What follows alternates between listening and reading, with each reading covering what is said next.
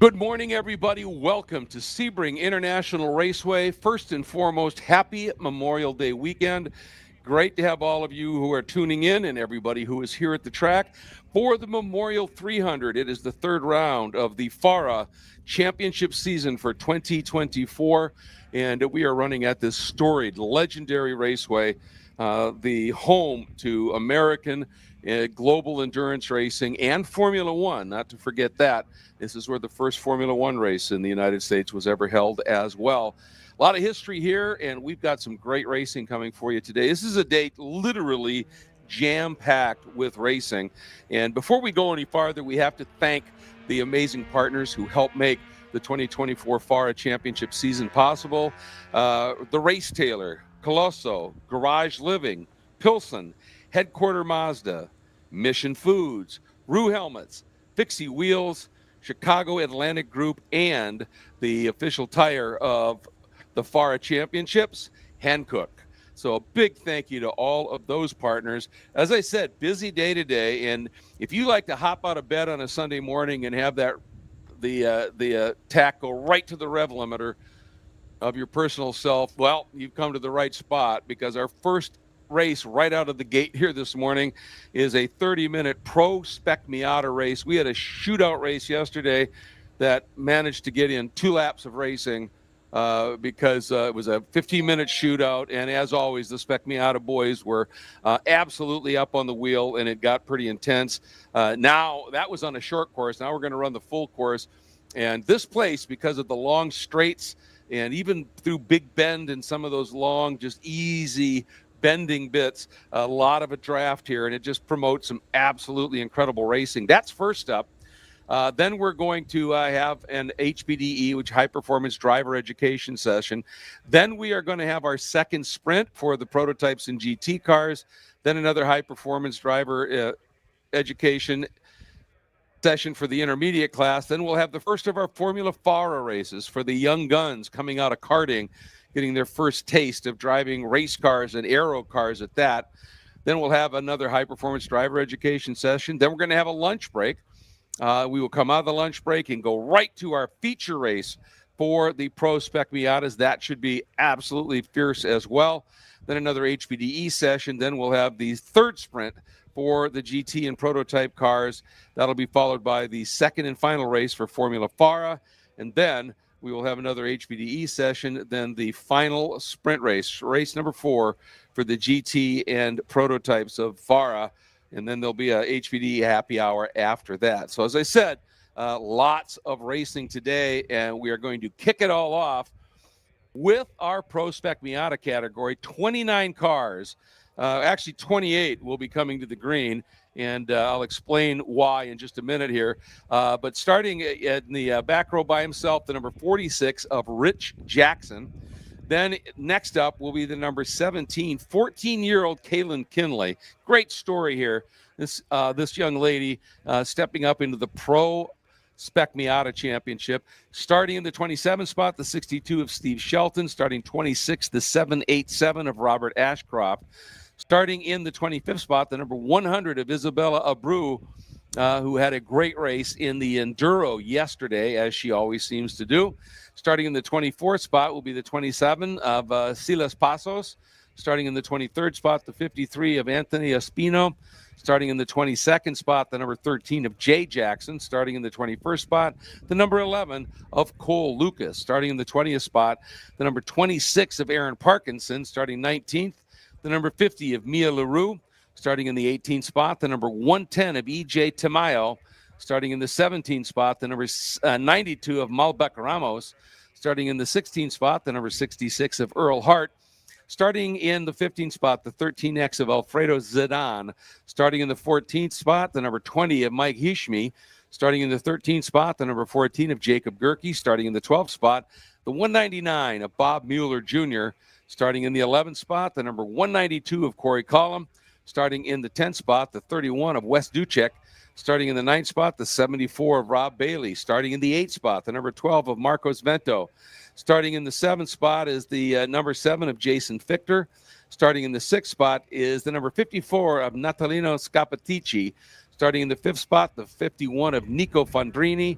Starting in the 4th spot, the 101 of Mikhail Fountain. Starting in the 3rd spot, the 99 of Noah Harmon. Starting in the 2nd spot, and here's this new development, Todd Burris, who had qualified incredibly well yesterday after being off the pace in the earlier sessions.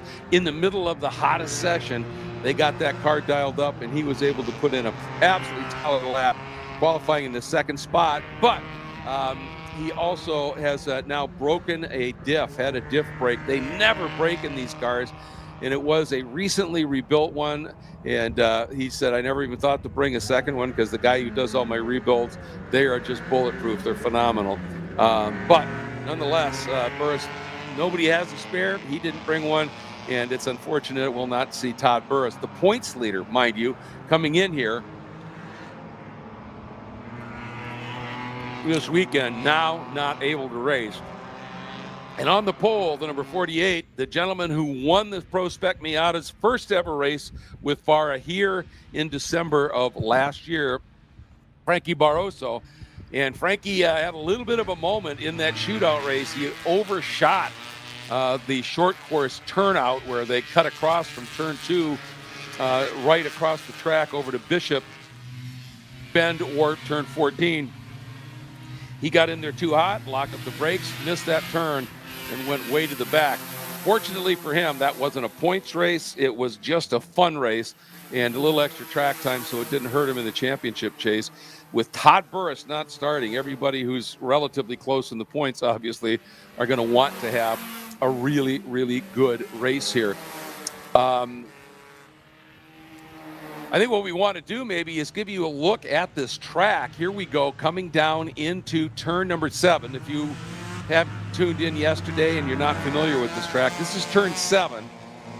It's a very great overtaking area. It used to be an absolutely pure hairpin, and you can see at the bottom of the screen the pavement that went over to where the original hairpin was. They had too many incidents where cars almost ended up on the road just the other side of that guardrail. So they created this still great overtaking area, but then this quick little left-right flick again. And then the cars are going to be heading up through what's called the Fangio curves. Used to be the Fangio chicane, if you will, and it was a really snug little piece of racetrack. Then they will head up into what's called Cunningham Corner or turn 10, and then they work their way through the Collier curves and then over into the Tower turn.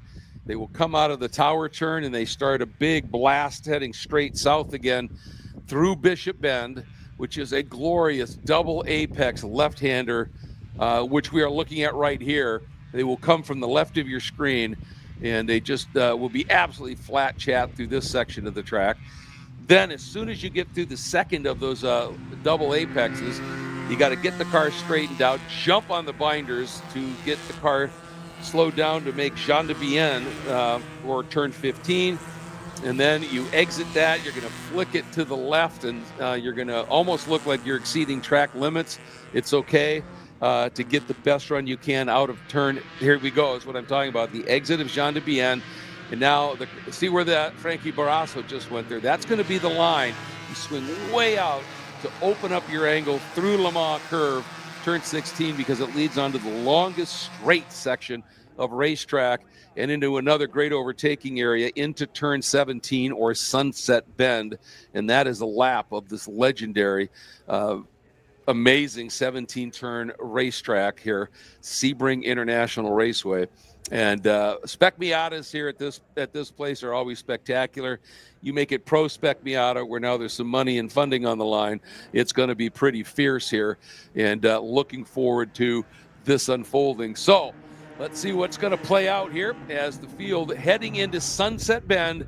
Pace car will stick to the far right here and head into the pits, and Frankie Barroso will be leading Noah Harmon up to the line. Again, no Todd Burris on track. We're sorry to see that, but here we go.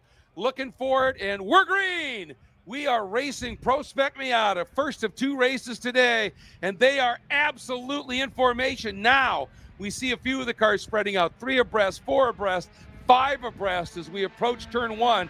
Remember, turn 1 at the exit, it bottlenecks again. Barroso doing everything he can to hang on, and watching Noah Harmon trying to make that outside move.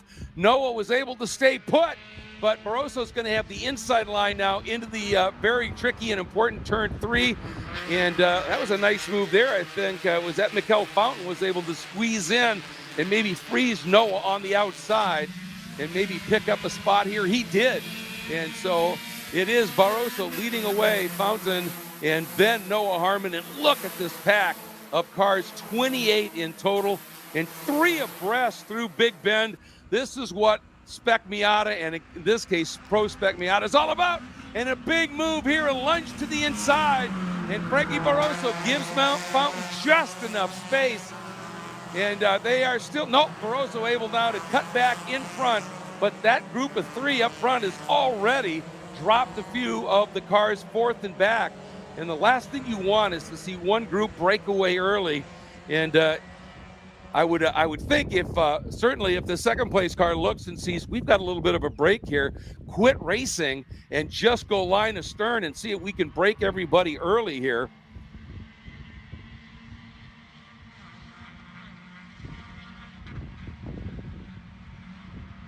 And to my absolute delight, the absent Todd Burris has made an appearance right next to me. So Todd, let's bring you in, talk a little bit about this. Obviously, you're a partner in this series. You really are the one who looks after, in many ways, this Pro Spec Miata series. And as always, some great racing unfolding already. Bit of a surprise to me to see Fountain be a little bit aggressive like that when they had that little break happening. And look at what's happened here as Barroso is able to go. Fountain has slipped back to 3rd, and Noah Harmon has regained that 2nd spot. And now he would like to get up, I would think, to Barroso, and then have that 2-car group work together and try and break this field. You're absolutely right. It's thanks for having me up here. Unfortunately, my car's broke, and so we get to come up here and commentate for the first time, help you out a little bit. But you're right, to see Fountain being that aggressive, and look what happened. He slipped a little, and he's way far back. Yeah, and again, this track, even though it's a road course, it's so long, and there's so many Big Bend even, and from Tower all the way to Jean de Bienne, the draft is massive here. And if you get trapped and lose that draft, it's a struggle. It's a big struggle. I mean, the draft is worth 3/4 to a full second a lap, and you lose that, you're kind of out on your own. Look at Barroso break the draft from Noah, but Noah's going to have to get through the corner better than Barroso. So Noah's got to really put his head down and drive. Yeah, now Nico Fondrini has moved up into that 3rd spot as well. Oh, and a move here by Marcos Vento. And look to the outside. You can see right there Fountain protecting a little bit, and Marcos had to give up on that as we're watching the battling going on fierce. I'll tell you, for Marcos Vento, boy, talk about 2 different types of rides he's got this weekend. This Pro Spec Miata, very much a momentum car, not a big motor, but handles incredibly well. And then he's driving a thunderous Mustang in the GT races. Track time is track time, but boy, that's some adjustments you've got to make class to class, I would think. Oh, you're absolutely right. The Miata is 2,400 pounds. The Mustang Dark Horse Type R is 3,850 pounds with no aero. So it's really what a change. Yeah, and boy, talk about having to adjust braking points and when you can pick up the throttle and how gentle you have to be. And with these Spec Miatas, I've talked to a few drivers, you included, that this is maybe one of the few classes where if you're not full throttle before the apex, you're not going to have a good lap.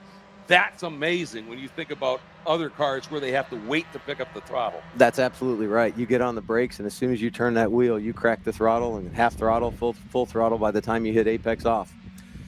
And this here, one of my absolute favorite sequences of corners in North America, this double apex left through Bishop.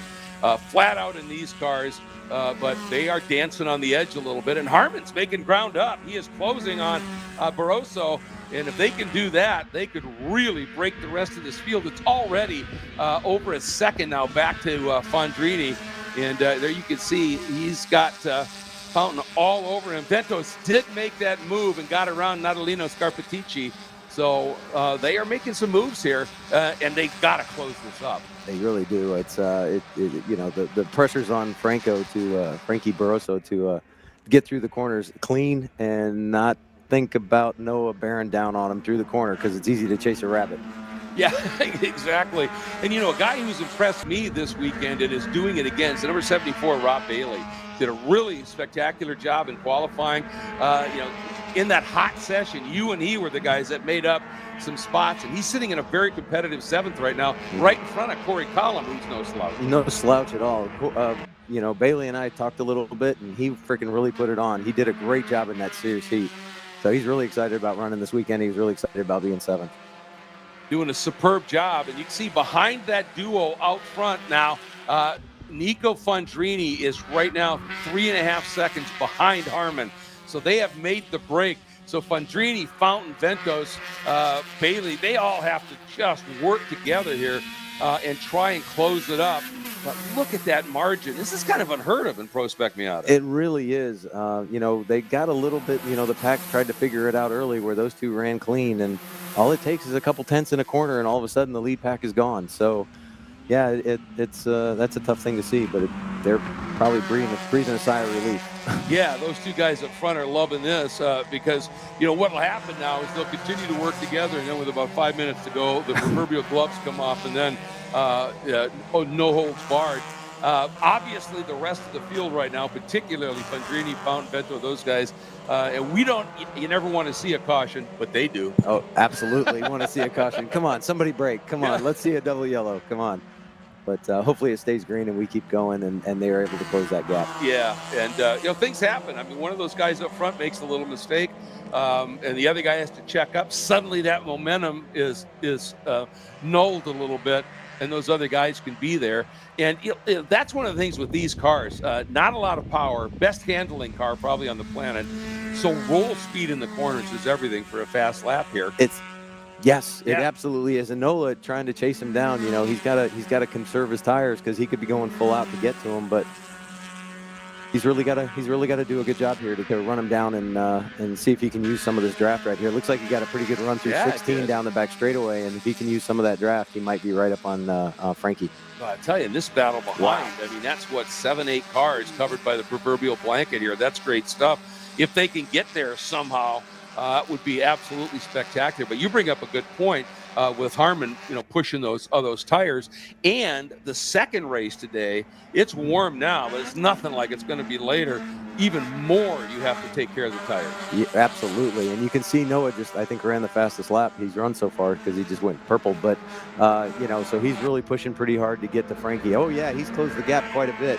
So he's got the draft now. He's close enough to get that toe. Yeah, he turned a 236.9 to Barroso's 237.1. So he's definitely picked the pace up. And then look at this pack. Oh, boy. And here we go. Fountain trying to get down to the inside. He does. Oh, and Bailey gets through. Bailey made it too. That's opportunistic, isn't it? He let Fountain be the blocking back, and he just followed him through. Then look at him go into the carousel. Oh, boy, oh, boy, oh, boy. Too wide. All right, everybody managing to get that work done. But this is what's so fascinating about this class is and you've got to be opportunistic at this level, again, because the cars aren't all done to the same spec. If you sense something, you got to pounce. Yeah, I think the second gap has realized, all right, this is for a podium spot. Yeah. So let's go. Let's start racing. Let's get after it here. And remember, these are 30-minute races, so we still got plenty of race to go here, almost 21 minutes. To go here, and this pack is not relenting at all. Look at that side-by-side through turn 7. And that's one of the things here is, these guys absolutely fierce, hardcore competitors, but they also have an innate understanding that if you don't give the guy room and you touch, it's going to hurt the day for both of you. So there's a lot of respect out there. I don't know that it's always for the competitor, but it's more self-preservation. It really is. I mean, you just watch them go through turn 7, totally loaded up, 2 inches apart, not touching. Yeah. And it was nice and clean, and both of them got a great exit. So a lot of close racing. I don't know where you find that. Yeah, I agree. And, the other thing here is in these fields, you look back outside of the top 15, there is immensely hard racing going in. You always find somebody that's, running your speed that you can race in and have a good time. Boy, I'll tell you, Nico Fundrini, he started this lap in 4th spot, and I don't think he is He's way back in this queue now, so he got freight trained big time somewhere. Freight train, and you know, tires are starting to go through an evolution right now, about halfway through here. So you see Fontaine, all of a sudden he's moving up through the field, I think in third place, and he's starting to lead the other pack. So his car started to come alive, and the tires are really working for him. So look at this thing's just gripping, and the tires coming up off the ground. It's pretty amazing. Look at the gap Mike got here. Yeah. Great job. Yeah. I love that shot here because it shows you the bumps of this place, what makes this place so unique. There goes Fondrini. Wow, he has just plummeted down the order. We'll give you that update here. It's Bailey now up into fourth. Vento's still right there in fifth. Gerke up. Natalino Scappaticci up. Fondrini fourth to ninth in one lap. Boy, you get hung out on the outside somewhere, it's costly. It's costly. And look at that. They went too wide into one again. So it's like, that's not the fast way through, guys. Oh, Marco saves it. He gets 90 degrees to the track and saved it. Nice job, Marco. Yeah, he dropped that left and into that junk. And who was that? Was that Corey Collum just got around Natalino Scappaticci, I think, too. So, this battle, I think you're right. It's a battle for the podium, and the gloves are off already. The gloves are off. Nat saw a big run, blocked the run, and gets the bump. So he should be good down into the hairpin. Let's talk about the bump, because bump drafting in this class is not only okay, it's necessary almost. 100%. The beautiful thing about the bump is that if you screw up just a little bit and you got a partner working with you, he gives you a little bump and you're back to full speed. The only thing you have to worry about is temperature. So we're running 200, 205 degrees, and you get behind a car for more than a straightaway or two, and all of a sudden you're 230. And you heat soak the motor loses 2-3 horsepower, you pull out, cool it back down, and then you're going. And all of a sudden you look in your bumper and here comes everybody else because I'm overheating. So it's really amazing how that works. And the important thing to understand is when you can give them the old chrome horn, but you've got to back off before you get to the corner. Absolutely. Because otherwise you can knock them into a spin in a big hurry and take yourself out as well. Question of that. No question on when to touch them. And, some of the guys will actually put bumpers on each other through the corner and off. And that's a special skill. Yeah, that's very, very much so. Mm-hmm. I'll tell you, the art of bump drafting was first brought to my attention in the old race truck series way back when, and those bumps, they were trucks, so they were slams. I was about to say, weren't they slams, not bumps? Those guys were slamming. Oh man, it was crazy to watch. But boy, what a show we have here as we continue to see Noah Harmon now. He continues to lap slightly quicker than Barroso. That margin looks like it's down to under half a second right now. And then that big gap, he is right there. Dang, Barroso's doing a great job with all that pressure putting on him by Noah. Noah's a fierce competitor, runs MX5 Cup and all kinds of professional series, and Frankie's doing a great job holding him off. Well, Frankie seems to like running Miatas here because the first ever Pro Spec Miata race here in December, he won that thing. Yep, he did. And he just likes this track. But boy, Harmon, you can almost hear the Jaws music a little. Boy, look at the gap those two have started. That's what fighting does, That's what fighting does. It just, and I think you're right. Oh, that was a big slide. That was a big slide. Absolutely slideways. Slideways, four-wheel drift. Yeah, it looks like he hung on to it there, but you can see he lost that little bit of pace here. And then Nico Fondrini and Natalino Scappaticci has not given up on that right in the draft of there comes Nico and there's Natalino. And they a great battling there as well. And we're talking about 7th, 8th, 9th. And look at this pack here. Yeah. I mean, that's 10, 11, 12, 13, 14, 15. And they're all nose to tail. It's amazing that you always have someone to race with. Yeah, it's a beautiful thing watching Pro Spec Miata here. Real quick, are you pretty pleased with where Pro Spec Miata has gone from that first race, sort of test race here almost last year? Oh, absolutely. Pro Spec Miata was a dream that Twatty and I and Jose had, and we decided to bring it. We've averaged about 30 cars per weekend, which is pretty spectacular from nothing to this. So we've got big plans, and we hope to move forward and continue to grow the fields and get more sponsors and have more money, sponsorship money. Sure. Well, and you think about the number of Spec Miatas that exist in this country, the runoffs have 90 car fields, that kind of thing. There certainly is a nice pool of talent to be able to pull from. And I think as word gets out, about this, and well, I'll tell you, Frankie Barroso, either he just uncorked the flyer or Noah had a little slip somewhere. And that may be getting back to what you were talking about with Noah's tires maybe going on. Roger that. Yeah, if Noah was pushing really hard to get to Frankie, he might evolution again, right? Yeah. We're 20 minutes in now, so tires are going through another evolution, and you'll start to see people move forward and back. Nat's moving back a little bit. His tires may be not liking it so much. And as you said, what do we have here? 14 and a half minutes to go, somewhere in that range here. And, for Frankie, I think after what happened to him in that shootout race yesterday, when he just overshot that right-hander and dropped all the way to the back of the field, I think there's a little bit of extra impetus for him to say, this is still my house. Absolutely. I spoke to him right away, and I spoke to his father, and what an amazing family that is. They immediately went down and apologized and said that was totally my fault. What a stand-up. Oh, 90 degrees to the track. Who was that? That was back in the order a little bit here, but that was like a blue, maybe 36. Big lurid slide here. Oh, well, we'll see him come by here on the front straight, but that's a corner when it goes wrong. It can be big, and he did a really nice, the 26 coming by here, and nice save in that instance to be sure here. Interestingly, I'm not showing the 26. The 26. So. Oh, look at Marcos and the car 14 car having an absolute battle. They're trying to move forward now. Looks like they're working together more than fighting each other. So yeah, I've got to think Marcos has rooted those tires a bit because he's been sideways quite a bit out there.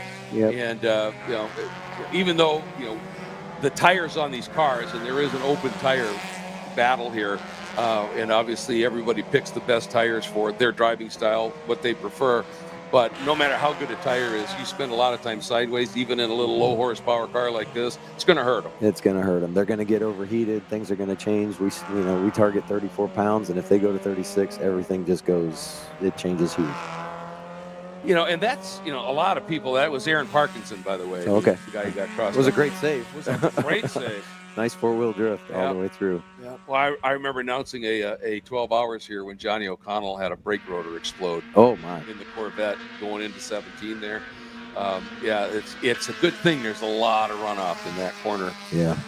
But those bumps, if you know the line through that corner where the bumps are slightly minimized, and it isn't the fast line if it was smooth. Right. And some people just don't get that. But when you figure it out, that's a time gain for sure. Absolutely, yes. And look at Frankie. Frankie continues to just put down the laps. Yeah. He is getting better and better. Pressure's off a little bit. Noah fell back, and he is just putting in the laps.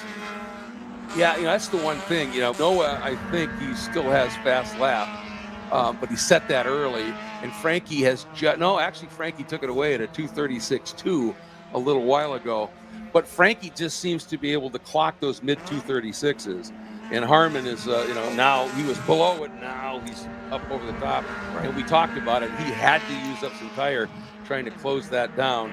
And again, Marco Svento just hanging on and trying to survive here at this stage. He's running sixth. He's doing a great job. That car's getting loose everywhere. You see him coming through 17 and 1. The car's getting a little bit sideways, but he's hanging on and keeping running. So, and look who's thinking I may have a podium here. Rob Bailey. He has closed it right back up. And is it Michael Fountain or Michael Fountain? We call him Michael Fountain. Okay. Yeah. So Michael is doing it. Oh, look at this! Look at this! Bailey going for it. Yeah. Couldn't make it work to the inside, so decided to try the outside.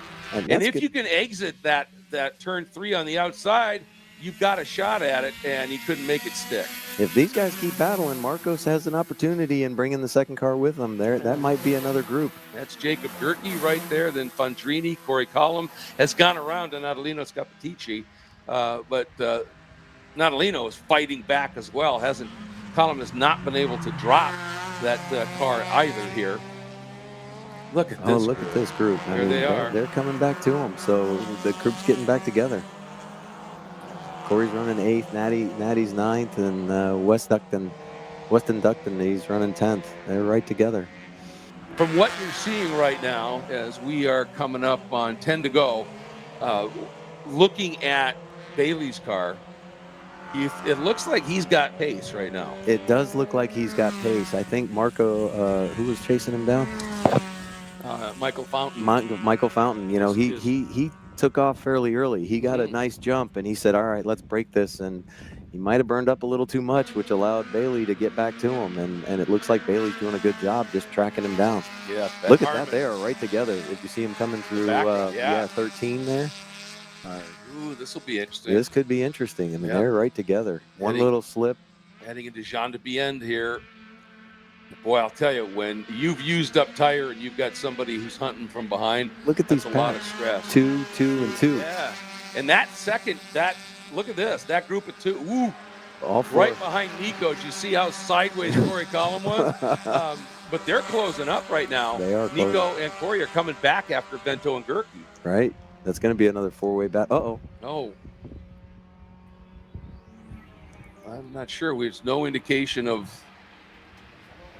There's just a white flag. I don't see any yellows. Yeah, me either. I don't know exactly what the deal is here. Oh, look at this. They caught each other. They are going for it. You got to love this. And, you brought up a really good point here where you were talking about, just a little slip or whatever. And if you're doing this, is 17 turns on this track. And if you are having a a big dive down underneath Marco Vento, I think Corey Collum has just picked that up. And look at this. Bailey. Nice save. A big save in the background, but Rob Bailey sold Michael Fountain the dummy and then dove to the inside and made it work. Did Vento? Did he pop a tire? Did he have a problem? I think that was another time he ran wide. I think he may have just popped the tire. I think you're right, because I don't. Yeah, here he comes really slow. Something broke. Yeah, he's got a serious issue here. Nice job trying to get out of the way for everybody. That's right. Well, he was throwing it around, chucking it around here. It was spectacular to watch, and we thank him for that. But those are the you keep dropping tires and loading curbs and all that. Every once in a while, you're just going to cut one down. It's amazing. Been doing this for a long time, and I think I've broken 2 tires. Yeah. 2 tires have gone flat on me before, and not sure why. It just happens sometimes. All right, we have a yellow here now down into the hairpin. Right. Tough to tell what's going on. Don't see anything here on the exit. There's a flat toe going on right there at the first tower turn. Okay. Yep. So it's a flat toe. All right. And apparently they're, it's being judged right now. This can be handled under a local yellow. Roger that. Which keeps the racing going, and we love that. Yes. And competitors love that. Well, maybe not, but not the ones that are 17 seconds back right now. Right. But 6 minutes, we wouldn't be able to go back to green. So thank you. Thank you. They've got the car. I can see the car under tow now. Yep. So that's one of the nice things about a 3.7 mile track with a lot of runoff. There are places you can go get a car and not have to cover, put out a full course yellow. And Frankie Barroso right now, he's got that margin up. He's driving a beautiful race. It's up to almost 5 seconds as Noah ran him down, but used up too much in the process. Look at that margin. Frankie is just dominant today. He's just putting on a clinic. He is so consistent in the mid 36s that he hasn't varied from that at all. Look at that. Touch. There's not a lot of exit room when you have a touch like that. Looks like they made it, but oh my goodness. And here we go. Now Rob Bailey up into that 3rd spot. However, Michael Fountain is not going quietly here. And then here's this testy little group. Corey Collum, Gerke, Natalini, Scapitici, Fondrini, 2 abreast through 17. That's Spec Miata racing at its finest. That's Spec Miata racing, and it looks like maybe Michael used his tires up a little bit too much trying to get away from Bailey, because Bailey came back strong and he looks really good right now. Yeah, Fondrini just took a big look there. I think that was Gerke. I don't think he got through. Look at Nat. Look what that did. Nat got the run out, and look at Nat back up there in 7th. Doing a really nice job. That's right. And, that's the one thing. This is Spec Miata. You think club racing and all of that kind of stuff. But some of these Spec Miata races, you included, are mighty fine drivers, high caliber, could drive anything. They just love this class, right? Yes, absolutely. I mean, if you think of the history of Spec Miata and who came out of that, Randy Post was one of the first. Yeah. And he's a multi-time world champion. You got, and late Preston Pardis, Yeah. running NASCAR. Look at Zilich, Connor Zilich in the LMP2. Amazing, hasn't he? First time in a truck, was 1 second faster than the field. Won in everything he sits in. So it really teaches you the momentum, brakes, no power. Yep. You come out of one of these cars and can drive it at the front and drive it consistently, get into any car out there, and you can really do some damage. I was going to say, I've watched racing and called it for a long time. And if you learn to drive a momentum car early, then you step into, say, a 900 horsepower Trans Am car. Everybody around you has a 900 horsepower Trans Am car. Maybe little differences, it's not totally spec. But if you can roll a little bit more speed through that corner, you keep that advantage all the way to the next braking zone, and you start tacking those on, makes a difference. I remember Dorsey Schrader, won Trans Am as a rookie. And I asked him once, why, how could you do that? And he said, momentum. I came out of Spec Racer. It's amazing. Mark Miller. I mean, you bring up any major name, and they've all come from this class. It really is amazing that Eric Foss. Yeah, the list goes on. It does. It's an impressive list at that. Dylan McIvern. I mean, the more you think about it, the more you think that these guys all came from Pro Spec Miata. Well, you know what? Corey Collum, who didn't maybe have the qualifying he wanted, started back in 11th.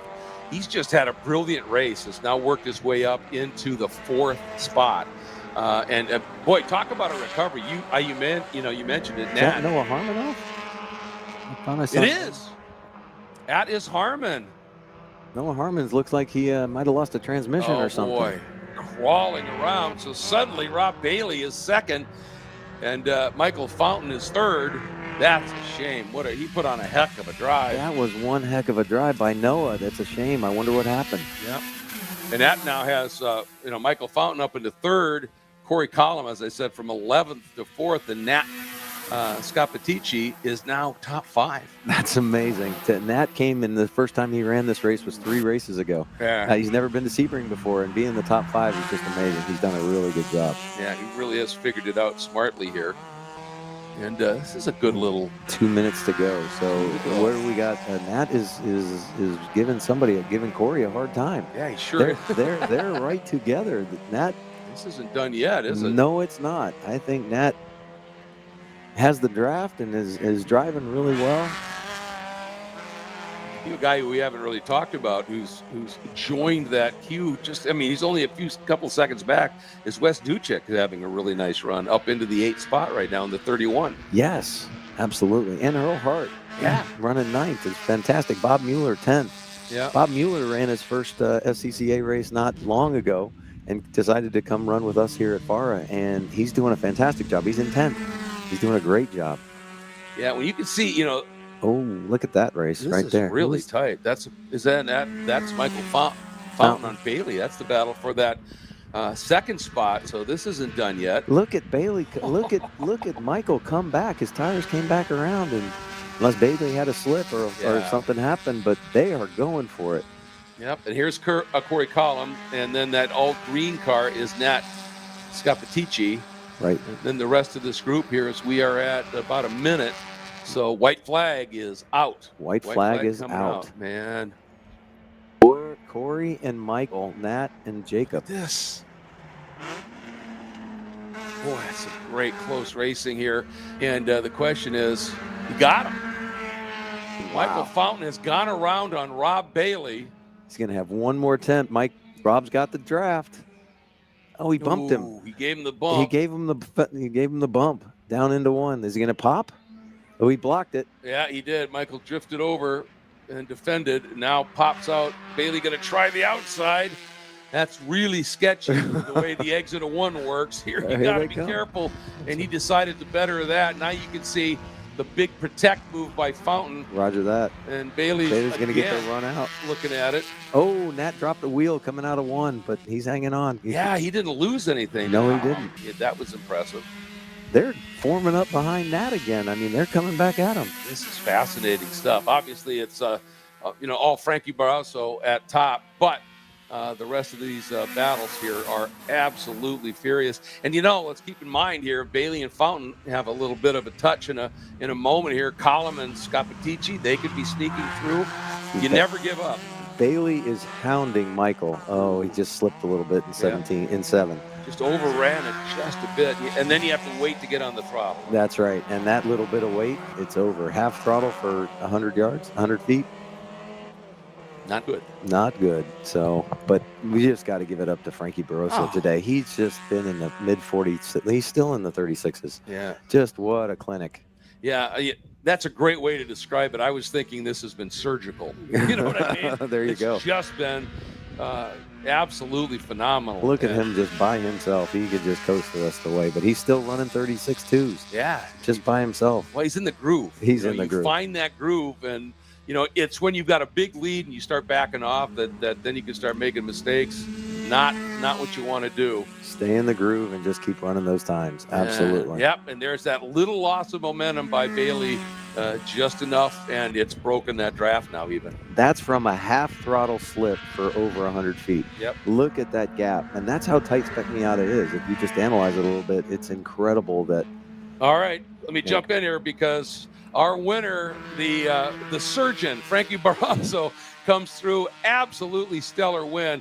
I'm going to give you here, when they came by the last time, it was a 13-second margin on the field. In Pro Spec Miata, in any kind of Spec Miata, that's almost absurd to have that kind of a margin. And look at this, the rest of the field just getting into Sunset Bend.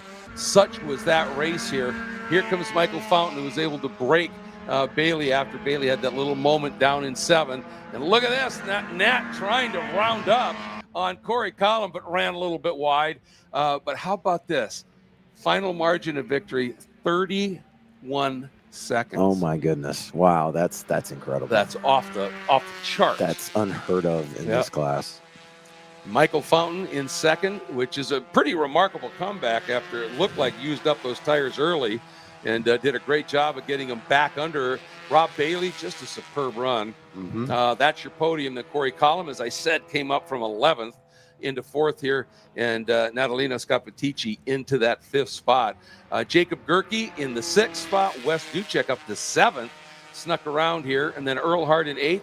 Mike Hishmi in 9th, and Bob Mueller rounding out the top 10. Yeah, big shout out to all those guys. What a really show. Great race. What a show. A lot of fun. And Isabella finished in 14th. Isabella did a great job in 14th, really well. Well, and you think about and Kaylee Kenley in 16th. She's a 14-year-old young lady. And started 28th. 28th. Finishes 16th. That's right. So just incredible this is her 3rd event, I think, in one of these cars, her 4th event. And Isabella Abreu, she started in the 25th spot and ends up in the 14th spot. So that's a couple of stellar drives. That traffic, that's pretty remarkable stuff. That's really good stuff. That's nice, smooth consistency. And we get another one of these. That's what I love. Now, real quick here, the other one's coming at 105. We know the temperatures are going to go up. What now do the competitors here have to be thinking about?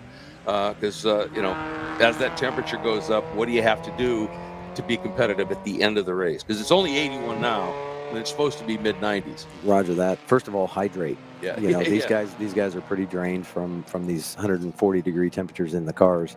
So hydrate. And as far as the car goes, you may start a little bit lower pressures because they will come up because of the natural ambient temperature will go up. And you might want to start your tires a little bit lower. And understand that it's a 35-minute race in that serious heat, so you got to conserve a little, kind of, and really prepare it that way. So, as far as the cars go, the temperature doesn't really affect them that much. As far as engine and all that kind of fun stuff, it just gets hotter inside the car. Sure. So, well, and, you think about it. You guys have the windows open and the nets, 140 degrees. With wind blowing, that's what they call a convection oven. It's like a hair dryer. Exactly, it doesn't help much. A lot of these guys are on cool suits. Interesting here, Nico Fandrini, I don't know what happened, but he came by, took the checkered flag, and then pulled off driver's left here right before turn 1. So he must have been dealing with something, perhaps. Probably. So, hopefully it's nothing serious for him. But thank you, my friend. This was an absolute treat. Come up for the next, the other one if you want. This has been absolutely awesome. I will. And you probably want to get down. There's a podium coming up. Absolutely, Here, 100. Thanks for having me. Oh, Pro yeah. Spec Miata was a lot of fun. Greg, you do a great job. So thank you so much. My friend. All right, Thank buddy. you. And Thank tell Frankie, great job. Yeah, that was an amazing run that Frankie Barroso put on. Hold the checker, and like I said, after his little faux pas yesterday, I'm sure there was a little bit more to that as well. But wow, what a race. There will be a trophy presentation, as we talked about. Our next thing on track is an HPDE session. And again, that's high performance driver education. And that is, just so everybody gets it, that is a key element of the whole FARA plan. And it is exactly as it says. It's high performance education. And you can come here, bring your street car, and just so long as it meets the minimal safety requirements, you can go out, you could drive, you get coaching. All of these things can unfold for you, and you can then feel the juice, if you will, of what it's like to drive a car at speed on a racetrack, and here such a legendary one. And then hopefully you'll progress. If you're brand new to it, you go through beginner, through novice, intermediate, and then to advanced. And then, of course, we hope that you end up deciding to buy a race car. We'd love it to be here in FARA, but wherever you might race, that's the mission of FARA, is to bring new competitors into the sport wherever they may head. And that's the important part of it. So our next thing is scheduled for 9:35. So we'll probably be back with you about 9 o'clock as we get ready for the GT and Prototype Sprint number 2 coming up at 9:35. So we will see you then. We will be breaking and joining the trophy presentation coming over at the Victory Circle celebrations here in just a little bit. But we will pause here on this call, and we'll be back with that as Nico Fandrini gets the flat toe, as they call it, into pit lane and back into the paddock here. And good to see that car is rolling. Hopefully it was nothing major, and he will be able to get out and race with us this afternoon. Again, next Pro Spec Miata race, the feature race, as they call it, at 1 o'clock today.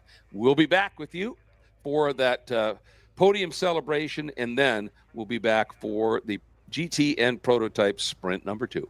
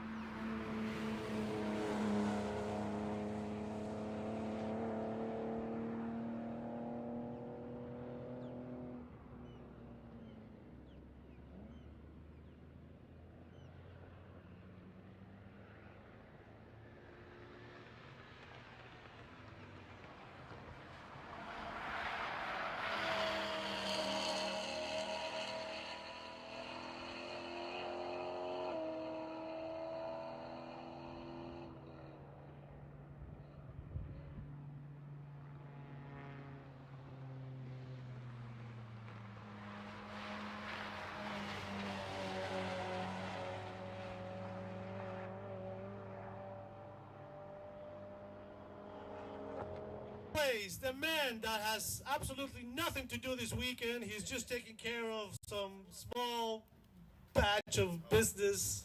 20 cars, unbelievable. Car number 192, Corey Colum.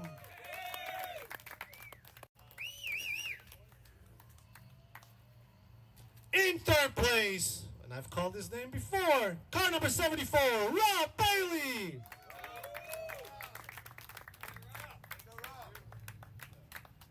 In second place, 30-second gap, damn.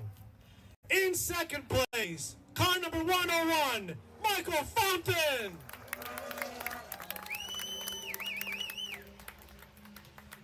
And I told him at the beginning of this weekend that I haven't called his name to the podium. I have to call him basically 3 races. And talk about perseverance. I was told last night that car was almost totaled. And the crew put it back together. And here he is in first place, car number 48, Frankie Barroso!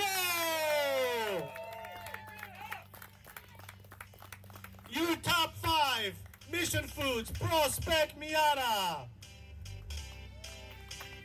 All right, let's start over here with number 5, Natalino. Tell us about the race. I had an absolute blast. I started 5th. I got down to 8th or 9th, I think, and then just stuff kind of happened, and it was an absolute blast, and I love it here. Thank you very much. Welcome, and please keep coming back. Corey, you and your 20 friends are welcome every single time. Tell us about your race. Great race, just trying to stay clean and have a good time. Thanks for everybody coming out, all the customers. It's been great. Can't wait for the next race. That's fantastic. That is a lot. That's a lot of work. We've brought 7, 8 cars and are pulling our hairs off. I don't know how he can do it with 20 cars. That's amazing. So in third place, Rob Bailey. Well, after I pushed Michael up there, we kind of started to drive away from some guys. I should have beat on him a little harder, let him off easy this race, but this wasn't the big one. So we'll save that for the next one. This is for Mazda money. The FARA money comes next. That's a bigger one. All right, Michael, what's up? The sky. The sky is the limit. Nice run, Mike. Thanks to Autotechnic for all their work, helping me get to where I am today. All our customers, please continue to come back. We kind of bored around here, as you can tell. And our winner, Frankie Barroso. Yeah, guys, thank you guys for all your support. Thank you to Autotechnic. Yeah, my car was yesterday from being a little dumb. So, pretty sure I'll make a racing reference Jack Fool for TNT fans. No, I think Corey, Michael, Paul, everybody at Autotechnic, because again, my car was pretty bad. It drove a lot better, especially with a silver bumper. But and also thank you to FARA for hosting a great event. Thank you for Sebring. Probably a top 5 track in the country. We're a little spoiled here in Florida. Yeah, thank you for everyone to come out.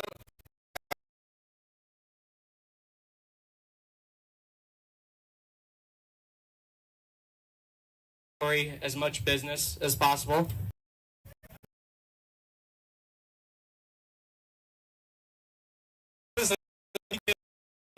Keep running these races. Exciting things coming on. We have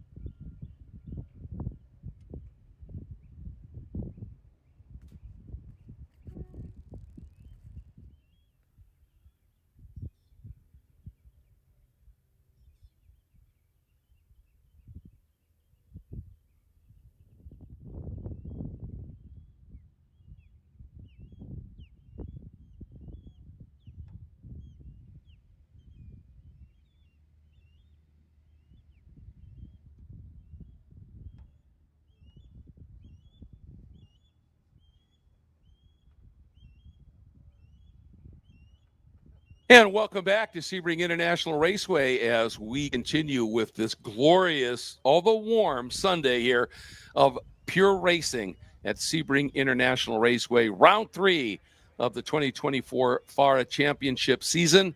And it is the Memorial 300 on this Memorial Day weekend. Hope everybody's enjoying it, whether you're kicking back at home and or here at the track with us. We love it. Either way, glad you're joining us. And it is just a wonderful weekend of racing here, of course, with the Formula One Grand Prix of Monaco unfolding, the Indy 500, NASCAR. And we're just happy to be a part of it in this great weekend, loving every minute of it. And a little bit of a change to the format. We are going to be running the prototype and GT classes together now for their 3 sprint races for the rest of the day. So it's going to add a little bit of intrigue in there to have the prototypes out there along with the GT cars. And the first one is scheduled to fire up here in just a few minutes. Pretty big field, so I want to take you through the starting lineup. And even though there were some GT cars that finished ahead of the prototype, so what happens, the finishing order from race 1 is the starting lineup for race 2. They qualify, that sets them up for race 1, but then the finishing order of 1 is the lineup for race 2, finishing order race 2 is the grid for race 3, etc. But they always put the prototypes up front. And starting on pole, the number 100 of Mac Lewis in that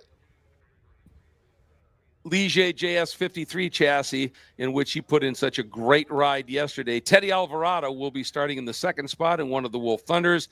Dawson Gant, the number 14, will be starting in the 3rd spot, another of the Wolf Thunder cars. Teddy Alvarado, by the way, in the number 29. Then starting in the 4th spot, the number 42 of Langdon Morrison in one of those Ibeco prototype cars. Jimmy Crawford in another of the Ligiers. He's number 5, will start 5th. And the 22 of Manny Sanchez. Unusual to see him driving a Radical here. He will start in the 6th spot. Then it'll be David Tuati in the TLM Porsche, the GT1A Porsche, starting on the pole in the GT category, but will be starting 7th spot inside of row 4. And will be joined by Michael Manella, who is on the pole in GT1B. Mark Julian will start next up in 2nd spot in GT1B. Then it'll be the 241 of Aiden Ramos in GT1A and his Porsche, the 84 of Manny Gomez in GT2B. He really did a superb job in that race, driving that BMW M2 CSR. Really a superb job, fending off the number 60L Ginetta G55 of Adolfo Rossi. Starting in the next up will be the 132 of Sophia Basler. She finished 3rd in GT1B. The 172 of Jim Hamann was 2nd in GT2A. He'll be next up. The 55 of Fabio and Leonardo Escorpioni will start next up in GT2A. Then it'll be the the number 53, the beautiful Ferrari of Gary Young, that beautiful Ferrari F430. Then the number 77 GT3A class winning BMW of Marco Pisa. Then the number 118 Marcos Vento running in GT1B in that thundering Mustang. Speaking of thundering, the absolutely howling number 17, the Corvette C7 of Roberto Della Costa, will be next up. He finished 2nd in GT2B. The number 18 of Jonathan Salerno finished 2nd in GT3A. Then it'll be the 71 of Patricio Fernulik, 3rd in GT3A. The 011 of Zolt Wallace was running by himself in in GT3B. Then our GT4A pole sitter, the number 25 of Peter Beaulieu. And these are all Mazdas in GT4A. Up next, the number 11 of Isabella Abreu, who was 2nd. Then Silas Passos, number 27, next up.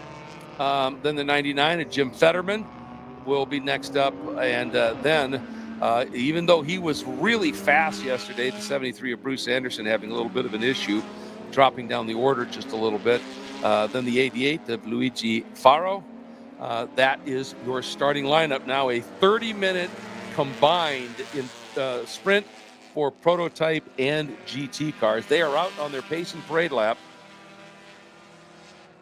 And you are looking here at the turn in for turn one. Maybe, Jordan, let's take a look around this track with some quick cuts here.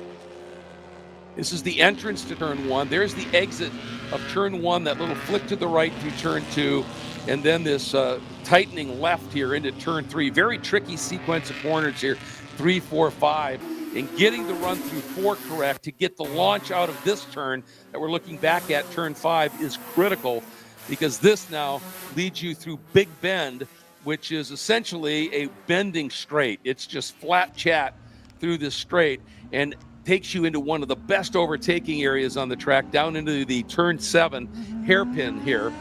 And if you get that good run, it's impressive. Then you exit out of here, you get that little right-left flick, and then onto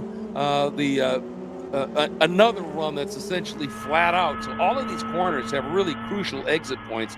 As we are riding on board with David Tuati here, as he is now coming up through the Fangio curves, if you will. Bends right, then left. This is all flat chat stuff here. And then up into turn 10, named after the legendary Briggs Cunningham corner.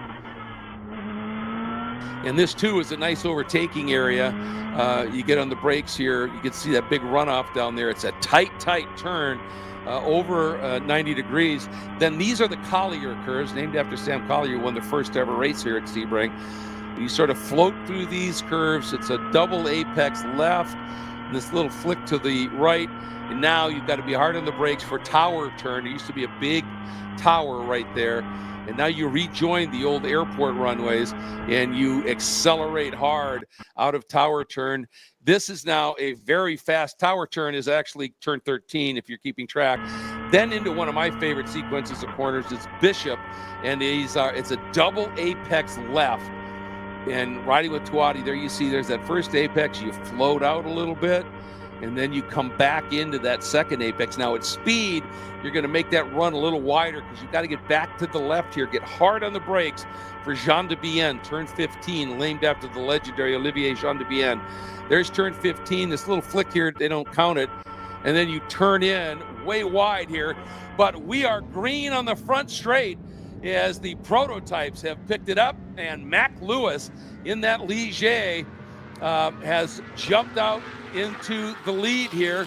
He's got some pressure immediately from the Thunder cars that are right behind Lewis, running a little wide, but then gathers it back up and protects Teddy Alvarado, being really aggressive in the early going here, and Dawson Gant just sort of sitting and watching. And then we have that very unique prototype chassis, one I'm not really familiar with. Look at this. Teddy Alvarado is absolutely in full chase chat mode here, trying to go for the overall lead. Does he get it done? I don't think he's close enough. Nope, Mac Lewis leads into turn 7.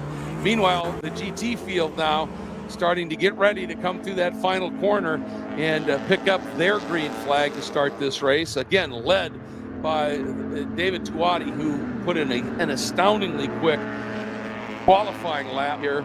But Michael Manella, maybe the surprise, in a GT1B car on his outside shoulder. We're green as we come down and hustling down in here to this first turn. Remember, this bottlenecks up. It tightens up a lot on the exit.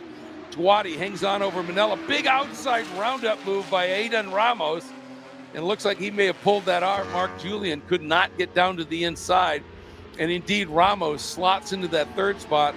Julian there in fourth. And then a great start once again by Adolfo Rossi in the Ginetta, doing a beautiful job. And there is the rest of the field working their way through. And it's going to be interesting to see if Manella, I should say, is going to be able to stay with Tuati at all, or more importantly, whether Aidan Ramos will be able to get around him in the GT1A car, the Porsche, and try and run down Tuati. So far, not looking too promising on that front here. There you see the Ginetta coming through. Oh, a lot of smoke. There's a big puff of smoke from the back of one of the cars. And I don't know whether that car that just went off there, if hit some sort of fluid coming off of that car that's smoking, or whether that was unrelated. Oftentimes on these first laps at speed, into the hairpin, you think the tires are warmed up to where they should be, and they're not quite there and don't have quite enough grip. And boy, Marcos Bento here in that big thundering Mustang once again finds himself at the back of the field, struggling just a little bit here. There are their 3 prototypes that are up front right now. And here is Tuati opening that margin at Michael Manella, doing a beautiful job of hanging on in that second spot in a GT1B car, in front of the GT1A car of Aiden Ramos. I think that is behind Adolfo Rossi. That's Jim Hammond, who had a great start in his GT2A TLM prepped Porsche Club Sport. So he's doing a really stout job in the early going here. You see some of the gaps that are building up in the early going. And oftentimes it's just, like I said, because even though it's warm today, you still have to prep the tires properly. And if you don't, you can have these little moments. And we're going to keep an eye out for that car that was smoking, because it looked like it was fairly prodigious, especially into 7. There goes Rossi. Here comes some of the rest of the field here, heading into Sunset Bend. Here's that big gaggle of cars behind them. That's Isabella Abreu right there. That's back in our GT4 A and B category. Fierce racing back there.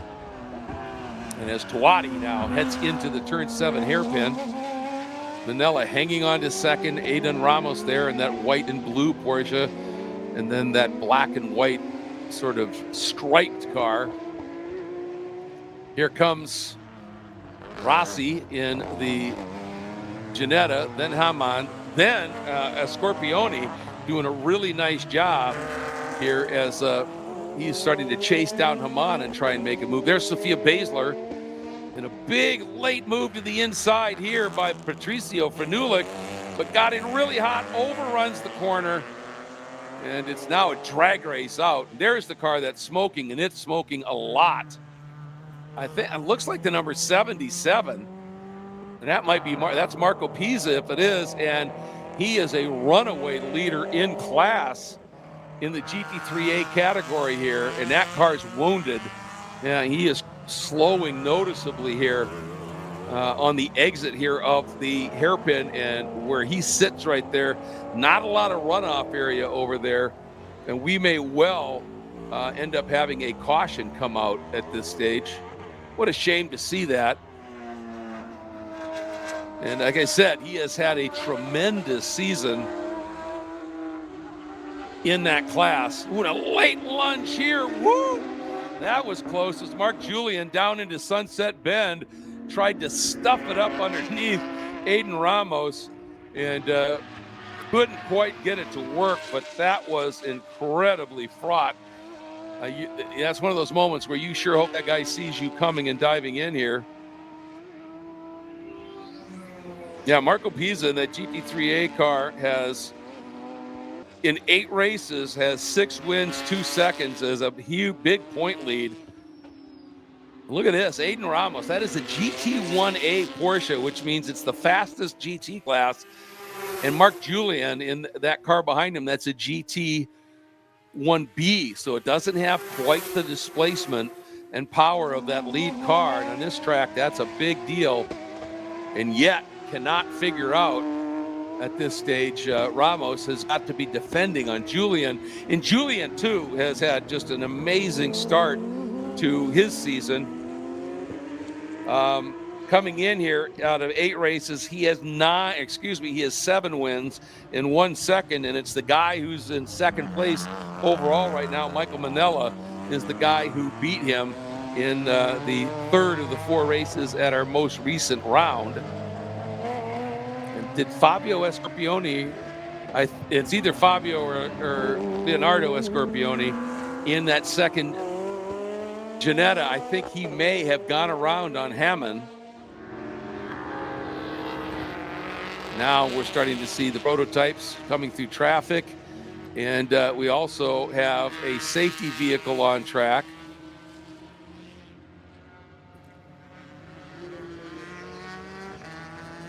And I'm not sure these cars realize you can pass that safety vehicle. You just have to do it safely.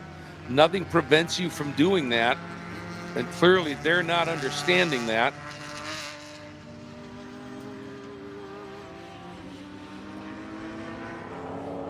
And that they're just trying to get a response. They've already got one response over there to that vehicle of Marco Pisa at the exit of the hairpin there, and they're trying to get another one over there as well, and trying to do what's called a hot pull, which is not going full course yellow and just doing it under cover of a corner yellow. And those two cars have still not got the message that they can pass those safety vehicles. You just have to do it with a measure of caution, obviously, but you don't have to just sit behind there. So I think that's something that we'll see discussed as well.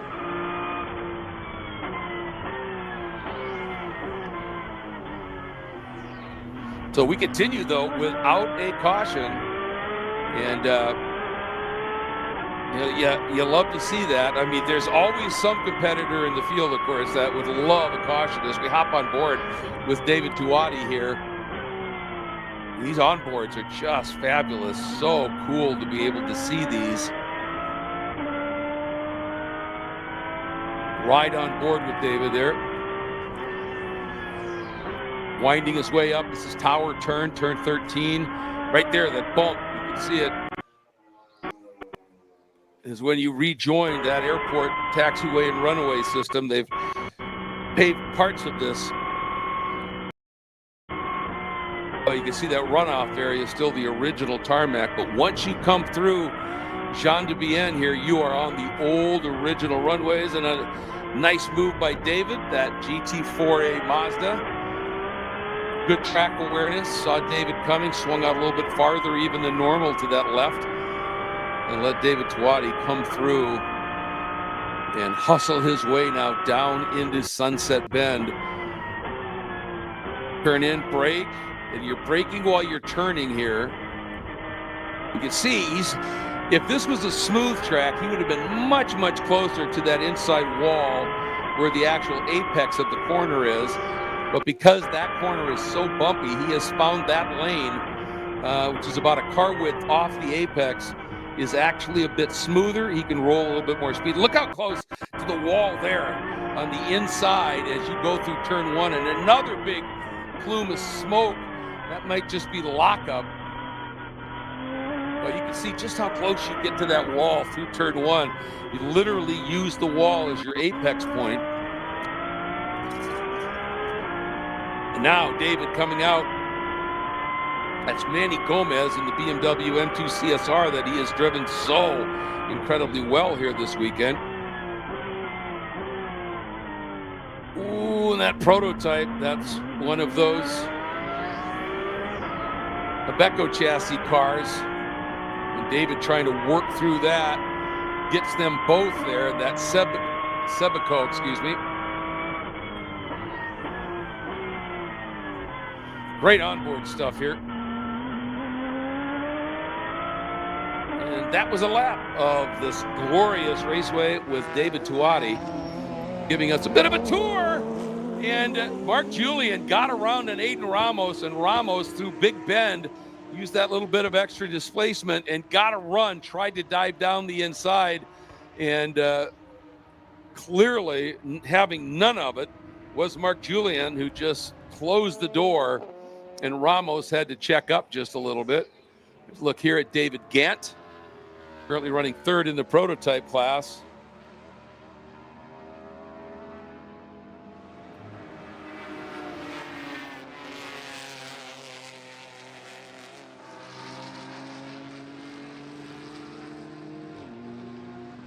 And for some good battles here to follow up on.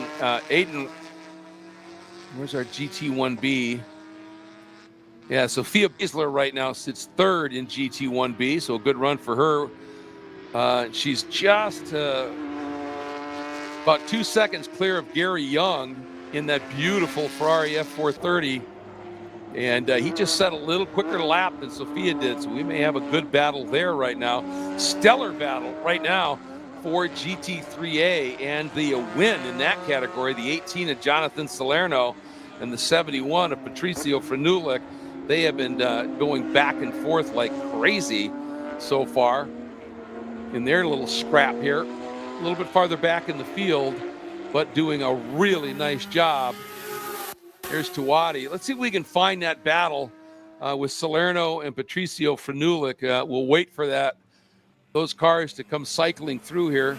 There you can see the prototype as it continues to work. There's Manny Gomez. Man, he is wheeling that BMW beautifully right now. There's Manella, who is sitting second in the GT category still. And this is such an important little corner. You see all that dirt off to the edge of the curb. That was originally grass, but it's such an important corner that drivers tend to drop their right side tires there as they pick up the throttle too soon, heading into 5, or they get the angles wrong into 5. There's all kinds of things that can happen here. And there is Teddy Alvarado, currently running second in the prototype category. There's Escorpione. Here comes Jim Hamann. And next, we should be seeing Sophia Basler. And Gary Young should be pretty close in that Ferrari. Here comes Sophia. There he is. So this is going to be a good battle as well for the final spot on the podium. But it's a couple of cars behind them that we're having that. There's the prototype of Gant. So the next couple of cars through here should include our battle for the lead in GT3A. There's Vento. Here it comes. And it has now gone back to Jonathan Salerno. That's that blue BMW, and that silver one right behind is Patricio Franulik. And this is for the win in this class. They are having a great scrap right now, working their way through. And just because they're in a slightly slower class doesn't mean that they're not racing as hard as is possible in these cars. And you can see Franulik is just glued to the back of Salerno right now. And here comes the overall GT leader, David Tuati, flying up behind them. So part of the art here, look at this, it's side by side. And, oh man, Patricio, but he overshoots again. That's the second time he's done that. You can get that great run, get that little pull, and make that pass, but you still, anytime you get a toe from somebody, you've got to brake a little bit sooner. You're carrying so much more speed, and Tuati making it 3 abreast into this very, very tight Cunningham corner, turn 10. But he gets through, but did Patricio follow him through and pick that lead back up? But every time you get a little bit of a toe, it's imperative for you when you get to that upcoming corner to brake a little sooner than you normally would, because you're probably carrying a bit more speed through there. There goes Tuati. Look at the pace he rolls through that. And it is Patricio used that opportunity to get back around on Salerno. This is a great little scrap as we're past the halfway point in this 30-minute sprint. And this is a fabulous battle here. I was looking here at trying to make sure, something has gone amiss with our pole sitter in this group here. That would be the 100 of Mac Lewis. He was falling down the order here. Now it looks like he may have pitted. But this is by far and away the best battle, and certainly for the win on the track. Basler and Young having a good scrap for the final podium spot. And look at Salerno tuck it to the inside through 17 and trying to get the run here. Couldn't quite get it done. Is he going to do a late pop? No, he's not close enough. And Patricio's got a motor in it. And Brendan here, who filled in and helped me out during that enduro last night, noticed that the engine note of that 318 sounds very unstock 318. And I think we're seeing that play out here, because that little beast has some straight line speed that he's using to great effect here with Jonathan Salerno.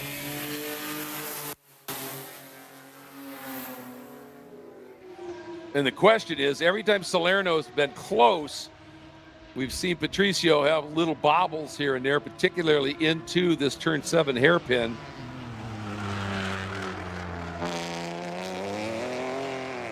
That time it looked like he got it a bit more correct. He did indeed. So it looks like now Patricio is starting to drive away a little bit. So I'm going to take a look here and see. Yeah, let's, Jordan, let's see if we can find the number 132, that yellow and black Porsche of Sophia Basler in that battle with her and that Ferrari.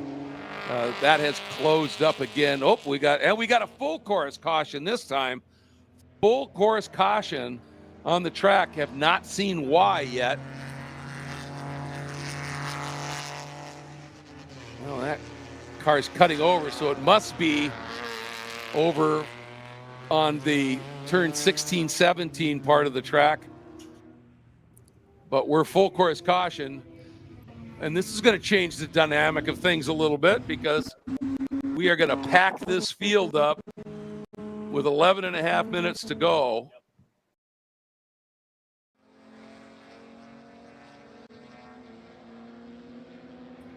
All right. There it is. If you look almost dead center of your screen, folks, you can see the two safety vehicles have come to a stop. There they are.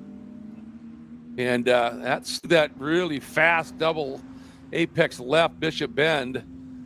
And when you see the ambulance on the track, and just be aware, folks, that it is absolute standard procedure. Anytime there's any kind of an impact, the ambulance rolls. That's just part and parcel of the program here. And that's a quick section of track, and the driver may have just lost it a little bit. There's a big bunch of tire bundles over there. And there, we find our battle, but of course under caution now. At this stage, it becomes academic. They're going to be close anyway. But from what we've been seeing so far in this race, that battle for that final podium spot in GT1B could be really, really good with those two drivers. They've been lapping at very similar times. And, you know, all that hard work by Patricio Frenulich to get through on Jonathan Salerno, he quickly opened up a nice sized gap. And that's all for naught now, too, because of the caution coming out. And it's showing Mac Lewis is back in 22nd spot and is down a lap or two. So he had some problem early, obviously. And then Marco Pisa off. That was the car that was off at the exit at turn 7. And they're taken care of at this point.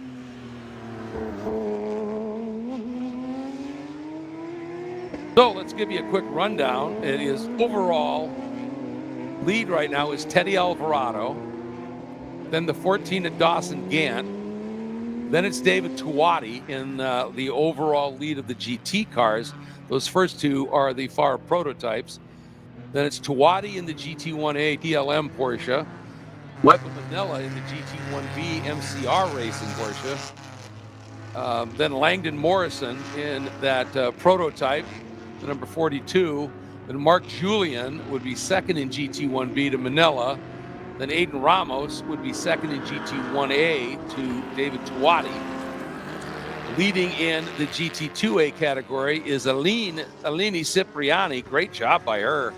She is on the wheel today with the 172 of Jim Hammond. That is that Porsche Club Sport fielded by TLM, sitting in the second spot. He had a pretty big gap.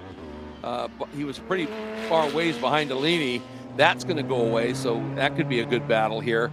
And then we've got our two GT1B combatants. We've been talking about Sophia Basler in the 132, Gary Young in the 53, the Porsche and the Ferrari.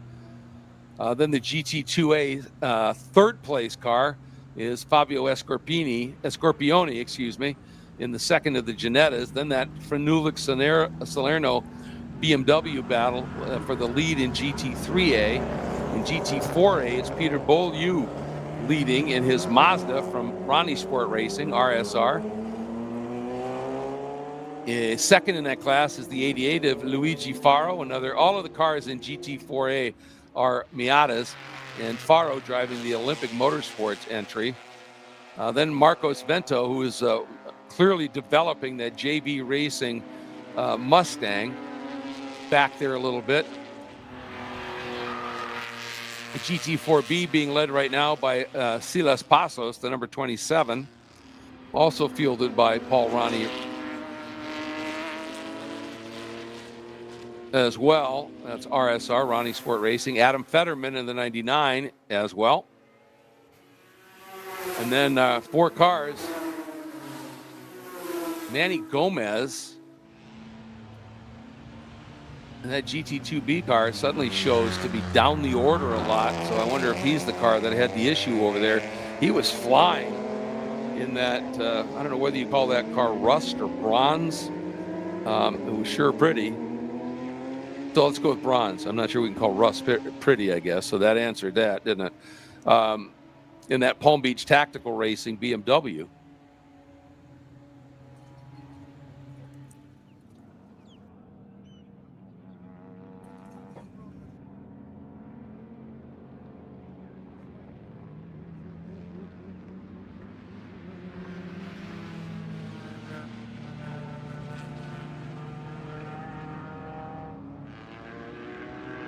There is the field gathered up behind the pace car. And of course, you know what happens is when you're this deep into a race and a caution comes out, you will see some cars that are hung up behind the lead car that might have been in a battle for class, but that pace car just split them. And that means the car that is in front of the pace car essentially gets a wave around and picks up almost a whole lap. And that's just how it works. It's just the nature of multi-class racing. It is unfortunate, but that's part of it, and everybody kind of knows that going in. And that Sebico, that entry, that NP01 that we've been watching Langdon Morrison piloting, Sebico was formed in late 2019, so it's a relatively new car company, and the idea was to design, build, and develop the NP01. And they are using the staff that have worked at some pretty high levels as we're back to green just that quick. From Formula One to IndyCar to IMSA WEC prototypes. And they're trying to create a car that can run in lots of different categories. The WRL is one of them that chassis can run in, obviously here and the like. But the field now streaming down. Boy, and Teddy Alvarez on a mission today, just driving off into the distance. Oh, and a Scorpione, they, I think, lost that time and got trapped behind the pace car. There they are. That's Alina Cipriani, and I'm looking to see where, yeah, they're way down at this stage. But what a drive Alina Cipriani is putting on here. Not a surprise, she's very quick. There's David Tuati, and yeah, oh, and she locks it up under braking into that turn 7 area. There's that nasty bump there, locked up. She did a great job of keeping it out of the wall. And we did see Marco Pisa's car coming through there with a lot of smoke, and I don't know whether there was just a little spot of fluid there or what. But what a shame! I just hit her with the announcer's curse, didn't I? Talking her up, and then has that little bobble, and that was just kind of a weird moment there. That was either she maybe hit a little bit of fluid or maybe some dirt on the track, or it was a brake bias issue, because you don't normally see that kind of moment here, and the car just snaps the opposite way under braking. We're back on board with Duati, and I was going to say, in that first sprint race yesterday, he got to the front of the prototype field and just went through them and took off. And he's right on the back here of Dawson Gant. But already Teddy Alvarado has opened it up. And there you can see the GT1 Porsches. Look at that. You can see the outright speed of the Porsche. And then you can see how much speed the Porsche has to bleed off going into the corner because of the weights and the like. And that Wolf Thunder prototype just rolled massive speed, went right back around the outside of Tuati to take that spot. But now he got the power down, and he should be clear enough here that he can lead Gant through turn 1. Here comes Manella. There's Manella in the background. That's second in the GT category. Then that's Mark Julian.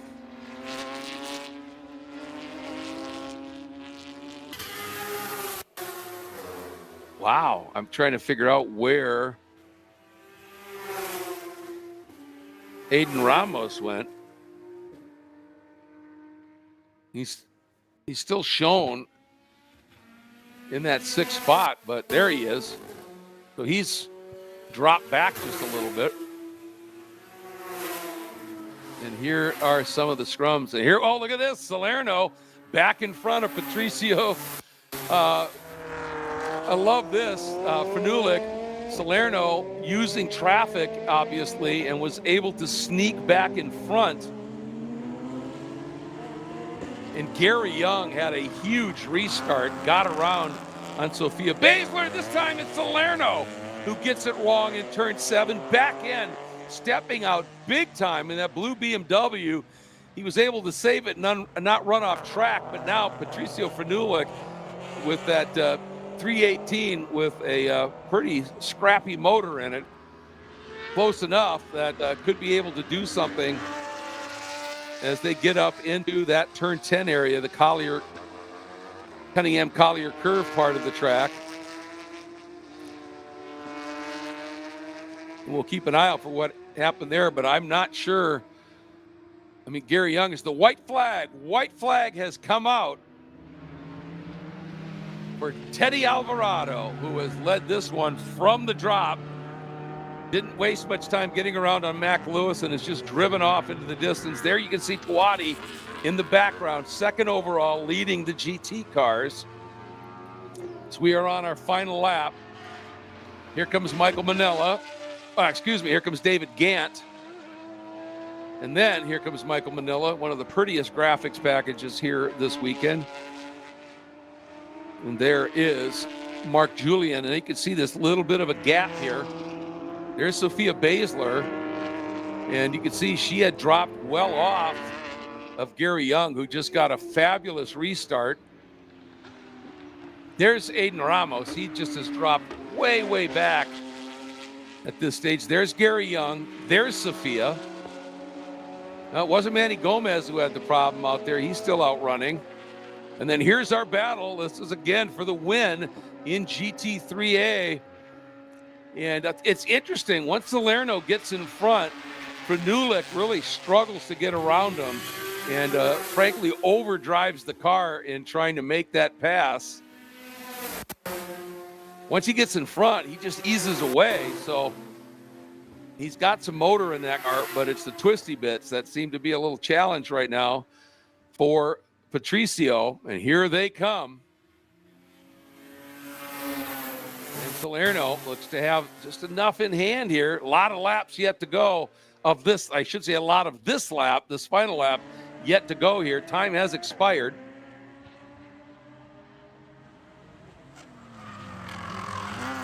So keeping an eye out, of course, looking for, Salerno still in front of Fanulik. But now, where is Alvarado as we are coming around to pick up the checkered flag here? Alvarado and, of course, David Tuati.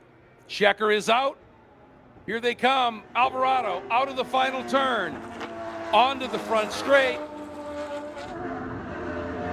Oh, and Tuati somehow ran down Alvarado on the last lap. Tuati gets the overall win once again. Wow. Alvarado had been flying out front. How did Tuati manage that? I think Alvarado may have made a little bit of a mistake. You bet he did. He went at 2:23 on that last lap. So he had some sort of a mistake somewhere. Gant has come through. Manila getting another impressive win in GT1B, winning over the sort of the perpetual fast guy in the class. Mark Julian. Aiden Ramos comes through second in GT1A, but down the order a bit.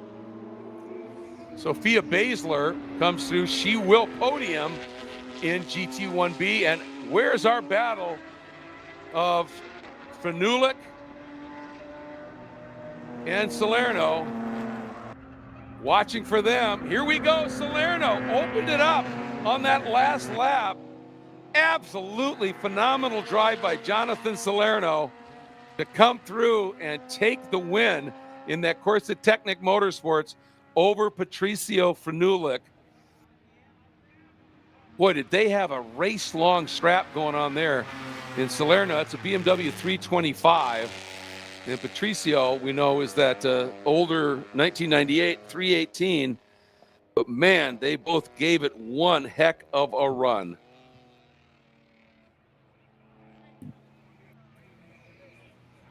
And let's see here in the very competitive GT4A category, Peter Beaulieu, the number 25, gets the win over Luigi Faro, the number 88. And Silas Passos wins GT4B in the number 27 over Adam Fetterman. And then right at the back of the pack, Eleni Cipriani, after that spin, after such a great race over in turn 7.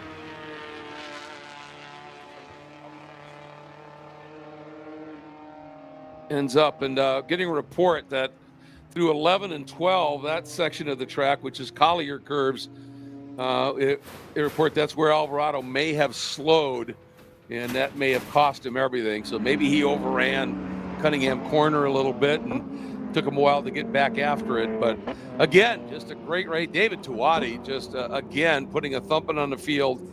Michael Manella continues to impress. Langdon Morrison continuing to develop that Sabeco NPO1 chassis, coming along nicely. And how about it, Sophia Basler on the podium in a great scrap with Gary Young, Porsche v Ferrari. That's pretty cool stuff. And then Jim Haman will win in GT2A. Salerno gets the win after that race-long battle in GT3A. Beaulieu in GT4A. Manny Gomez had an issue in the race, but still finishes in his GT2B Palm Beach tactical car. Silas Passos wins in GT4B. So FARA Sprint number 2 for the GT and the prototype cars in the books. 2 more of those yet to come, and that is great news because it is a lot of fun.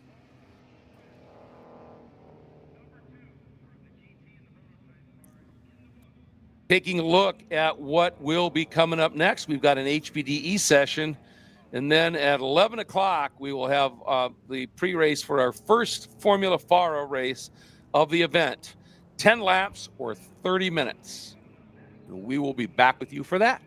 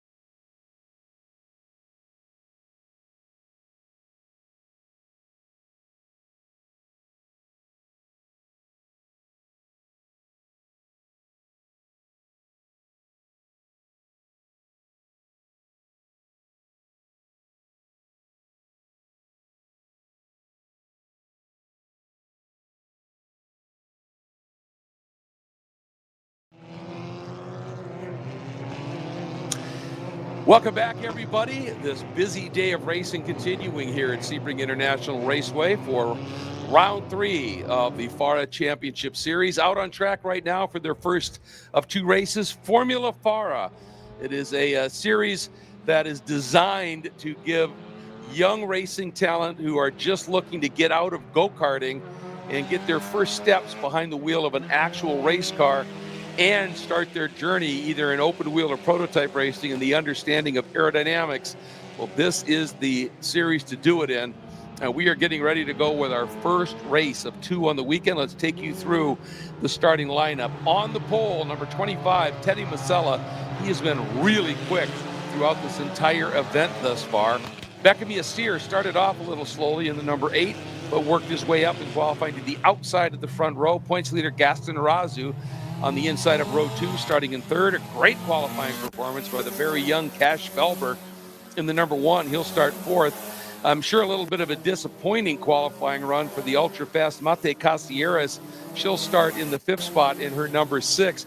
Just never seemed to get the car quite dialed in to what she knows she's capable of. Starting in the 6th spot, the number 46 of Max Mokaram. Starting in the 7th spot, the number 4 of Justin DeLucia. Starting in the 8th spot, the number 2 of Roman Felber. Starting 9th, JT Hoskins in the number 14. In the 10th spot, it'll be the 09 of Alex Bobadilla. In the 11th spot, it is the 11 of Nico Del Monte. And starting 12th will be Roque Mendoza. That is your starting lineup for this race. 30 minutes in duration. It's the way that they listed, it's 10 laps or 30 minutes. So if they go totally green, they can be done a little quicker than that 30-minute mark. And that's certainly what we want to see here. This is a track where in these types of cars, drafting is crucial for the simple reason that these cars, they run, they're a small bore, what you would call a small bore formula car, not a huge engine in it. And as a result, not massive aero, not massive tires, but they are light, extremely agile in the corners, and drafting as a result. They're a momentum type of car. They don't have that big horsepower to recover from a little error. Here, you've got to drive very, very clean, very precise lines. You get sideways at all, you're scrubbing speed that they just don't have the power to push through that. But what that does is it creates an incredible training opportunity for young drivers to learn how to drive a car with momentum, and then that translates into any of the higher forms of racing you can get. In the field now, working their way between turn 15, Jean de Bien Bend, and turn 16, where they're entering right now the Le Mans curve, and then the long Ullman Straight, longest straight piece of racetrack here at Sebring. There are plenty of other flat-out sections of track. Certainly the front straight from the exit of 17 to turn 1, but from the exit of 5 through Big Bend over to 7, the run from 7 up to 10 for these cars will be flat out, and the run from 13 to 15 should be flat out. So we're going to see, and because you've got these long runs of flat out running, having that draft, being able to tow, get a tow from somebody can be crucial here. So here we go, getting ready to go, and Teddy Masella will have the inside line into turn 1. And that will have him on the right of your screen as they exit the bridge here. There he is with Beckham Yassir in that bright yellow entry alongside. These are F4 chassis, Ligier chassis. We're waiting. We're looking at the flag stand, and we're green. We are racing here at Sebring. And Masella getting a really nice start. Cash Felber as well. Timed it from that 4 spot, trying to come up. Now Beckham Yassir swinging out to the outside, trying to do the round-off on Masella. He can't get that done. And Gaston Arazu may have had an opportunity there as well. But look at Beckham Yassir does make that work. He used that quicker outside line. Boy, that was a brilliant start by Beckham Yassir into the lead. Just the way it looked, it didn't look like he was going to do it, but I could see that Teddy Masella and Gaston Arazu had much tighter lines going in, which means you can't carry the speed through the exit, and Beckham just rounded him up. Brilliant piece of driving, but now he's on the defense, heading down into the hairpin in turn 7, and look at that outside move right there. Not quite going to be able to make that work. Has to tuck back in. And Beckham Yassir will still be leading here as we head up into Cunningham Corner, turn 10.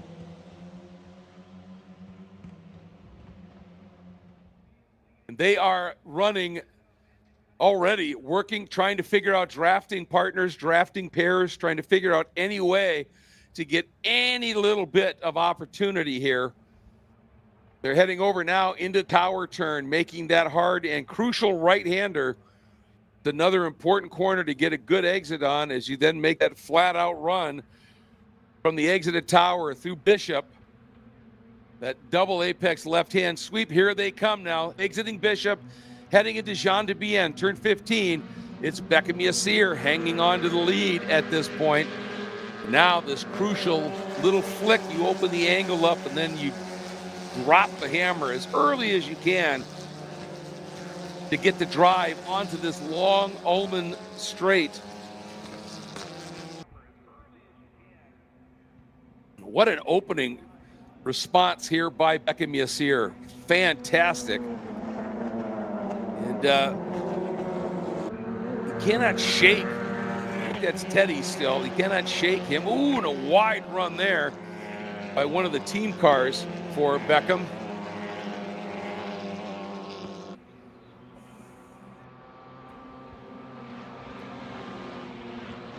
There we go. There's the turn into one once again. Everything's settling out just a little bit here. And I think that may have been Gaston Arazu that got around on Teddy Masella in those exchanges. And he sits right behind Beckham now. Cash Felber in that blue, light blue and really dark blue, number 1 right there. Hangs on to 4th. Mate Casieras in the 5th spot, right where she qualified. Maximo Karam, everybody kind of holding station right now, except for that brilliant move by Beckham. And Teddy Masella is going to be a bit nonplussed with this, I think, because he was so good in all the practice sessions and qualifying sessions. Sticks it on pole, and then defended a little bit too aggressively, pinched his entrance into turn 1, didn't let him roll enough corner speed. Ooh, bit of a wide run there. I think that might have been Roque Mendoza.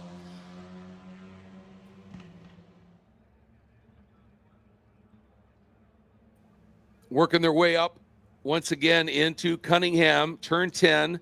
It's a tight right-hander. Little more than 90 degrees. It's about 100 degrees. And then through the flowing Collier curves, it's 11 and 12. Then into the tower turn. And again, tower turn, you want to, as you turn into that corner, you want to be flat throttle. A lot of these corners have that kind of environment here.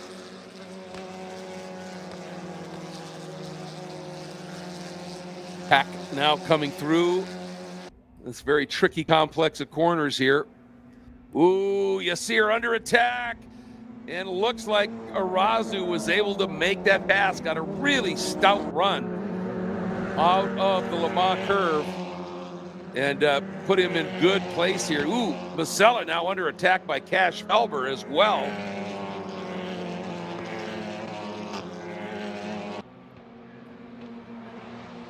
And Gaston this time not going to let Yassir, I don't think, do that move twice. But again, Masella turning in way early into 1. That might give Cash Felber a chance to go around the outside. Couldn't get it done. Those two right now, Arazu and Yassir, have a pretty good little break of about 2 seconds over Masella and the rest of this pack. That is a 3-car scrap right here for that final spot on the podium. Then there's Maximo Karam, that yellow car, with Roman Felber right behind him, Justin Lucia.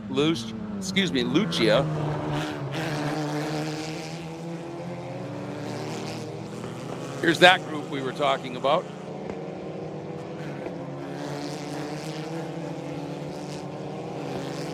Now the interesting thing is Gaston Arazu, he was quickest in the first practice session. Then Teddy Masella came up on speed. Gaston, though, has had a really fabulous start to the season here. Leads in the points and has really been the driver who's got the target on his back right now. And it's going to be interesting to see if Beckham can stick right with him here. He sure is, even giving it a look for the lead going into Bishop. Wow, Beckham Yassir responding immediately here. Did he get it done? No. But right there with Gaston Arazu working out of 15 into that crucial exit out of the Le Mans curve onto the back straight. Here comes that Roman Felber, Justin DeLucia, and JT Hoskins queue. But Beckham sticking right in the wheel tracks of Gaston Arazu, and that's helping them both. If they don't fight, they can make their way through and open that margin up a little bit. JT Hoskins had the back end step out big time, but he saved it. Let's see what's happening down into turn one.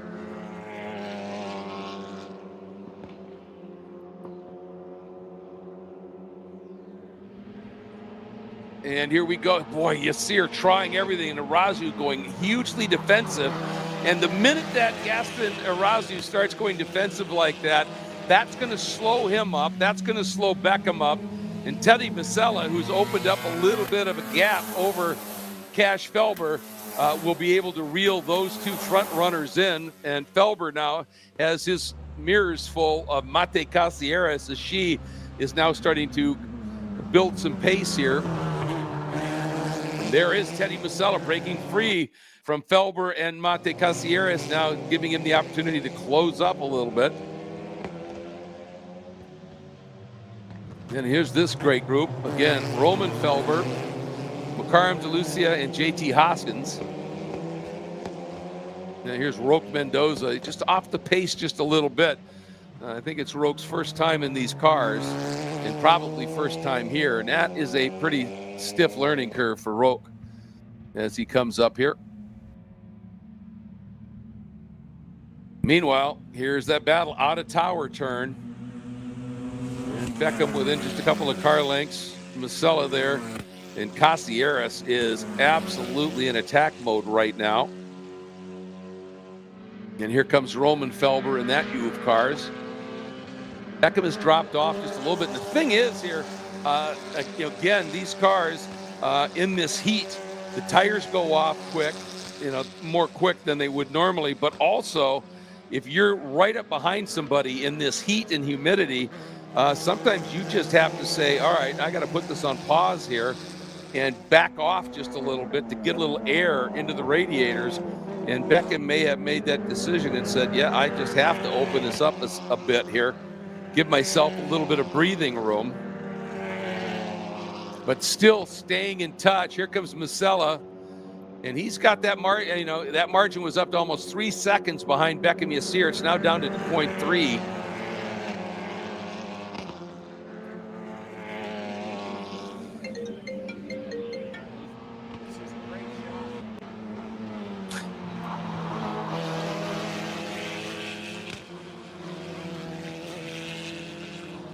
Ooh, JT Hoskins feeling the pressure from Alex Bobadilla. We just watched that. And look at this now. Beckham out of turn 5 is right back on the pipes of Gaston Arazu. Here we go. Beckham looks to the inside. Don't think he's close enough. Says, nope, just getting in the mirrors, trying to see if he can get Gaston to make a little mistake. Gaston isn't a big mistake-prone kind of guy. Oh, and Mate Casieres has slipped through on Cash Felber now, and that puts her up into the 4th spot. Here comes Roman Felber, then Lucia Makarim, JT Hoskins, Alex Bobadilla.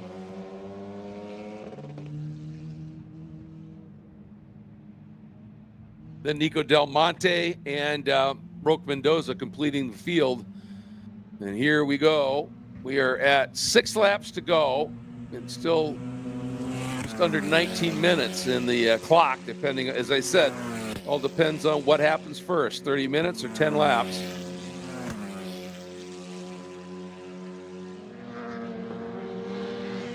Ooh, Arazu, a little bit squirrely there in the transition from Jean Dubienne into Le Mans. Sometimes you can use that a little bit to your advantage if you use the weight transfer right. You get the car to pivot a little bit quicker. I'm not sure he meant to do that. And meanwhile, Maximo Karam, Justin DeLucia has gone around on Maximo Karam, and Maximo Karam fighting back on his teammate. There's Teddy. Let's see what that margin is down to, if anything, this time. Here come our leaders past start finish.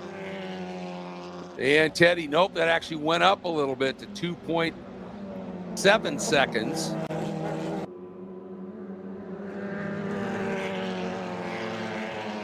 Here comes that scrap.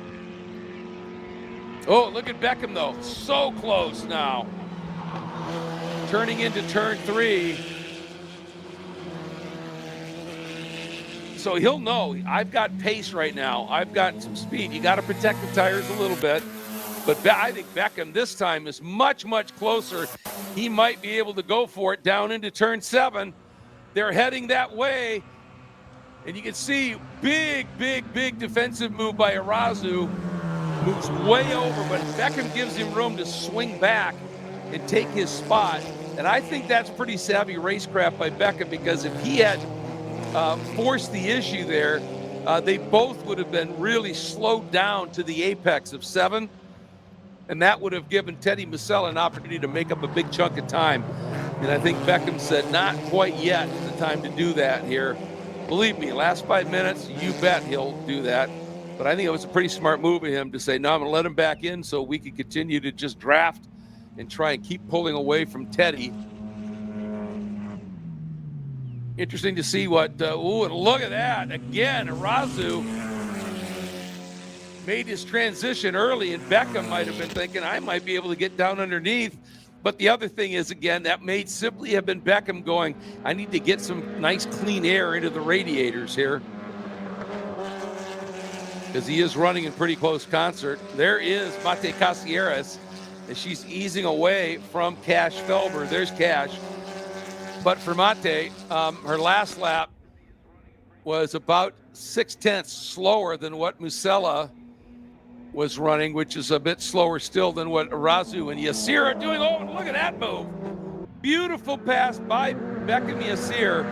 And that's how you want to do that when you're working with somebody to try and pull away from the field. Is you make the pass, they tuck right in behind you, and neither of you loses any crucial momentum. And that might be a nice roundup move by Maximo Karam on his... Oh! I don't know if they touched. They must have, because they both ran wide. So that was a bit of a sketch moment, wasn't it? Oh, look at this, Arazu! Oh, he got it back, but he's run really wide. That is going to destroy his momentum. He dropped all 4 at the exit of 5, had to get out of it to save it, and that's going to put Beckham back. And the thing is that Beckham right now just drive clean, because the tires on Arazu's car are going to be dirtied up. He's not going to have quite that level of grip. And when they came by last time, Arazu was 3.2 seconds clear of Teddy Musella. And this could be an opportunity for Teddy to close that up and get back in the hunt a little bit here.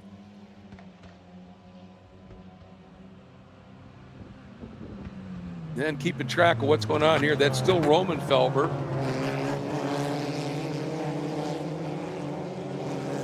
And I think that's, yeah, Justin DeLucia got the better of that exchange with Maximo Karam. All right, let's see what's unfolding in this absolutely phenomenal battle for the lead here.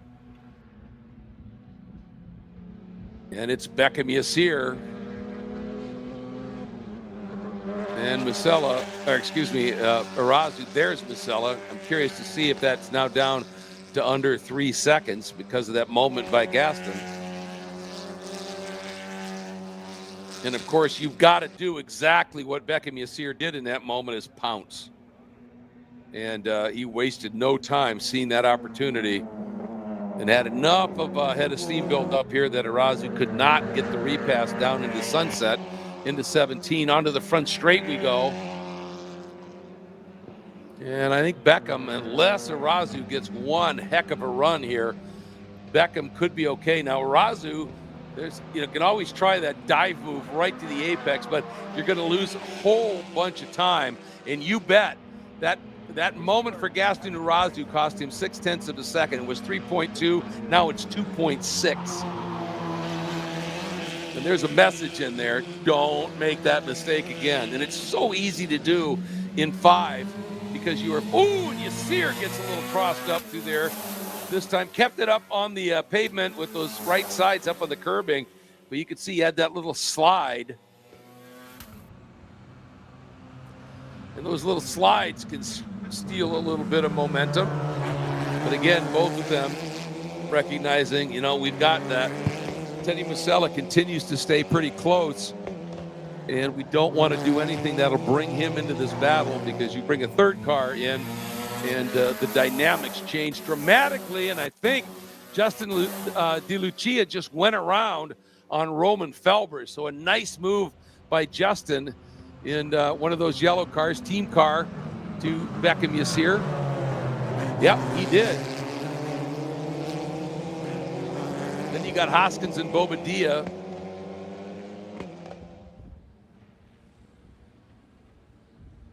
Then Mokaram trying to recover. And Mokaram not too far behind Bobadilla in running quicker lap times.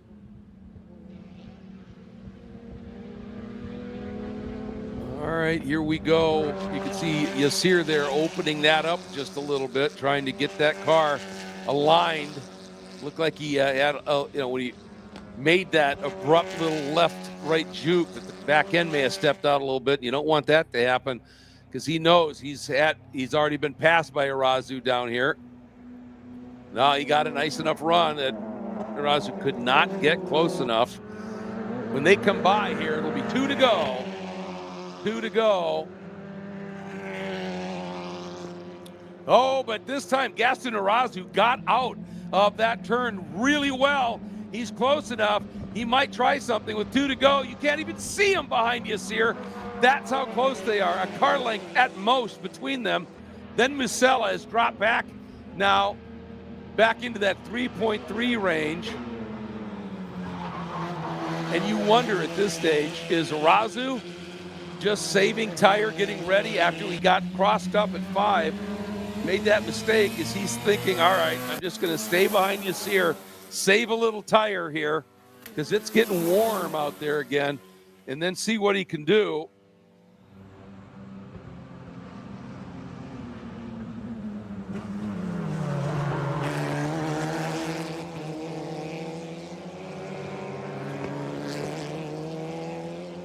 There's Mate Casieras. You just cannot make up any kind of time right now on Teddy Masella. She's fast enough to ease away from Cash Felber. And there's Lucia. And also JT Hoskins has made the pass on Roman Felber. So Roman fading a little bit late in this race.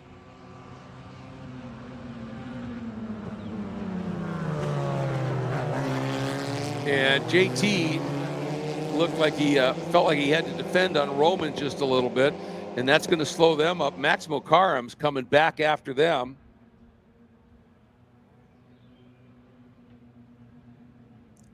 And here we go into Jean de Bienne. Here's that crucial run onto the back straight. When they come by, should be white flag next time. There's Mate Casieras sort of out on her own island here, and there's Cash Felber.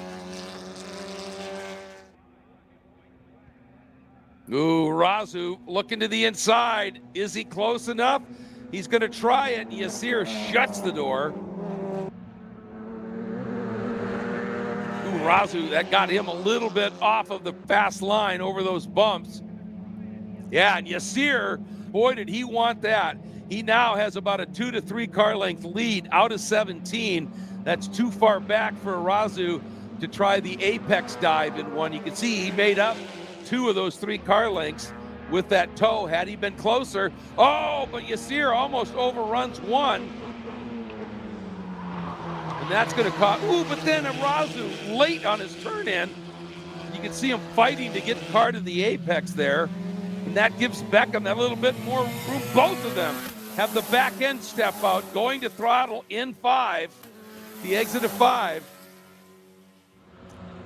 What's going to happen here? I think Beckham Yassir's got enough of a margin here because of that late turn in by Gaston Arazu. Boy, they are putting on a show here. They are still separated. Officially at the line, it was 0.3, and they're closer now. And they are just putting a whipping on the rest of this field right now.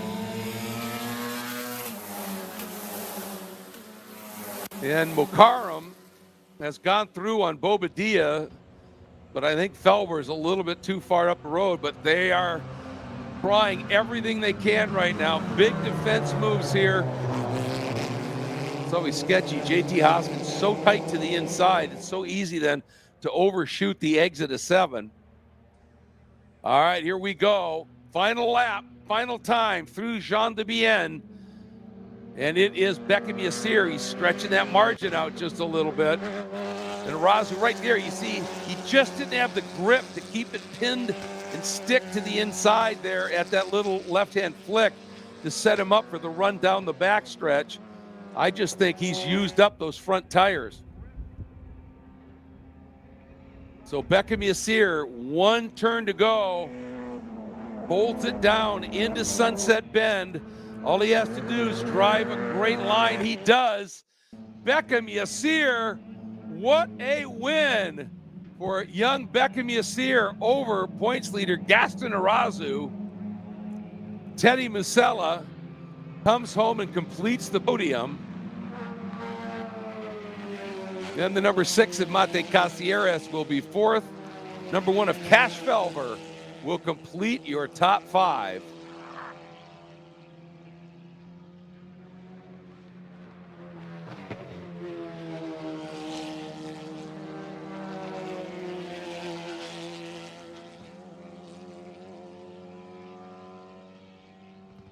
Here comes the rest of the field. That gives you an idea of just the margin of everybody else.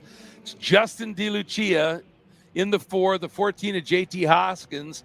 The 40, oh, Max Mokaram did get Roman Felber on that last lap. What a fight back for Max. Ends up in 8th over Roman Felber, in 9th, the number 2, the 09 of Bobadilla in 10th. The 11 of Nico Del Monte in the 11th spot, and Roque Mendoza in the number 12. And Roque, I'll tell you what, good for him. Every lap of this race, he went quicker and quicker and quicker, and he finishes with a lap that is as close as he's been to the rest of the field yet this weekend. Good for him. You know, it's tough to step into a place like this. It's fast, it's bumpy. There are spots, there's lots of room. There's spots, there's no room. And he did a fabulous job.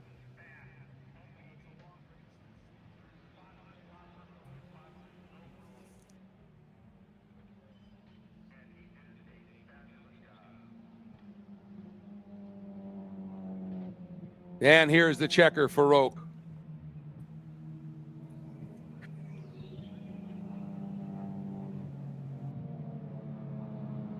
So, great race put on here. And they have another one. They will be racing again here. That will be at 3:15, right in the heat of the day. You couldn't hear that, folks, but our producer, Jordan, knowing that the issues, the fight with the cameras here, it just gave this groan because he knows the racing is so darn good and we want to be showing it to you. We'll do our best, and the DriversEye Live crew will do their absolute best as well. But sorry, it just produced a chuckle to me. Looking at the temps, it's 90 degrees now. And by that time of day, I don't even want to say it because I know Jordan's still listening. It's going to be really hot now. The forecast has changed a little bit. I think it's a lot clearer sky, and it's just going to pump the heat up here. So look at that radar, folks. Nada. which means it's just bright sunlight baking Central Florida here, and that is going to crank up those temps. But nonetheless, fabulous race. Great job here by the Formula FARA competitors. And we now will be doing an HPDE session, and then that'll lead us right into our lunch break. So we will be back with you at about 1 o'clock. And boy, the fireworks are going to be extraordinary at that time because it'll be our Pro Spec Miata.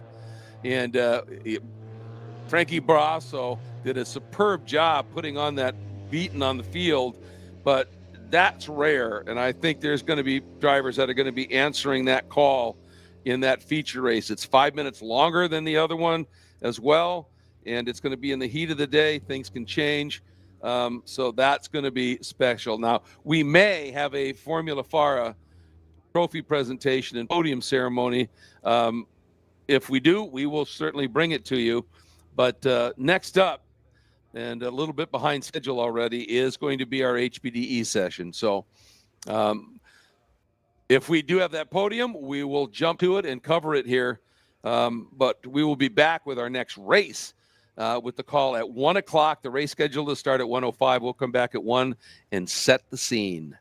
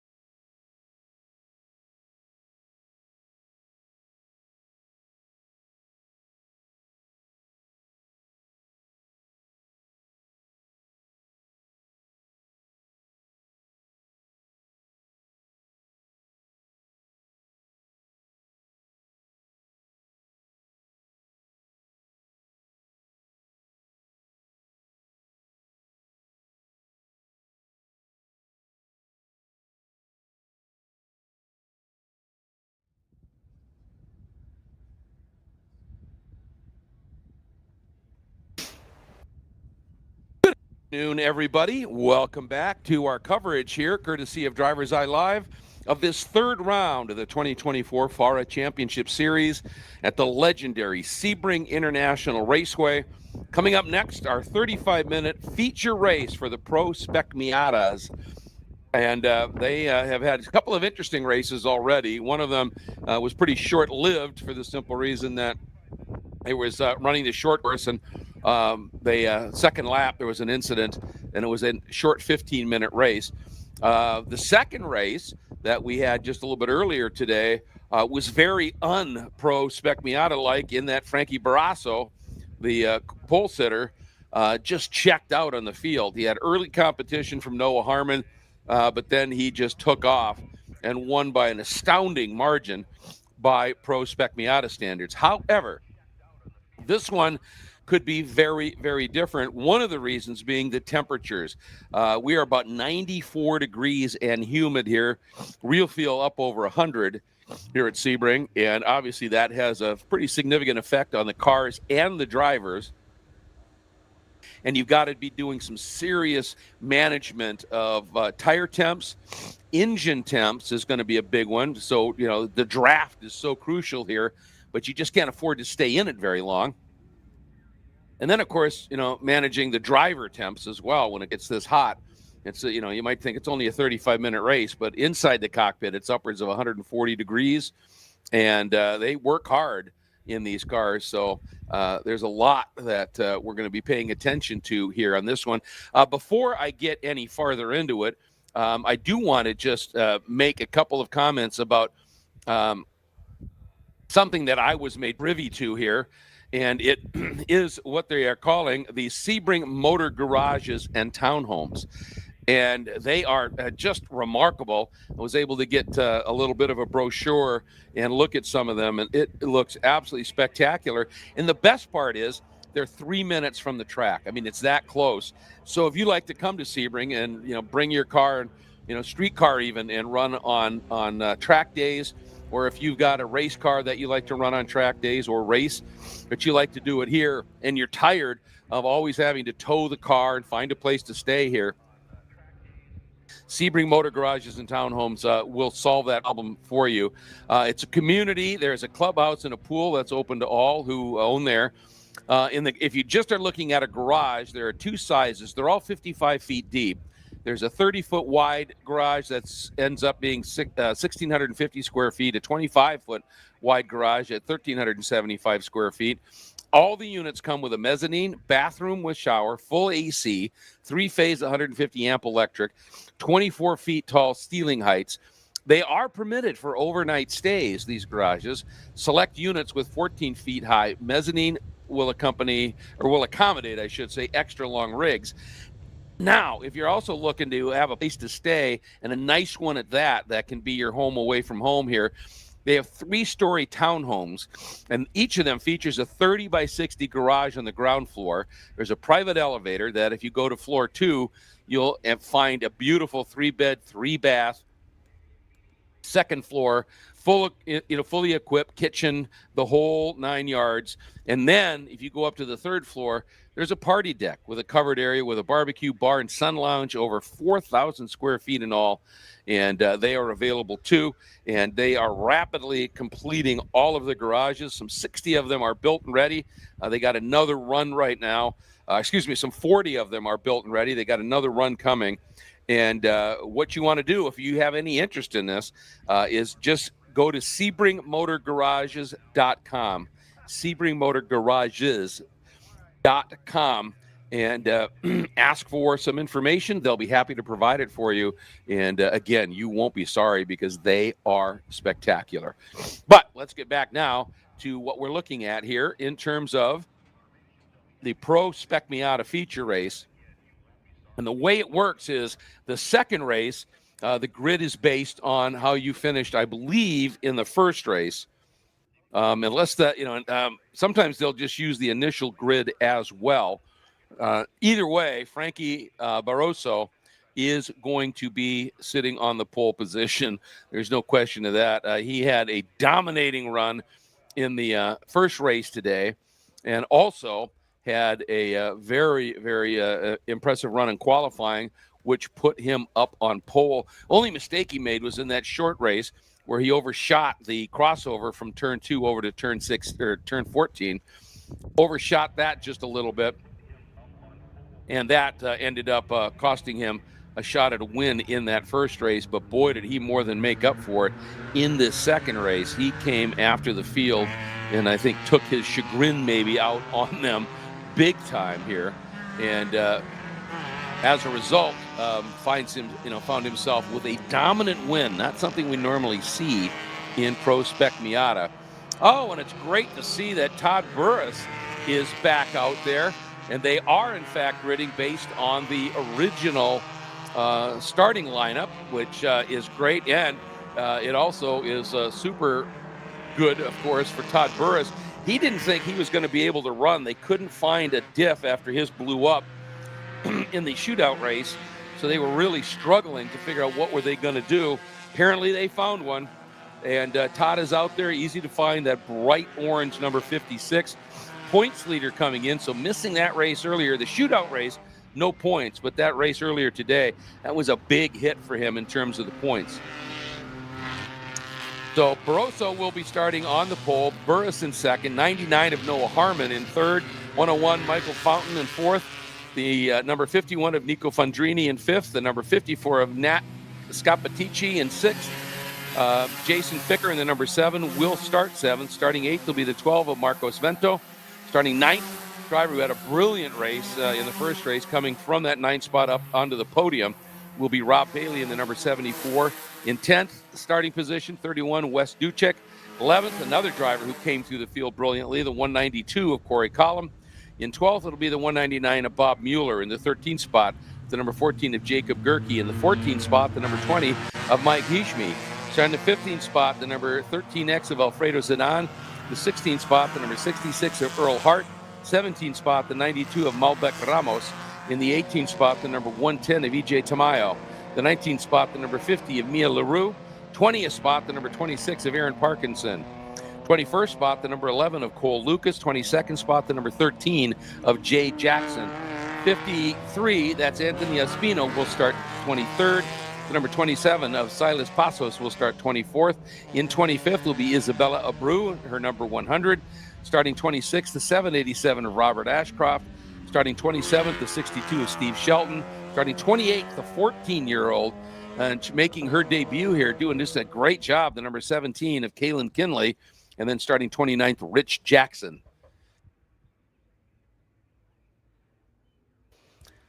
And again, hot today, so they will be able to get those tires heated up pretty quickly, I would think, even though you still have to be a little careful on that first lap, because even with a hot track and the like, doesn't mean you get the pressures right where you want them.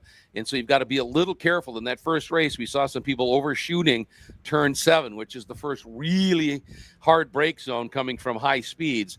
So you've got to be a little mindful of that. And here we see the field coming around Jean de Bienne Bend, named after the legendary endurance racer Olivier Jean de Bienne, the Frenchman. And there is your field. And now coming through that little flick to the left and then setting up for the run through the Lamont curve onto that long Ullman straight. And looking forward to this one. It's a little bit longer than any of the other races today. And we were talking with Todd Burris when he couldn't run in that first race. He came up to the booth and he was talking about the temperatures of 140 degrees plus inside the cars on days like this. And, they run with open windows and window nets, and you get that air moving around at 140 degrees. That's bordering on convection oven kind of temperatures here. So the drivers have to really have lots of dehydration, have drinks bottles. I would imagine many of them might be wearing a cool suit. And we're going to find out who's got it done best here. Frankie Barroso has to be the number one call here with that performance he put in earlier. Can somebody answer the bell? We're green. We are about to find out here.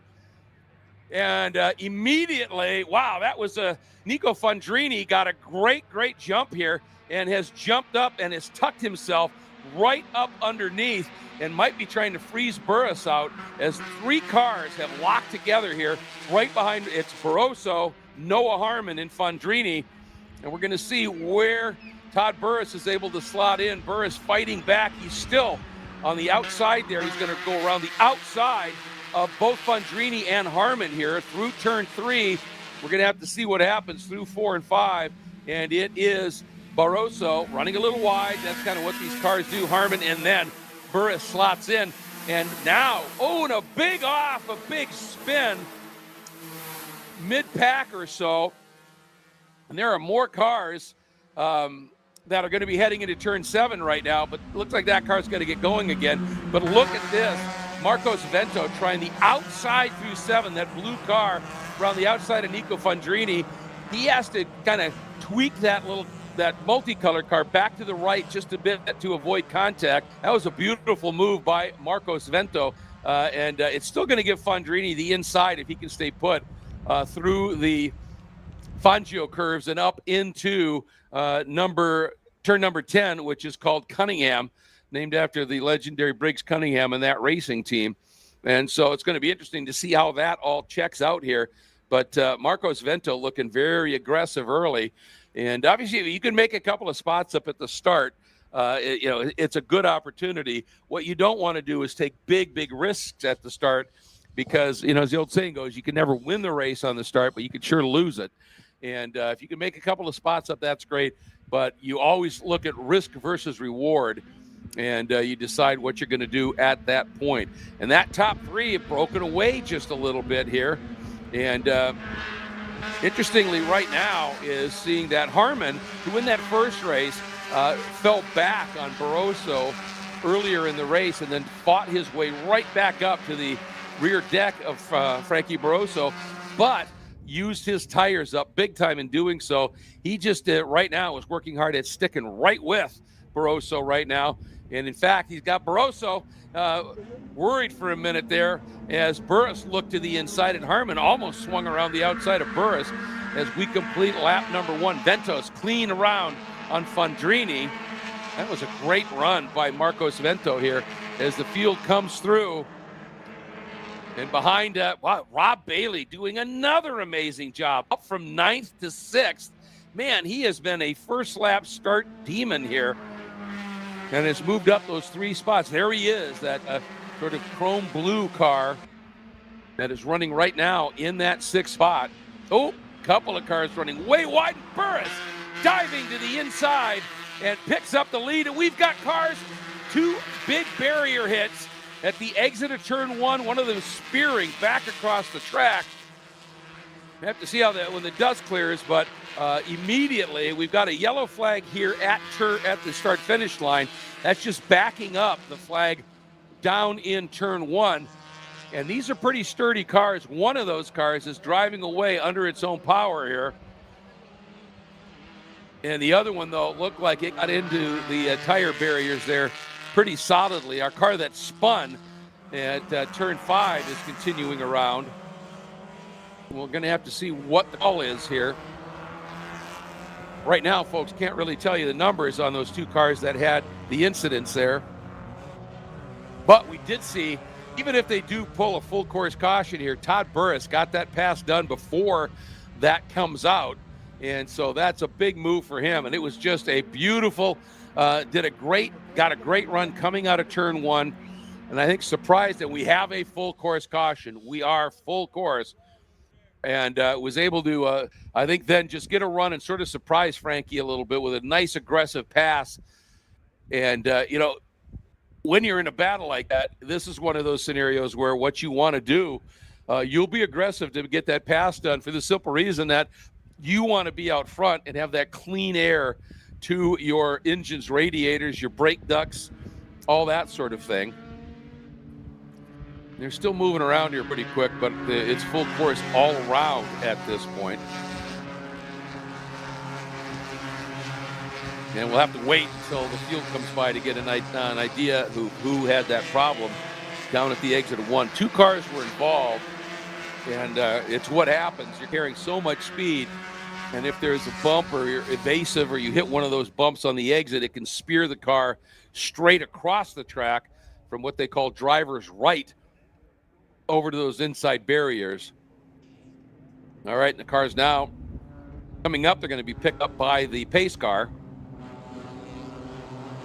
and will then be under the control of that pace car until we get ready to go back to green, which gives the opportunity, once the field is packed up behind the pace car, then once they clear that accident scene, then there's going to be lots of time for the EVs and the vehicles, one just going by our camera here, to head into turn one to take care of that wounded car here. And again, if you see the ambulance moving, anytime there is any kind of barrier contact, they always roll the ambulance. It's just part of their standard operating procedures. It doesn't mean that the driver is in need of it, but just in case they are, they want to be ready and be able to do it. Here's one of the cars that was caught out in that. Is that the number 12? Nope, can't be. That's Marcos Ventos. That may be the number 13 of Jay Jackson, possibly. And potentially, or maybe Alfredo Zidane, he runs the 13X. And potentially the number, well, I don't want to speculate here.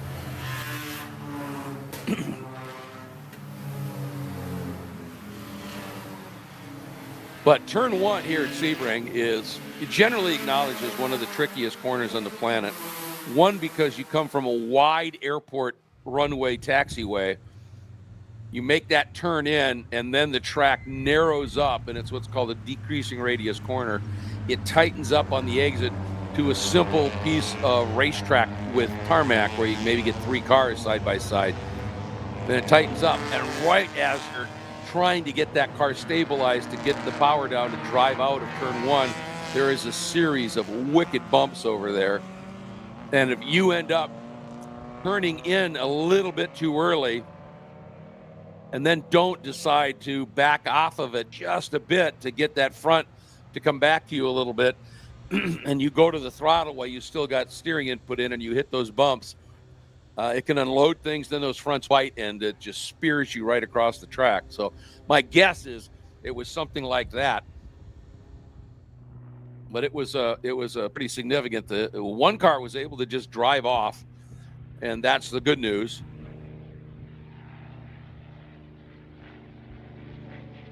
Again, a 35-minute timed race, so if that's a fairly quick cleanup over there, we certainly still have plenty of race time to go.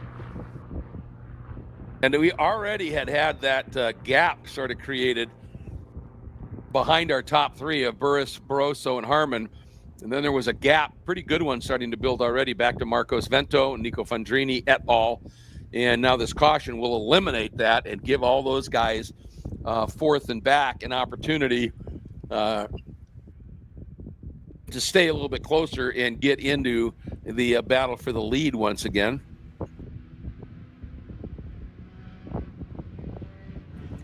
I'm looking to, we might have an opportunity to have Kaylin Kinley, the young 14-year-old lady in the number 17 car, who's currently running in the 20th spot. She might be coming up and joining us here in just a little while, and it'll be fascinating to hear her thoughts on this track, on the ferocity of Pro Spec Miata racing, and hear what her plans are. That'll be very, very cool to have her come up. You know, it's those young drivers that are starting into the sport that are literally the future of the sport.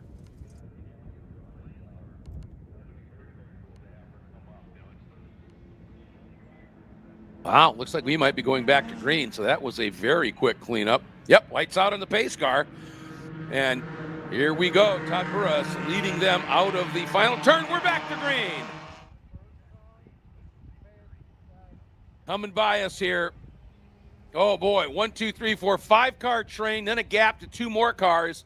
This is going to be fascinating. The game is on, and it's now come down to a little bit shorter sprint race. Noah Harmon diving to the inside of Barroso. Fandrini down to the inside of Marcos Vento.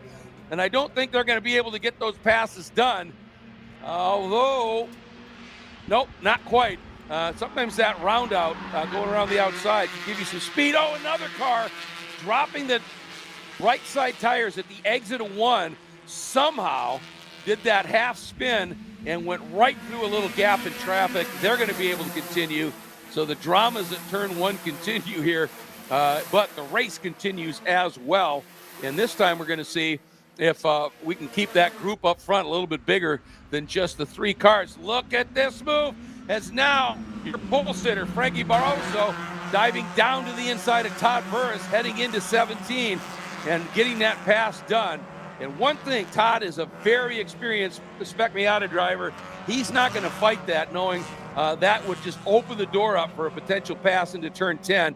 He just let him go, tucked right in behind him, because those 3 want to try and break that gap once again here and see what they can do. And what everybody's worried about is not letting Frankie Barroso do what he did in the first race earlier today when he just checked out in the field. It was a clinic that he put on, and everybody's trying to prevent that from happening once again here. Boy, that was a mighty quick cleanup for that incident over there, and it's possible that the car actually was able to maybe drive off for it to get cleaned up that quick here. But here we go, heading now into Jean de Bien Bend. Turn number 15. Here's that little flick to the left to set up for 16. Vento trying to stay with that lead group and make it a train of 4. And it is Nico Fondrini who is finding it right now. A little tough to stick with those guys up front. He's got Michael Fountain behind him, Rob Bailey, and Gary Collum, Bob Mueller, and Jacob Gerke. That's your top 10 right now. And you can see behind those guys, they're fanning out 2 abreast, trying to make some passes, see what they can do. And it looks like Bailey has just gone around on Fondrini. I think Michael Fountain and Rob Bailey both got around. Oh, and a spin there. Couple of cars running wide, hitting those bumps on the underside of the bridge. But it looked like this car, the white car, that spin had started before then. We'll try and pick out who that is as they come by our position right here. That was the number 199 that had that little moment out there. That was Bob Mueller. What a shame. He was up in the 10th spot. Ooh, and couple of cars running wide in one again. This track right now is so hot, and it is so greasy right now. It's treacherous, and it is causing lots. Oh, and our leader, Barroso, running wide at the critical turn 5. The nice thing is with these cars, they have a little bit of ground clearance, and I'll guarantee you Frankie didn't lift at all. But boy, you need to straighten the wheel out in a hurry. It's going to come around, but it did kill his exit speed. And here comes Todd Burris, points leader coming in here. And Burris to the point right now, picking that lead up. Noah Harmon right there, but that little bobble by Barroso has allowed our 4th place car, Marcos Vento, to join that group and join it pretty firmly here. Ooh, Isabella Abreu in the 100 just got into turn 7 a little bit too hot, and now she's got to wait for this whole pack to go by, because the last thing you want is a penalty for an unsafe rejoin here. And she did a great job there.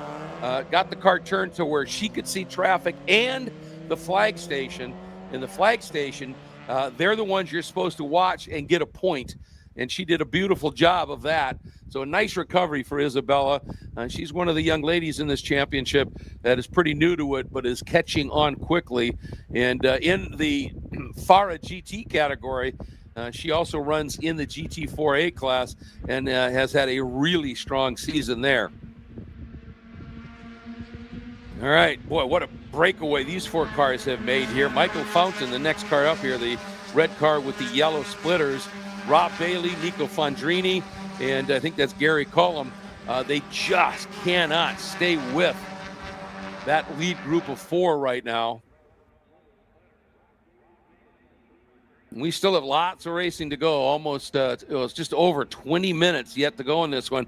Oh, and look at this, as both Barroso and Harmon trying to get underneath Burris. That got Burris frozen on the outside. But he just said, okay, and he willed himself through those bumps that get a little bit worse when you run that wider line through there. And I think he made that stick. I think he's still going to be second, but for a bit there, it looked like it could be worse. And now he's going to try and get down to the inside. He and Harmon were side by side down that entire front straight. Oh, And I think that was Noah Harmon running just a little bit wide, and that's going to allow Ventos to come up the inside, and he does. So now Ventos moves into third in that blue Spec Miata. And Noah Harmon, well, Ventos could not get that done. I thought that was an absolute done deal, but Harmon ran a really quick line around the outside of 3 and kept his nose in it, and a big off at the exit of 5.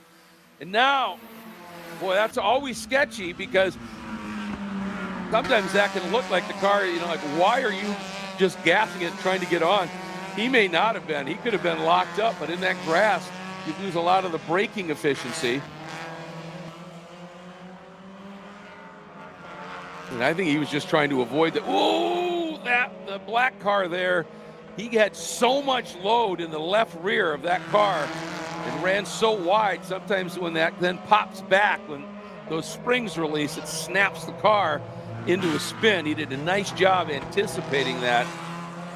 And sometimes you got to just be ahead of, well, to be out front and win, you've always got to be ahead of the car. When you get behind the car, that's when things happen. And he got ahead of the car right at the right moment there to be able to straighten the wheel out before all that energy released. So once again, they are putting on a show here for us.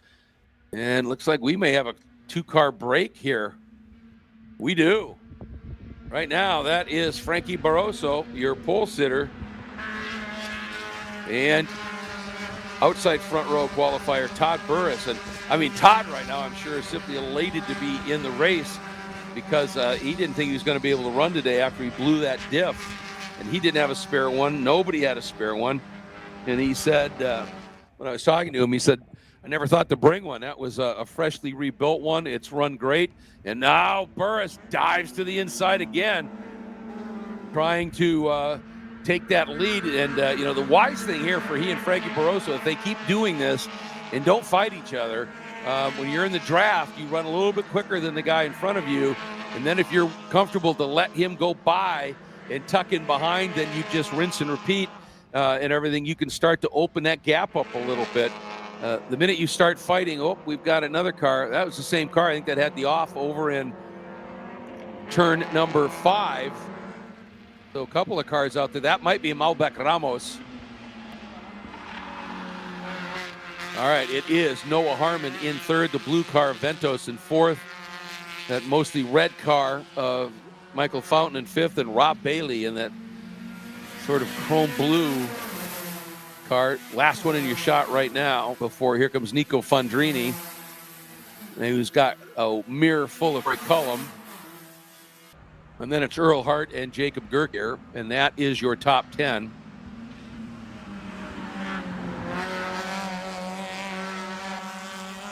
This is the first time down into turn 7 we haven't had anybody showing a nose, trying to make a move of some sort. Oh, big lock up there by, I think that was Earl Hart. And yep, that big lockup, you've got to come off of the brake, and you obviously have to pause. You can't accelerate as soon as you want. You got to get that car under control. And as a result, looks like Jacob Gerke may have been able to take over that 9th spot.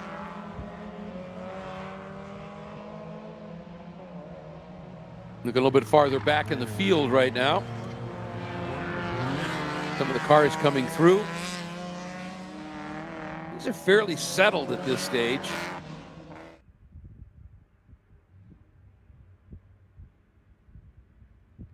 And here we go. Man, those two up front are working together brilliantly right now, opening that gap up. Burris still leads over Barroso. Then there's Harmon and Vento. And then here is Fountain and Bailey. Well, they're pairing up, aren't they? We got 2x2 right now, essentially. All the way through the top 10. They've got their drafting partners. And then here comes Anthony Ospino. And behind him would be the 31 of Wes Ducek.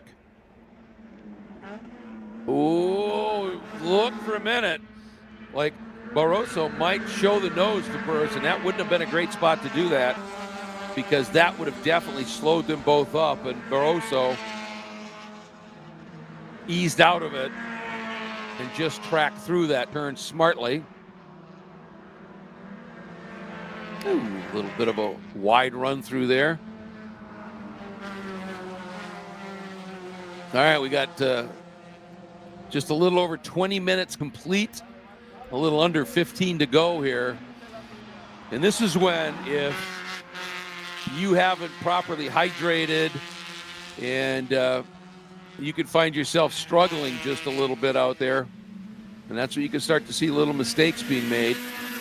And also, we're getting to that point now where you can start to see tires that have been pushed beyond their limit starting to show their complete lack of efficacy and not just losing grip consistently here. Ooh, and again, Barroso shows the nose to burst, but then doesn't do anything about it. And again, that's wise. It's too early to start that mano-a-mano battle for the win, because at this stage, if you were to do it, and you show the nose and suddenly you're both side by side through a corner, which means, oh, I'll tell you, that car, he has got a nasty flat spot on that left front tire now. And that does two things if you're not familiar with racing. When you lock up a tire like that and you literally just grind a flat spot into that round tire, two things happen. One, you get a nasty vibration through the steering wheel because that tire is rotating at high speed, keeps hitting that flat spot, and it just puts up a big vibration. But worse still, and we're seeing evidence of that, when you go to the brakes, just because that flat spot fits the pavement better than a round spot, it'll always hunt for that flat spot, and then it'll lock up again. And pretty soon you can grind that right down to the cords, and then you end up with a flat tire. So, oh boy, that was interesting. Noah Harmon there was behind that curb, and that's a bit of a no-no. And our stewards and our race director will have watched that, I think. He got behind that curb, and that can be considered a course cut. So we'll see what happens there. And if you're squeezed over there, that's a different story, and everybody understands that. But if you just got in there too hot and didn't get out of it enough and float over and get behind that curb, sometimes they can look at that and they might be thinking, all right, was that penalty worthy here? We'll have to see as we put another lap in the books. And as I said, everybody's sort of paired up right now, 2 by 2, all the way through the top 10.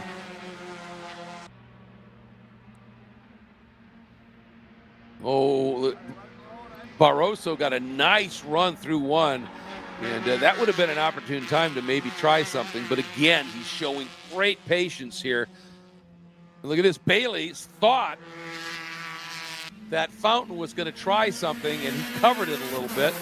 And just that moving the car to the middle of the track instead of saying far to the outside, to the right side, you lose a little bit of speed because the angle you turn into turn 3 there is tighter. And the tighter the angle, the slower you got to go.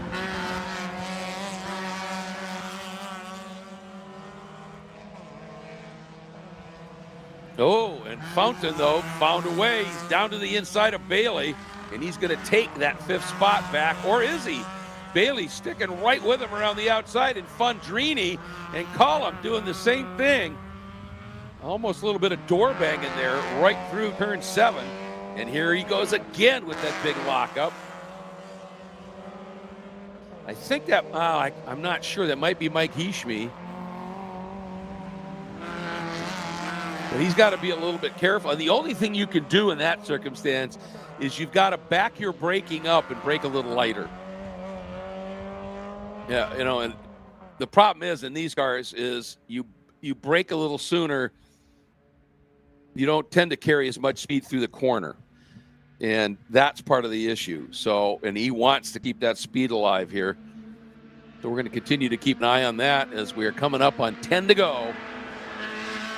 And I think that the Noah Harmon-Ventos duo here is closing that battle down a little bit. Yeah, they have. That was up to about 1.8 seconds between Frankie Barroso in second, and Noah Harmon in third. That's down to 1.3 right now.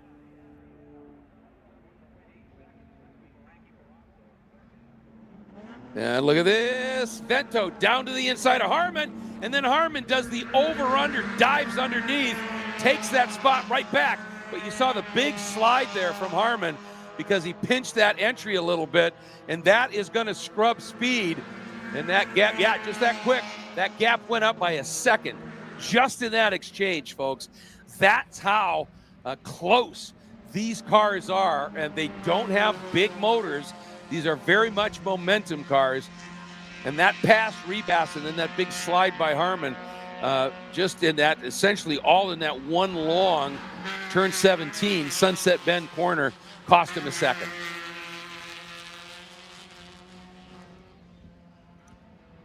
All right, here's Fountain and Bailey. There we go. You see Column now has gone around.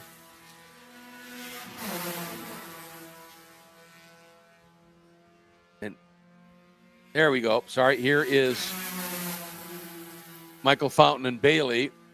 And Column did get around on Fundrini. Well, there's Jacob Gerke in that ninth spot. I think that should be Ducek. Just trying to figure out who that car is that keeps locking up here. All right, here's Ducek.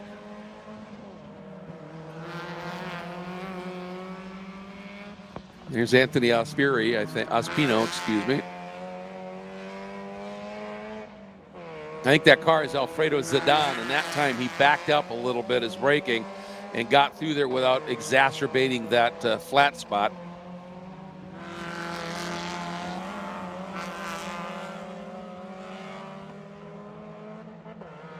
Seven and a half to go. We've got a couple of cars side by side heading into 7. Got a braking duel going on here. There they come. Look at that. And nice job by that outside car. I think that was Cole Lucas and Silas Pasos, as he was tight to the inside, braked a little earlier like you need to. And the outside car recognized that, all right, I've got a much wider arc through the corner. I can maybe roll a little bit more speed. And I think was able to hang on to that spot.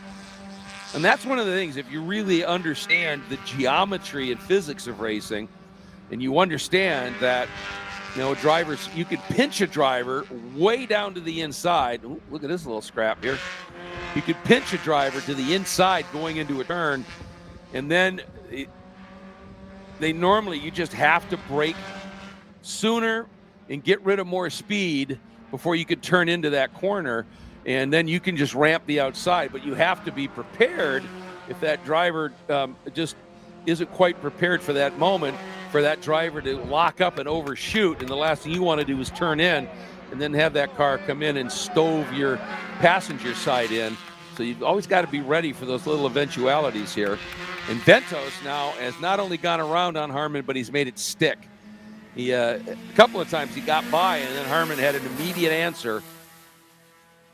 But the problem for Noah Harmon, and we saw it in that first race earlier today, I don't know if it's how he's got the car set up, but it looks to me like the tires just don't stay underneath that car as long as he obviously would want them to.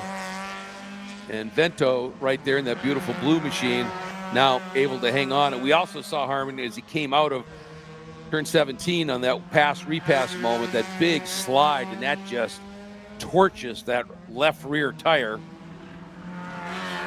Fundrini was able to get back around on Corey Cullum. They are having an absolutely great scrap for 7th right now. There's Gerke, there's Ducek.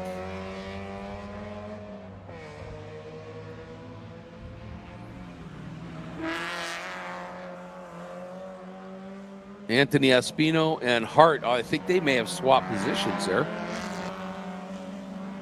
5 to go, 5 minutes remaining here in our last and the feature Pro Spec Miata race here, this 3rd round of the FARA Championships. And they're running laps in the 2:35 range, so it's possible we're going to see the white flag this time by. But look at that, as I say it, Noah Harmon using the draft to great effect, and getting that sort of gold and black car right back on to it here. And Rob Bailey and Michael Fountain continue their battle. There's Fundrini and Column, excuse me.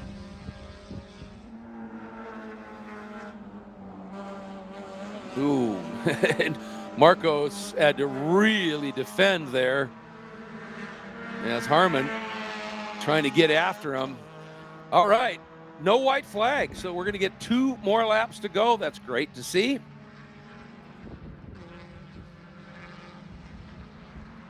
And the question now becomes, when does Barroso take the gloves off, so to speak? Maybe right now, and no.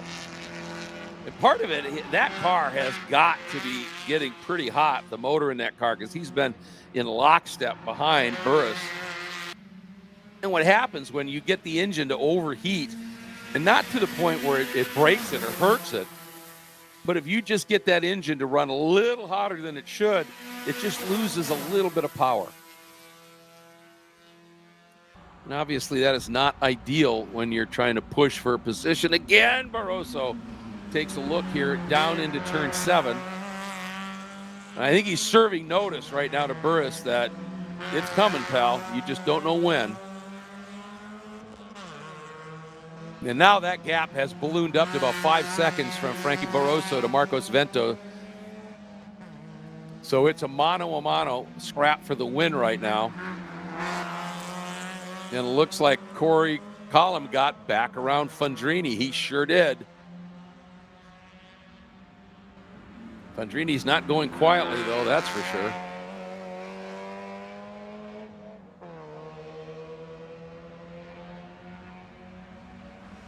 These two cars just continue to swap positions here.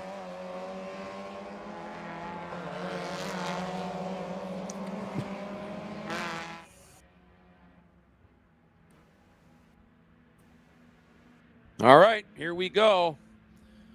Still Burris leading. That bright orange Pro Spec Miata in front of the red with the white stripe. And then Vento and Noah Harmon duking it out for that final podium spot. Michael Fountain suddenly finds himself pretty lonely out there. All right, here comes Barroso showing the nose. And Burris not having any of it, just stayed on the throttle. That was fascinating with what Todd just did. Barroso showed the nose. Burris just stayed on the throttle. And the minute that Frankie moved back in behind to get the draft, Barroso then used that moment to break and turn in, and that just basically, in a way, parks the guy he's chasing. White flag, 1 to go in our feature Pro Spec Miata race. Lots of money and contingency on the line here. Harmon diving down to the inside of Ventos. Does he get it done? Look in the background, coming into the turn, side by side. Ventos dove to the inside. Looks like Harmon maybe went to cover, and Ventos went to the outside. He tried to sell Harmon a dummy here. And they're still side by side. Harmon doing everything he can to get back to a podium here, and he's through. He got that done.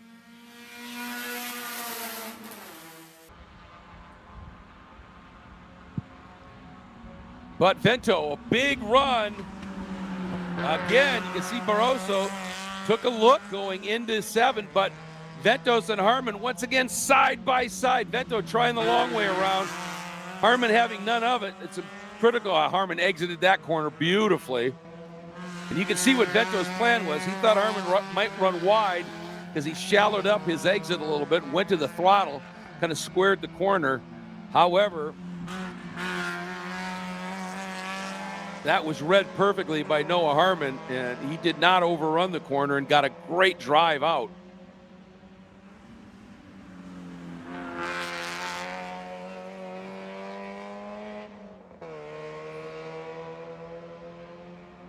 Some more of that great battling. Oh, there's that lockup. Oh, that's a honking lockup. That was massive.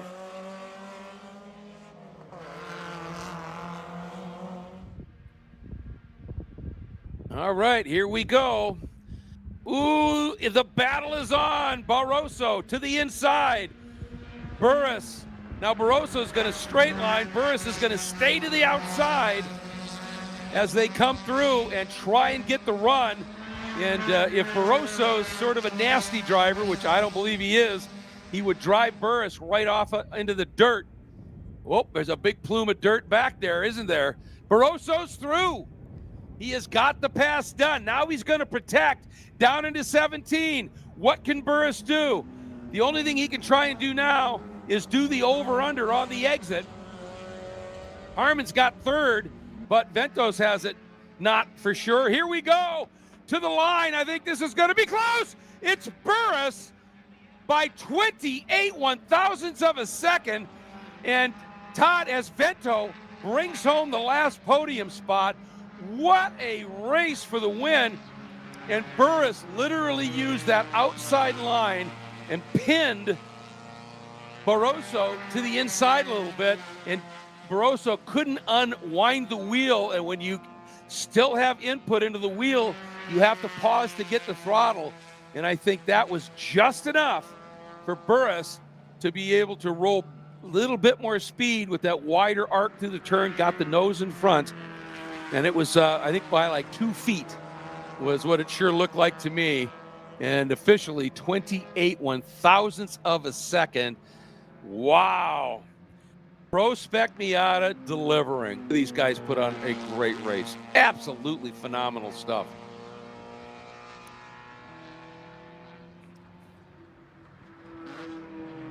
Whew, they take it out of you to call these, I'll tell you that.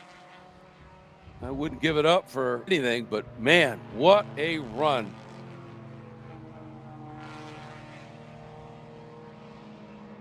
Well, they're going to have a podium celebration after this and talk about well-earned. And Ventos and Harmon, that was a battle for the ages too, just for the third spot on the podium, the third step on the box. And Ventos getting it by a very scant margin, only a 10th over Harmon. And then Michael Fountain rounding out your top 5. Rob Bailey in 6th, Corey Collum in 7th, Nico Fandrini 8th, Wes Ducek in 9th, and Anthony Espino in the 10th spot.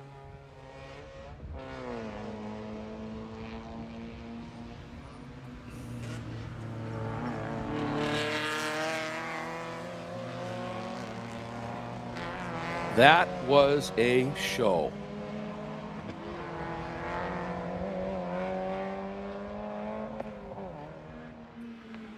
And we have plenty more, obviously, yet to come here.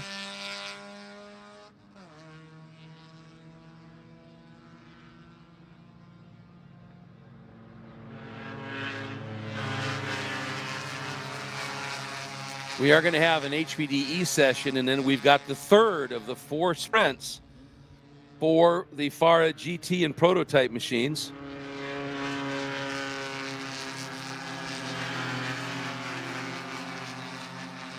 But we do have the trophy presentation as well. So all these cars, they come around, they'll head to the pits.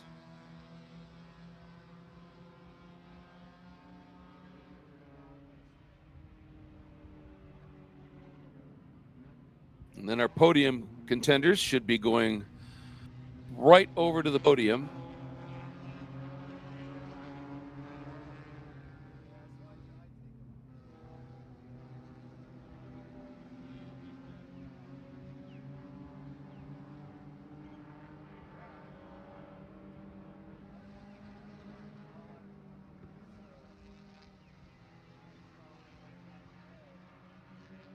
These podiums are always a treat. Normally David Tuwati handles them, and he is,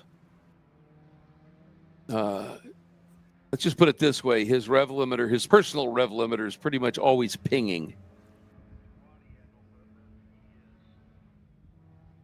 Well, sure hope you enjoyed that. This is the first full season of Pro Spec Miata for the FARA Championship season, and it has just blown up. We've got always have right around 30 entries these days, great fields, and again through the help of the amazing contingency sponsors, Mazda Motorsports, as well, providing some cash prizes. FARA has some money in there. These drivers, they can win a nice little chunk of change here, and the great contingency from tires to parts to all kinds of things. But that is going to wrap up our coverage of the Pro Spec Miata feature here at Sebring International Raceway for this fabulous event here on this very tropically hot afternoon. As I said, there will be an award ceremony coming, the trophy presentation, and we will also have another of our HPDE sessions that will be heading out on track to run as well. So next race will be 2:30 for the combined GT and prototype machines from the FARA classes. And so we will be back with you shortly before that. Maybe try and come back at about 2:25 or thereabouts and set the scene for that third race. So we'll be back with you in just a bit.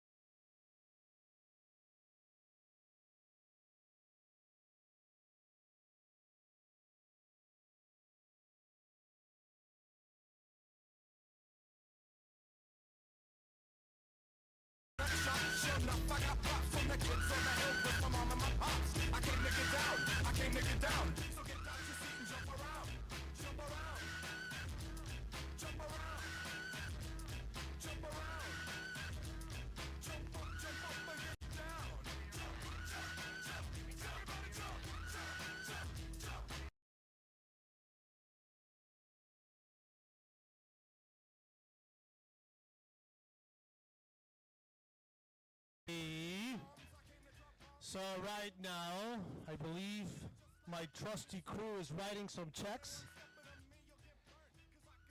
What a great race. I watched it from turn 1, watched it from turn 17. You guys put out, it is the best show in racing. Spec Miata, bar none, never fails to perform. You guys are amazing. Amazing. To the point, I'm afraid to get into my Spec Miata. I won't race against you. I don't want to be embarrassed. You guys really are incredible. It's incredible. Todd is our partner, but he's also a champion, and you guys are battling with champions in this series. It's fantastic to see it. It is a pleasure to see the guys, come back. Frankie had an issue yesterday, crashed a car. The guys, Auto Technics, are unbelievable, taking care of 20 cars, fixed it, won yesterday, back on the podium today. Really is a pleasure to see you guys. It's a pleasure to see the number of women starting to rise in motorsports. There's 2 girls running with me this weekend. There are, I believe, 3 girls running in the Spec Miata. It's just incredible. It's just fun and really uplifting everywhere you see. And I know you guys feel the same way. So without further ado, if I can see my phone, sucks getting old. In 5th place, getting in the money again, Michael Fountain.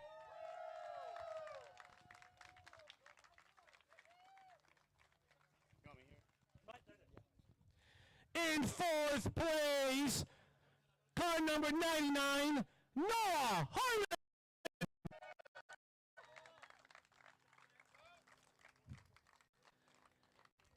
And having the privilege to step on those brand new built podiums in 3rd place,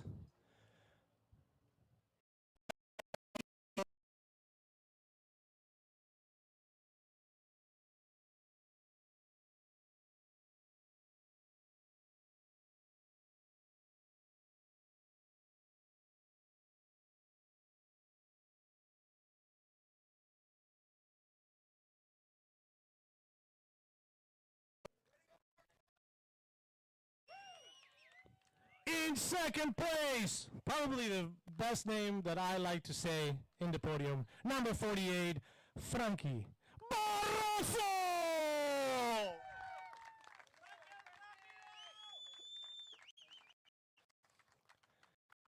And the life for the party, Mr. Hollywood, number 50.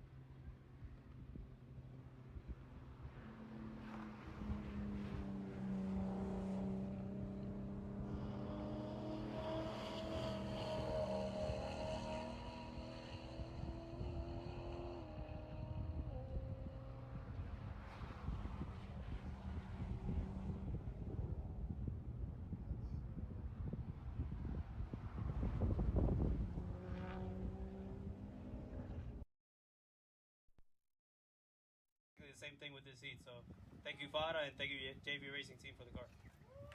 Fantastic, guys. That's what FARA's all about. A bunch of track time. You guys can enter the Spec Miata class, race with the GTs. Formula FARA, Academy, Super Solo. There is absolutely a million ways to get on track with us. So we hope that you tell your friends and family and keep growing. Frankie, what's that? Not much. Was a good race with Todd, Noah, and Marcos. Kind of gave it away in the last corner and a couple laps earlier, but I wish I could do a couple things over again, but you know, it's part of racing, and just take it as they come and go home with a nice big check and yeah, some chips. Thanks to Auto Technic, everybody that works for Auto Technic. Thank you to Jeff for the motor, and thank you to everybody driving. Noah, thank you. You know, again, I wish I could do some things over again, but you know, it happens. Well, the beautiful thing is we still have more races to go. You have about, I don't know, about 3 races per weekend and 4 more weekends. You have 12 more chances to redeem yourself. Don't worry. We're old. My time is running out. Your time is running out. How is it raining with the youngins? Racing with the youngins. Actually, I don't think you guys equal my age. Yeah, so I run without a cool suit in the seat. I got to say thanks to the tire was amazing. And Mission Foods, and you guys want to know, these are our sponsor, one of our sponsors, the suit. Just picked it up, the new FIA suit. They're fantastic, and you get one of these certificates here. The racing was so close. The 4 of us ran all together. Noah was putting on a great show, and Marcos and Frankie and I were door to door, I think the last 5 corners, and he had me by a car and a half going into 17. He got 90 degrees to the track at the apex, and I just floored it. And I said, well, it's either the wall or the checker. I don't care. I'm just flooring it. And inches from the wall on the outside, he gathered it up, and I wasn't sure who won. It was really close. But all you guys coming out to the podium, all the prizes we give, it's a lot of fun. We hope we grow it bigger. So 31 cars is pretty nice. Well, I think I can speak for your crew. They're happy that it was the checker and not the wall. We are going to do one more, one picture, and then we're going to call the highest finishing women. Your top.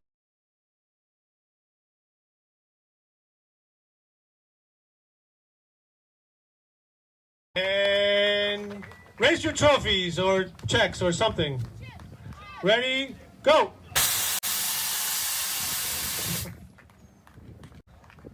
All right, stay right there so we can have a good picture. The highest finishing female. Mia was earlier, but this time.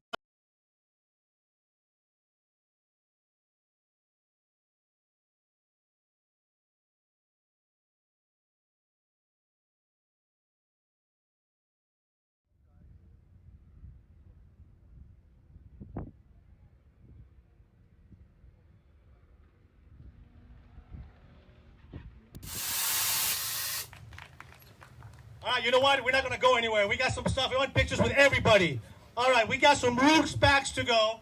If I call your name and you've already won one, sorry, you cannot have another. So I'm going to go down the line. And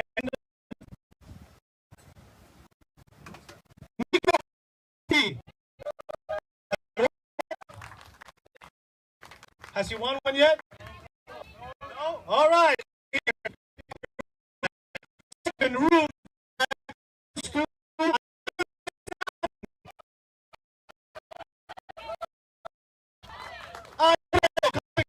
Bag. Everybody chips.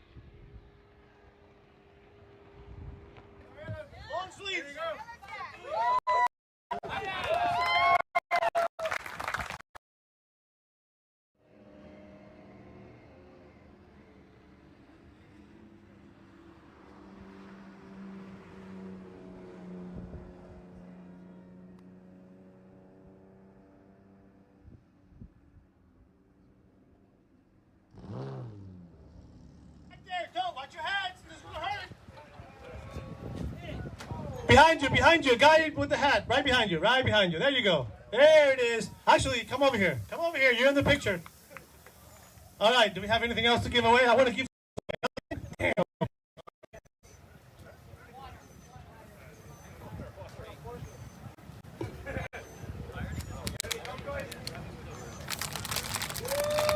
All right, guys, everybody pose for the picture.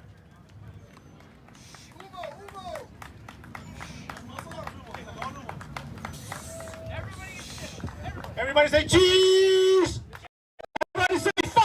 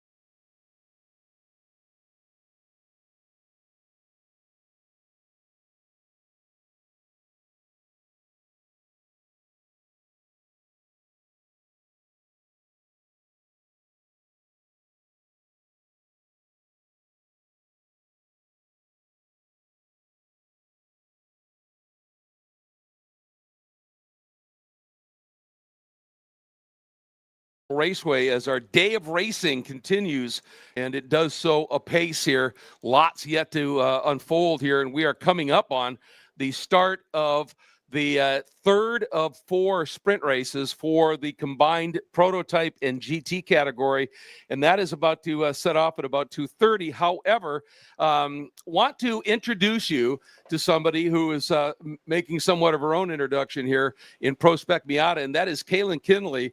And first of all, it's great to have you here. I understand you're 14, Kaylin.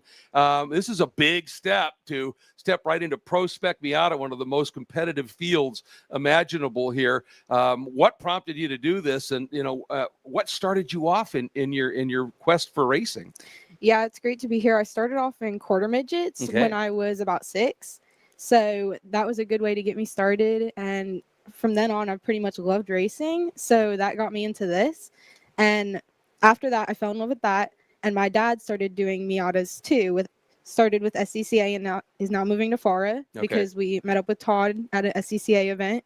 And it's your fault. Yes. He's sitting here. He's sitting here, folks. Yep. And he convinced us to come here, and the atmosphere is like amazing, and we've just loved it. And yeah, it's a big step to jump into, and I'm learning a ton being able to race with all of these great people. So what did you do? I mean, from quarter midgets, did you do anything between that and getting into Spec Miatas? What turned you on to road racing? I did quarter midgets and then practically jumped straight into this. Okay, wow. Because I aged out of quarter midgets, and as soon as I was old enough to start doing this, I did. Okay. I went the road racing route because that's what my dad started. The atmosphere was so much better than other kinds of racing. So we just love the atmosphere and the kinds of people that are doing this. Now, had you run Spec Miatas somewhere else before coming to FARA?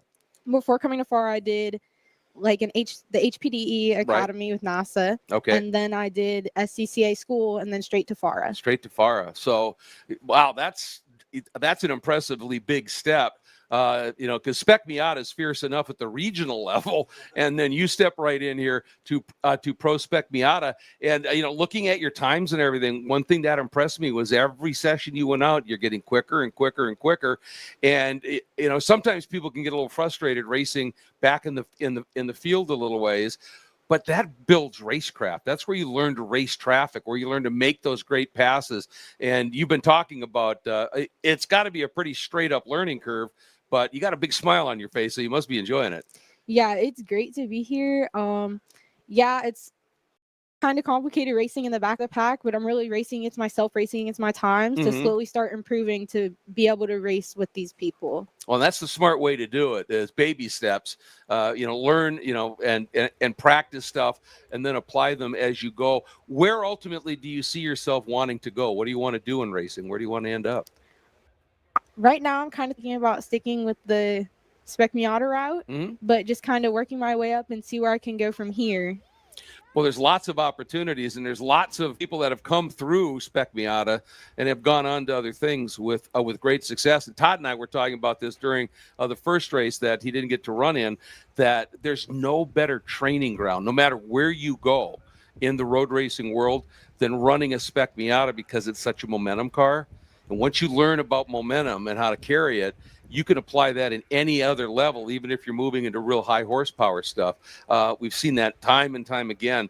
And I think you've picked a really interesting route. I love the fact that instead of doing some regional racing and then maybe some national racing, you've just stepped into the deep end. I'm sure you're drinking from the fire hose, but boy, your learning curve is going to happen pretty quickly here.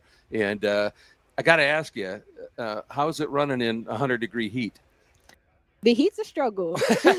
I bet it is. But the cool shirt, it makes it a little bit easier, but still just got to drink plenty of water and just get through the race. Yeah. Well, you kind of got to just almost compartmentalize that kind of stuff, don't you? You just say, all right, for the next 35 minutes, it's nice and cool in here, and I'm just going to drive. You happy with your progress here this weekend and what you've been doing and seeing? Yeah. Throughout the weekend, I've made so much progress. I'm just happy with that.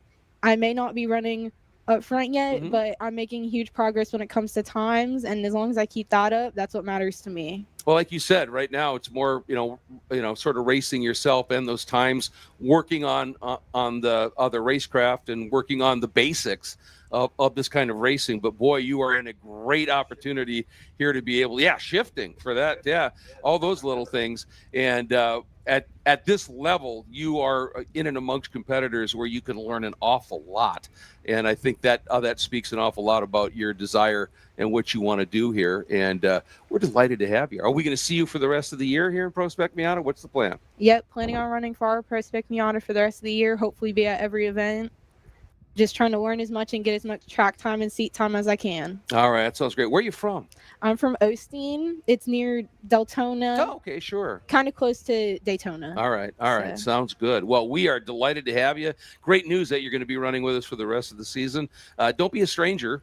Pop up whenever you want to. And if you'd like to stay here as we're getting ready to go with this next sprint race and watch it from in here, you are more than welcome to do that. So thank you. Thank you for having me up here. Oh, it's an absolute pleasure. Got to ask you, so you found a diff. We found a diff at the very last second. The one diff in the paddock was the person not here. It was going home to the person. Oh. They were like, put it in. So I did, and then we got to run. And all the competitors wanted me to start up front, so I was going to start DFL. Sure. Start up front, and what a race. Yeah, man, that was a barn burner. Well, I'm glad you found the diff. Todd Burris able to get out and run, and that's really, really cool. Speaking of running, we've got a great race coming up. It is sprint time for the FARA GT cars and the prototypes, and let's take you through here the starting lineup on this one. Starting, it'll always be the FARA prototypes out first, so that'll be Teddy Alvarado, who won the FP2 category, Dawson Grant in the second spot, and Langdon Morrison, who won the FARA Prototype 3 category, and Mac Lewis, who was on the overall pole for that second race, had a problem during the race and dropped way back. If he's out there, he will be starting up front too. Then it will be David Tuati, who won overall in the GT1A. Michael Manella, who was the GT1B winner in the number 4, will start second in GT. Mark Julian had a great drive in the number 87, up in the second in GT1B. Aiden Ramos in the GT1A Porsche will start. He was second in GT1A. He will start in the 4th spot amongst the GT cars. Then it'll be the 132 of Sophia Baszler, who had a great race, finishing 3rd in GT1B. She had a race-long duel with the 53 Ferrari of Gary Young, who ended up 4th. Sophia in her Porsche. Then Jim Haman won in GT2A. And he was, of course, racing a Cayman Club Sport fielded by TLM. Then Jonathan Salerno and Patricio Frenulik in GT3A had a race-long scrap. It was spectacular, with Salerno able to jump back around Patricio once we got back to the restart after the caution. In GT4A, Peter Beaulieu won it in the number 25. Manny Gomez, who's been so fast in his number 84 BMW M2 CSR for the GT2B category, had a bit of a problem during the race, but hung in there and finished. Finishing second in GT4A was the 88 of Luigi Faro. Then winning in GT4B was the 27 of Silas Passos. Second in GT4B, the 99 of Adam Fetterman. Second in GT2A after that spin, after she was fighting for the lead in the class, was Alini Cipriani. We'll see whether it's her or whether it is... Trying to look here and see who's... well, it's not even showing. Well, it looks like it might be Alini again coming out. And then Fabio Escorpioni. Those two cars, the 60 of Alini Cipriani and the 55 of Escorpioni, are those Ginetta G55s. Really cool cars. Then the number 118 of Marcos Vento and that thundering Mustang from GT1B. The 11 of Isabella Abreu, who finished third in GT4A. Then it should be the 77 of Marco Pisa, who's a runaway point leader in GT3A, but found himself with some problems in that race. And so hopefully they were able to get it fixed and get him ready for sprint number 3. And the way it works on determining season points from each event, in each race, wherever you finish, you're allotted so many points. for the event weekend, right? And then it's tallied, and then you win for the season. So here we go. Oh, a great start by Dawson Grant, who just slipped right through and jumped in front of Teddy Alvarado. See if he's going to be able to hold it here. No, Teddy diving down to the inside. See what happens on the exit of that turn, because when you turn in early like that, it can create problems. But Teddy drove that beautifully and goes right back into the lead. Again, then you've got Landon Morrison, sitting in that third spot in that Naveco NP1 chassis. So that's pretty cool. But let's see what happens now in GT. They are coming out of the last turn. We're green. 30 minutes of racing underway. Aiden Ramos looking to thread the needle, started fourth and was looking to slip between both of those GT1B cars, and he's done it. What a start by Aiden Ramos. He just threaded the needle between those two cars and tucked right in behind David Tuati. And Tuati and Ramos running the same category car. Those are GT1A Porsches. And he got around and split Michael Manella and Mark Julian. That was a brilliant start by Ramos here. And then we've got the car. It looked like he had a little problem at the start here. We're back on board with David Tuati here in that number 68 as he makes his way up here into turn number 7. Got that turn in and at the apex, and then sweeping out and flowing up through the exit of 7, and then heading into those Fangio curves. And the rest of the field coming through. And once again, it looks like it was Jonathan Salerno able to get the jump on Patricio Franulik. He did win, so he had a higher starting spot. And that just puts a lot of pressure, it seems, on Patricio. Once he gets through, looks like he's got a little bit more top end on that car. But clearly Jonathan is defending beautifully and making some very opportunistic moves here.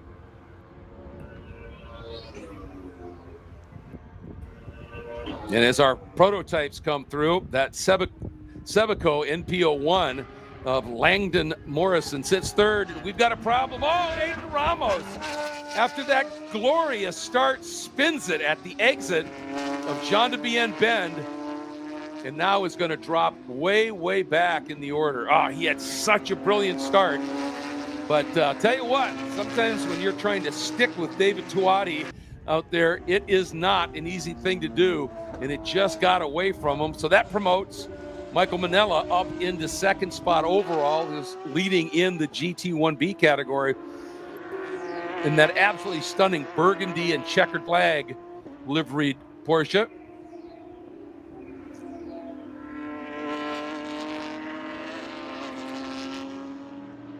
And I think Sophia Baszler able to get back on track, as did Jim Hammond, able to get around Aiden Ramos. Ramos now taking the run at Hammond, heading down into that first turn. He's got through on James Hammond. He has made that pass. Now he's going to set sail and trying to get around Sophia Baszler. Baszler trying to protect a little bit, but Ramos just sort of forcing his way through. Looks like Baszler, that left front splitter may have a little bit of an issue. We'll keep an eye on that. And we'll, of course, keep an eye on that great battle between Jonathan Salerno and Patricio Franulik.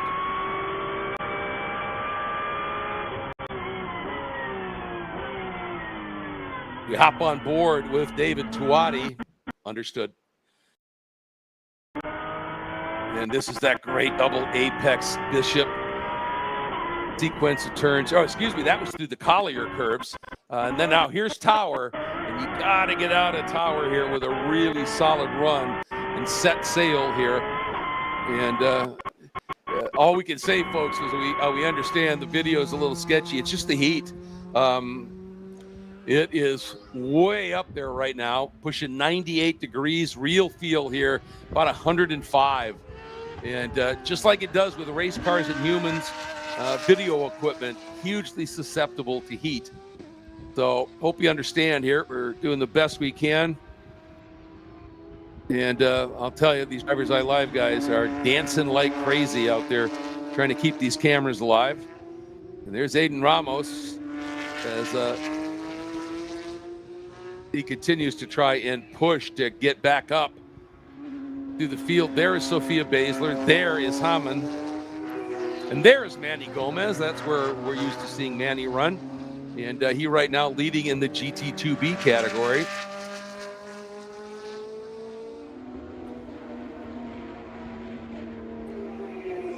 And Basler turning in here. Hamann gives chase. Manny Gomez. Boy, he gets that BMW M2 CSR just flying out there. And then there is Gary Young in that gorgeous Ferrari.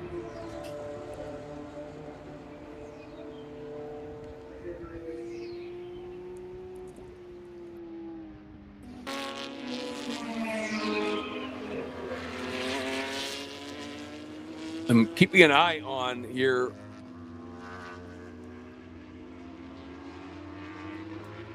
It looks like Cipriani did not start, nor did Marcos Vento. Apparently Marco Pisa could not get the car repaired. Mac Lewis did not start. Isabella Abreu didn't. And in the number 55, Janetta, unless these are just transponder hits, because transponders too struggle a little bit in heat. But it looks like the number 55 that has been run by the Scorpiones, they've got another driver on board there, the Carlos Arruda, but I don't think they are not showing up as setting any times or completing any laps right now.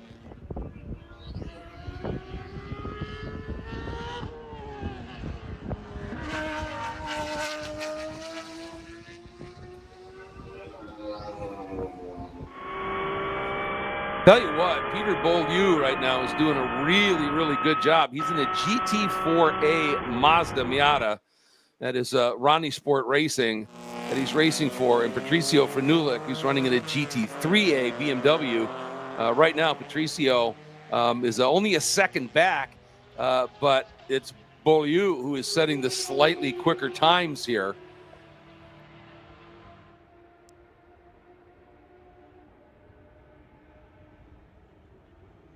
Oh, and look at this. We've got a battle for the GT1B class lead. Michael Manella has Mark Julian, who's sort of the runaway class leader in terms of the points right now. After 2 rounds, 4 races per round, Mark Julian had 7 of 8 of them. He'd won, and it was only Manella who was able to make the pass. And now Adan Ramos is coming up and trying, and he's made the move and got around on Julian. And Manella right now, I'm sure Manella would like to keep Adan behind him just to give him a little buffer to Julian, because Mark Julian was lighting the fuse a little bit in terms of his pace out there. All right, that number 55 of Carlos Arruda is out there, but we're just not getting any timing hits on him right now. That's the G-Tech entry. And again, this could all be, oh, and Adan Ramos trying to go around the outside in the hairpin. And nice job by Michael Manella there to go, yeah, no, not going to let you do that one. And it actually cost Adan a little bit of track space.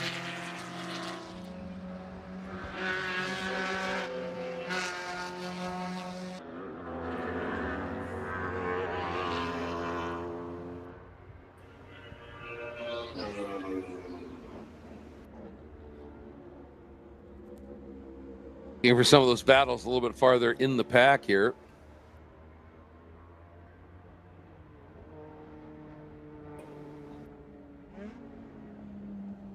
That's a couple of our GT3 or GT4 cars with David Tuati coming up line astern and in a big, big hurry. It was the number 99 of Adam Fetterman. Then the 27 of Silas Pasos. They're only 4 seconds apart here, racing for the lead in GT4B.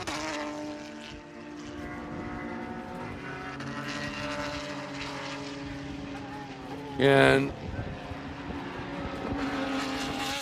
our Sebico, the NPO1 in the hands of Langdon Morrison, has pulled off.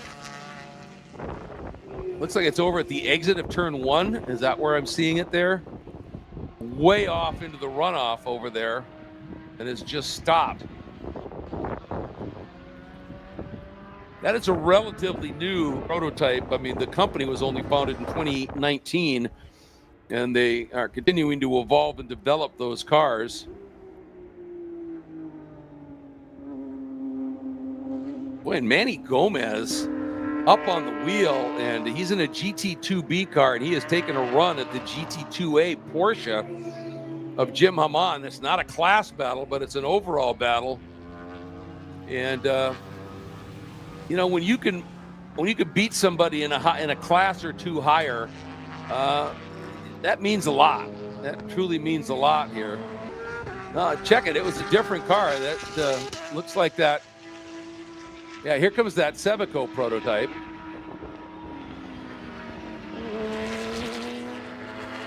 I'm trying to figure out which car that would be then. It looks like it's one of the Wolf Thunders.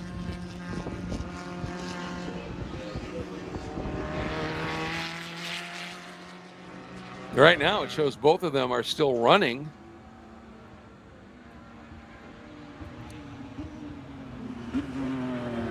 Well, actually, now I see that Dawson Gant may not be putting up any times anymore. So maybe that's who it was, which would be that sort of red and black Wolf Thunder. And Isabella Abreu now is starting to show some times being turned in her 3P Logistics entry.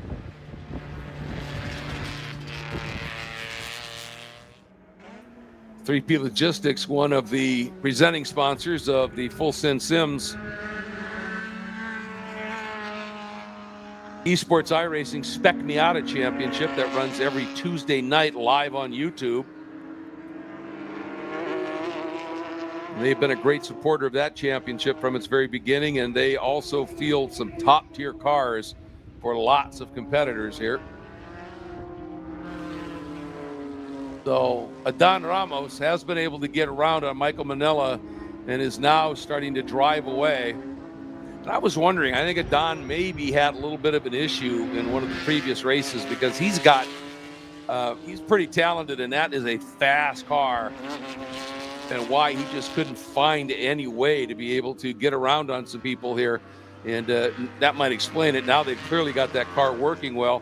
I mean, until he spun trying to stay with him, Adan was kind of staying with David Tuati, and he now is running. There he is, running quite quickly. And I think I see that the safety vehicle has that car of Gant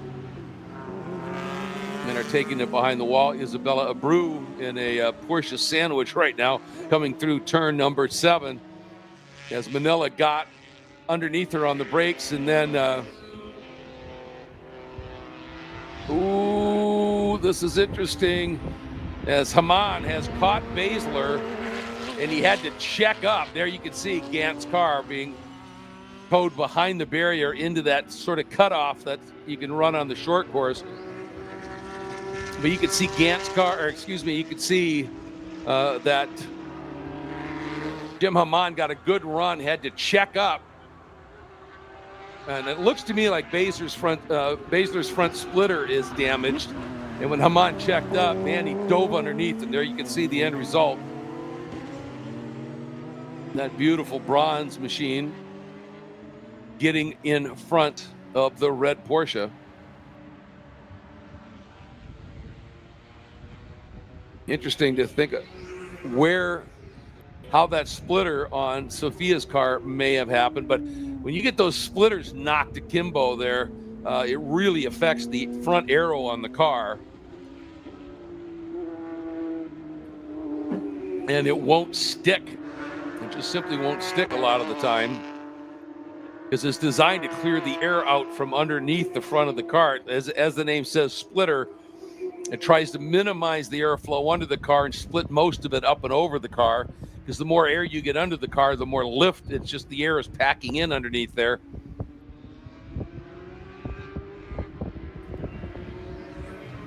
Well, maybe it's not.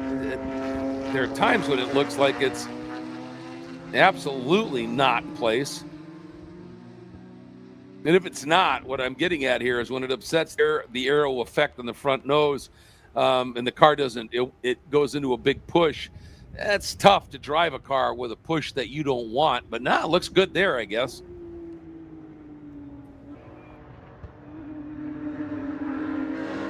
Sophia doing everything she can.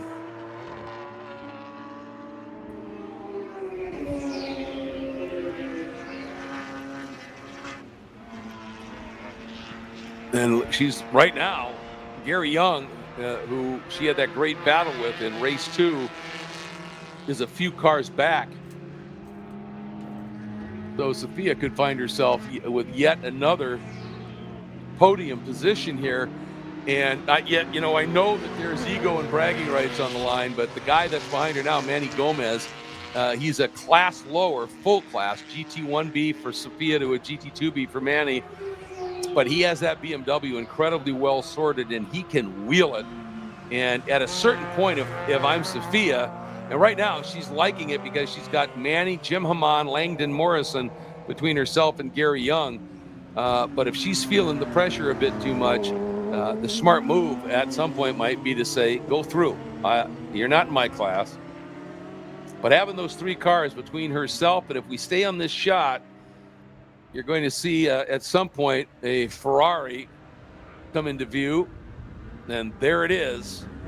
And that's the guy who would be next in class. And then our overall race leader, Teddy Alvarado. And here comes our GT race leader. Ooh, a little wide there for Tuati. He got it slowed down.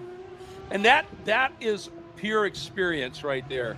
He realized and I think he got that bump, just hit that bump at the wrong time with the wrong brake pressure going into 7. And his experience allowed him at that point to just come off the brake for an instant, get the car settled, go back to the brake, and just straight lined it, got it slowed down, made the turn, never even got to that exit curb. That's just experience. Just, you know, the longer you run, the more mistakes you make. That's just you know, part of it, and it's the mistakes that teach you that are the important ones. And one of my favorite quotes was from no less than multiple world champion Niki Lauda. And Niki Lauda said, if you make a mistake, that's all right, you're human. If you make that same mistake again, you're an idiot. And so, I mean, and Niki certainly held himself to an incredibly high standard, but, you know, you're going to make mistakes, but if you learn from it and never repeat that mistake, then, you know, there's another saying I love. It's called, sometimes you win, sometimes you learn. And that's exactly what we're talking about here. And Gomez diving to the inside again. And I don't think Sophia made that particularly tough on Manny, and just let him have that, knowing that it wasn't a class position battle. And she's still got a number of cars back to this next car coming at us right now. That's Gary Young in that Ferrari F430. Whoop, and he gets in there a little wide. 11 and a half minutes to go in this third sprint.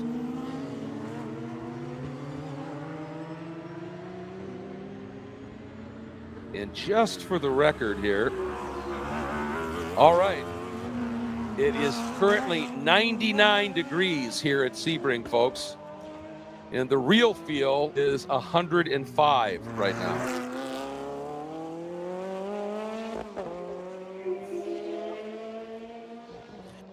Yeah, Jordan just popped up the radar for us just to show us that, except for that one little thing over there, over by West Palm, just north of West Palm Beach, there is nothing on the radar. And we've just got these puffy, light, small clouds and relentless sun. And that is just creating heat. And of course, we're inland, so there's no breeze. And then all of this tarmac around us just radiates heat as well. So basically, we're in an oven, is what we're saying. There is your GT race leader, Tuati. And he's only 3 seconds adrift of Teddy Alvarado. In that last lap, Alvarado went a 2:15 and Tuati went another 2:09. Earlier in this race, Tuati turned a 2:08 second lap. That's just stupid fast. And now he's running high 2:09s in this heat, this late in the race. Pretty incredible. And now Teddy Alvarado responds and sets his best lap of the race. He runs a 2:11.6. Man, he needed that because Tuati had turned at that margin is now at 2.8 seconds. And again, Teddy Alvarado running one of those Wolf Thunder prototypes. Oh, Patricio Frenulik having a little issue there, running wide. And just let everybody go.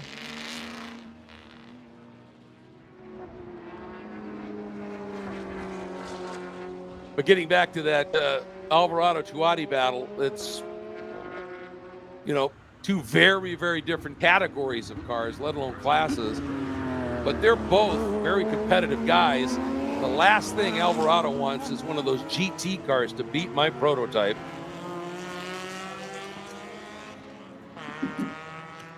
And David, frankly, takes great pleasure in doing just that. So it's a friendly rivalry, that's to be sure, but it is a rivalry.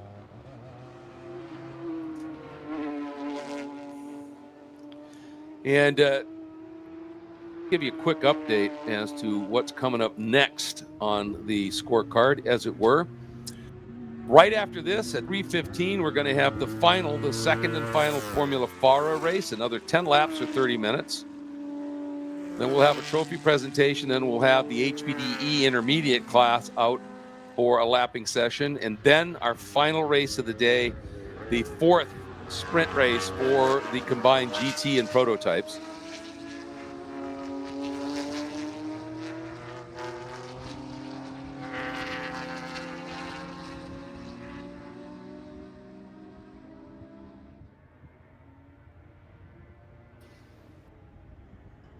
There's Tuati taking the overall lead, but he floated a little wide, it looked like, and Alvarado looked like he was going to knife back down underneath and try and steal that back.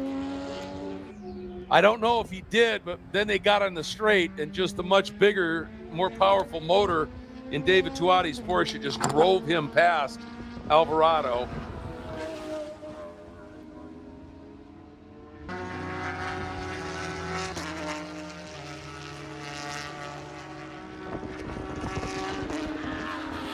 And there they are. Here comes Sophia Basler. They've now lapped Sophia. There's Manny Gomez. There's Haman, who's being hounded now by Langdon Morrison in that really interesting chassis out there. The Sebico, the NPO1. Technically, he's got the NPO1 Evo. It's about 210 horsepower.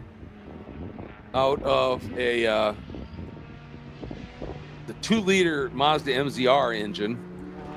And then they've got a car called the Sebico SPX, which is a bigger, I think it's a 2.4 MZR or a 2.6, about 250 horsepower and a little bit snappier. It's much newer, not a lot of them out there yet, but it exists.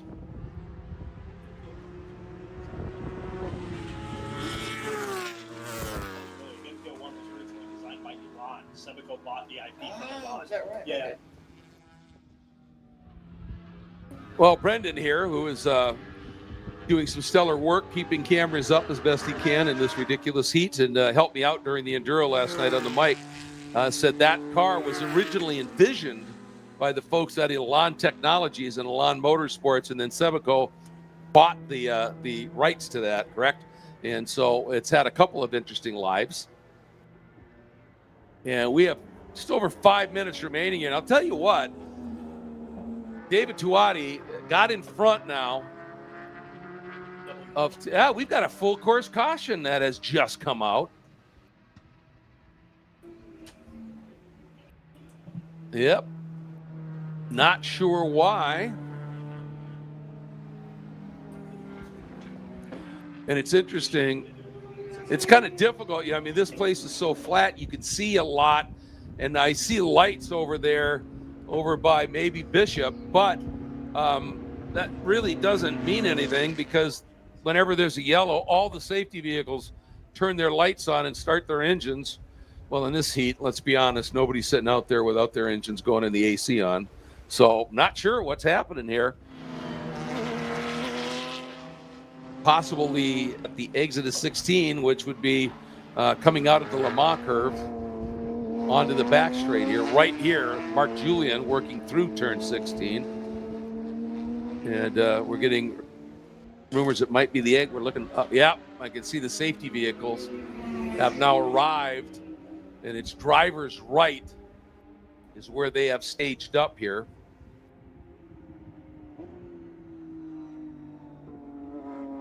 And more often than not, when you see safety vehicles driver's right at that point of the track, means somebody's run wide out of the Le Mans curve, dropped their left side tires, probably just the left rear, and then it just snaps sideways and you go into the inside, into the barriers there. So we'll keep an eye on that. And since we're down to 3 minutes, 3:45 in this, oftentimes if it's going to take longer to clean that up than it will to complete the race in terms of time, they'll just checker it early, which really does the effect of instead of having cars trundling through that area, it could just bring them all in, checker them, they're done, and then the track is nice and clear for any safety vehicles to get out there and do whatever kind of cleanup they may need to do here. But so far, that hasn't happened. And we have 3 minutes to go, just a little over 3 to go. Oh, they got the car. It was Isabella Abreu. And looks like she just came through there, pulled off to the inside, and stopped. And we saw her have a big moment when she seriously overran turn 7. And so she may have had, in this heat, she may have had a braking problem. And around this place, you want good brakes. There's a lot of barriers here and there. So, okay. So as soon as they get her sort of tucked into pit lane or wherever they're going to, or maybe over in the false grid area, we should be able to get back to green. Pace car has picked up David Tuati. And for Sophia Basler, all of that fighting she did to keep Manny Gomez behind her and to keep Jim Hammond behind her and to keep Langdon Morrison behind her just paid off, because if she'd let them all go, she would have Gary Young, who is in her class in that beautiful Ferrari, right on that rear wing and trying to take that final podium spot away. So that's why, even in multi-class racing, even when you think, would it be wise just to let them go, there are times where you just say, no, I'm gonna fight hard here, because it could pay me some dividends here. I'm looking to see. Lights are still on the safety car, so it's too late at this stage normally to say, oh, we're going racing normally. But let's see what happens here, because I don't see the double yellows at the start set. We are back to green. We are back to green. Boy, this is a green-white checker. I mean, it is everything. Last lap right now. Well, we don't have a white out there. I mean, with the lap times they're turning, in theory, I would have expected to see the white in the checker, but we're apparently going to go for 2 laps here.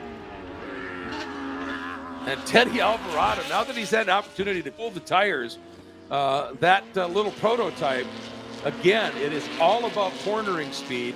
It's got lots of downforce, but it can overheat those tires. They're skinnier tires. And now that he's had a chance to cool them off, I know he'd love to be able to take a run and get back around David Tuati, but that's a big chunk of motor inside that Porsche of David Tuati, so it's not going to be the easiest chore in the world, that's for sure.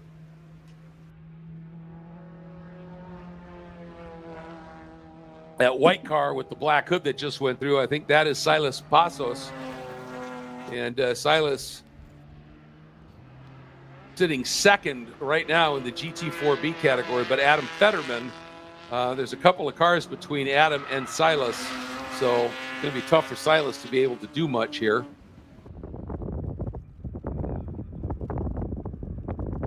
So we keep our eyes peeled for the run through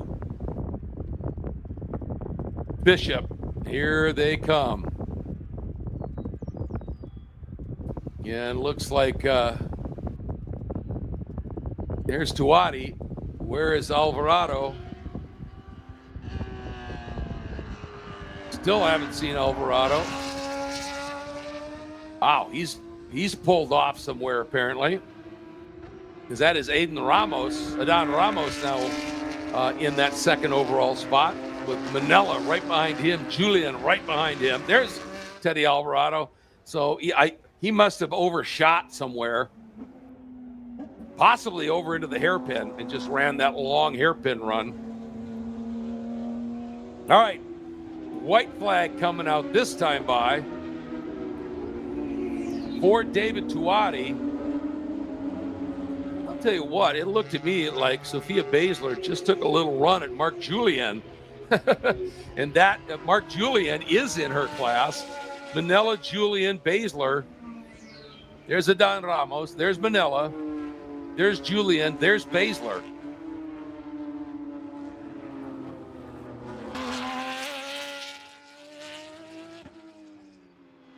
And not sure what's going on with Alvarado.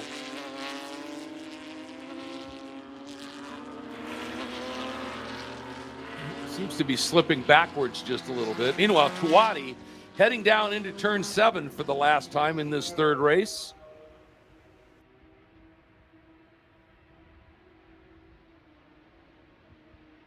Heading out of 7 now, accelerating up through the Fangio curves. The bend to the right, slight bend to the left. Now setting up for Cunningham corner, hard on the brakes. It's about a 110-degree corner.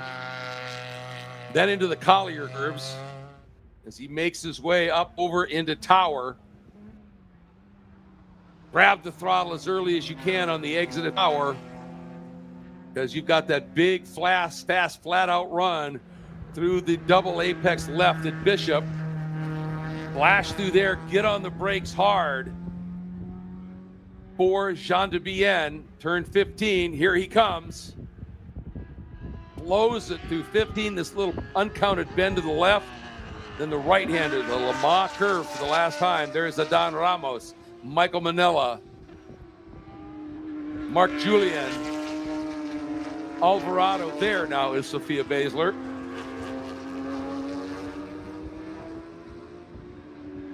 He's keeping Manny Gomez and Jim Haman and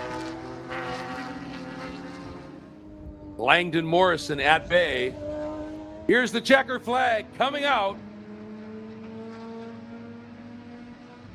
David Tuati taking another win overall. Here comes Adan Ramos. He will be second. Chase to the line. Winning in GT1B is Michael Manella. Winning in FP2 is Teddy Alvarado. Mark Julian will be second in GT1B. Sophia Basler third in GT1B. Manny Gomez wins in GT2B. Jim Haman wins in GT2A. Langdon Morrison wins in FP3. Gary Young fourth in the Ferrari in GT1B. Then it should be Jonathan Salerno, the number 18, winning in GT3A.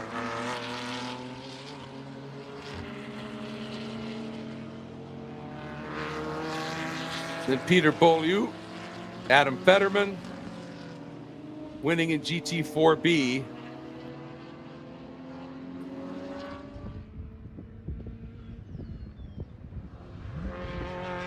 There you see that number 27 of Silas Passos, who will be second in GT4B. Patricio Fernulik will be second in GT3A.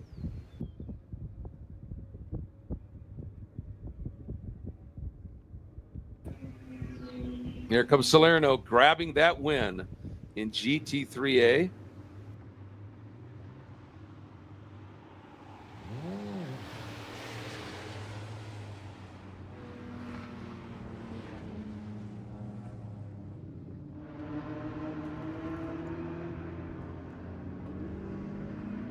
And there came Silas Passos.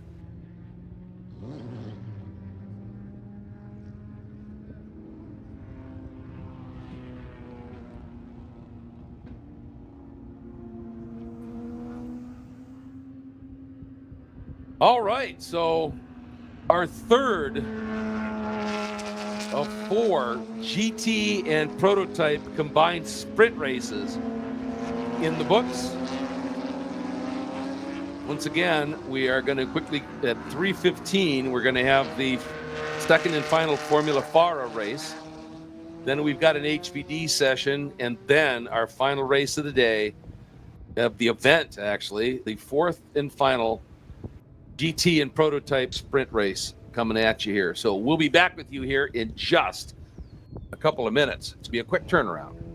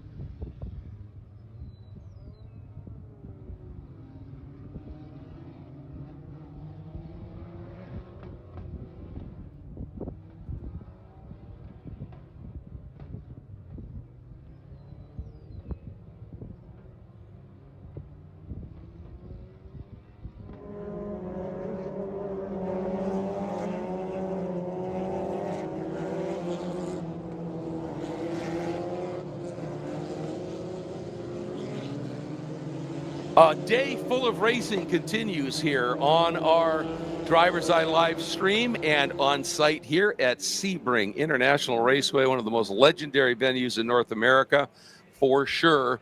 And we have our second and final race for Formula FARA, the young guns coming out of go-karts and getting their first experience driving race cars, and also race cars with a bit of aero at that. And what happens with the second race is they take the starting grid from race one, which is based on their qualifying, and then they invert a chunk of it. Sometimes it's the whole grid. In this case, they've and I don't know. I think it's a random draw, and it's now a top 8 invert. So finishing 8th in that race, the first race, or excuse me, in the qualifying session. Was Roman Felber, and as a result, now he will start on the pole in that number 2 Jensen Motorsports entry. Starting in the second spot will be the number 4 of Justin DeLucia. Starting third will be the 46 of Max Mokaram. Starting in the 4th spot will be the number 6 of Mate Casieres. Starting in the 5th spot will be the number 1 of Cash Felber. Starting in the 6th spot will be the 27 of Gaston Razu. Starting in the 7th spot will be the number 8 of Beckham Yassir. And starting in the 8th spot will be your pole sitter in qualifying, 25, Teddy Musella. Starting in the 9th spot will be the number 14, JT Hoskins. Starting in the 10th spot, the 09 of Alex Bobadilla. Starting in the 11th spot, the number 11 of Nico Dalmonte. And starting in the 12th spot, the number 12 of Roque Mendoza. That is your starting lineup for race 2 for Formula FARA, here on a now officially steaming hot Sunday afternoon and a Memorial Weekend Sunday at that. So if you're near water and you have a pool, an ocean, or a boat, life's good. And the only way you would be inland right now thinking this is great is behind the wheel of a race car at legendary Sebring. And we get to see, again, this is going to be 10 laps or 30 minutes, whichever comes first. In our first race, these young guns, once again, drove an exemplary race. We didn't have any full course cautions of any kind. I'm not even sure we had maybe a temporary waving yellow at a corner very briefly for a quick spin. They have done a great job. And we actually completed the 10 laps before the time limit. We'll see if that's going to be able to play out once again.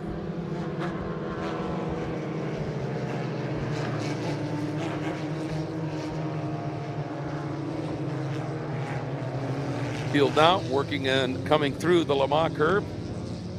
Now it's down this long back straight, the Ullman straight. Again, Alec Ullman was an engineer and an absolute race car and car fanatic. And he saw what was happening in Europe when a lot of the old World War II airfields in Europe were being converted into racetracks, Silverstone being the prime example now, but there were many others. And he said, why can't we do that in the States? Went to the Sebring Airport Authority, and they put together a deal, and Sebring International was born. All right.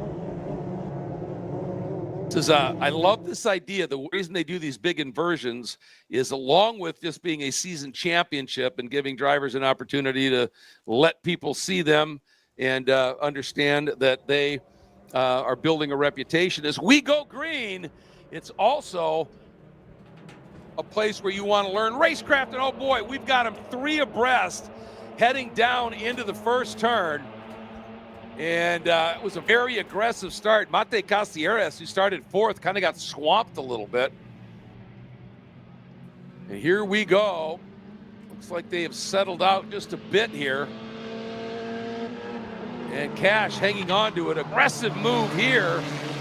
Up, down the inside. Big bit of lock up there. That, I think, may have been Beckham Yassir. And we have a full course caution. And I wonder, the car I didn't see come, well, I'm not going to speculate. I don't want to speculate, but there is a car down in the turn 1 part of the track, I believe.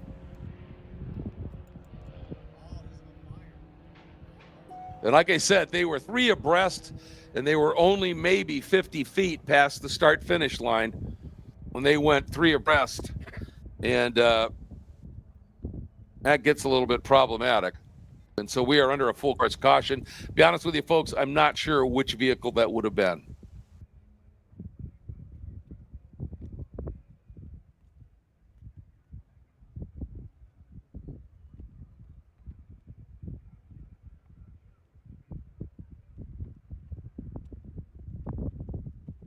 So we wait for the field. I could see one of the safety vehicles hustling over toward the turn 1 area, the EVs, the wreckers, and the like. So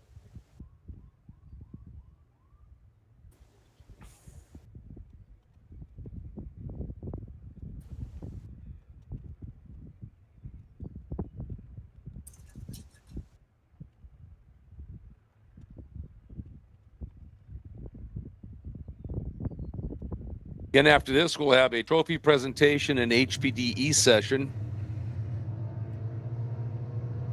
And then our final race of the weekend here.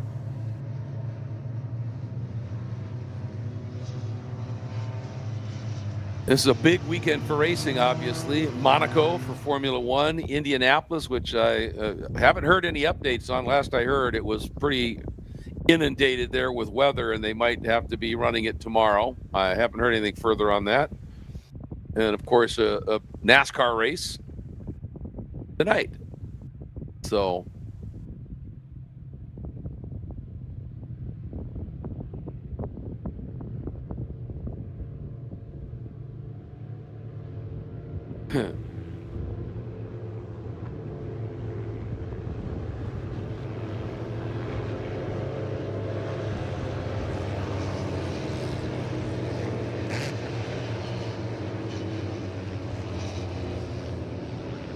So we're going to have to wait for this field to sort of cycle around to, okay. This is interesting. And again, if there's any kind of contact with the barrier, even a brush, they always will release an ambulance on site here to get to, just in case. Oh, this is interesting. We just had the pace car come opposite race direction down the front straight and staging at the start-finish line to pick the field up. You don't see that every day. So, well, that's a great point. My producer Jordan just said maybe the incident blocked pit out down there where the pace car would normally release from. So, and now they've let that ambulance go by. And now the pace car picks up the field and will start moving.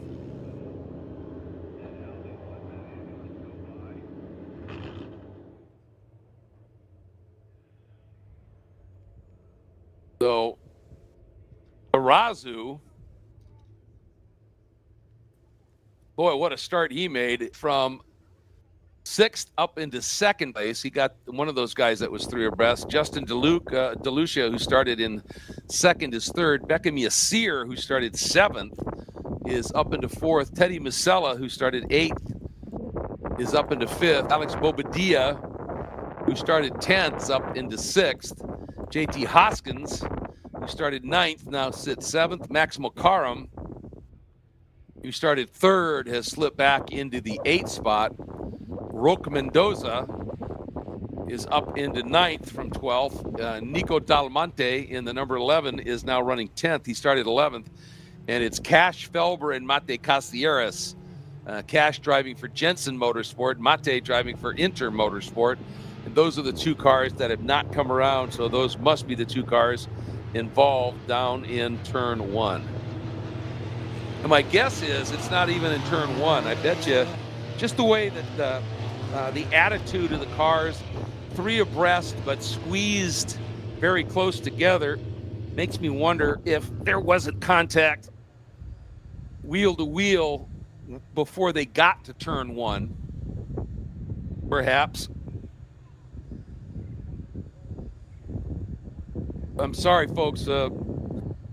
Again, the DriversEye Live crew is doing absolutely yeoman work here, but these cameras, like humans and cars, as I've said, the heat is just tearing them apart right now, and we don't have a camera that we can look at for that incident.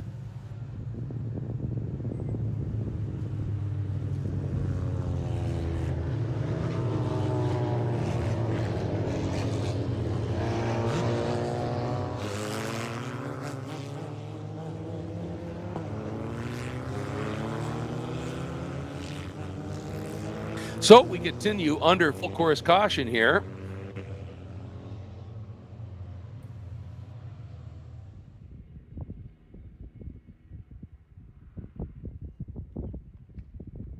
And while we do that, one thing I wanted to point out to everybody, and let me that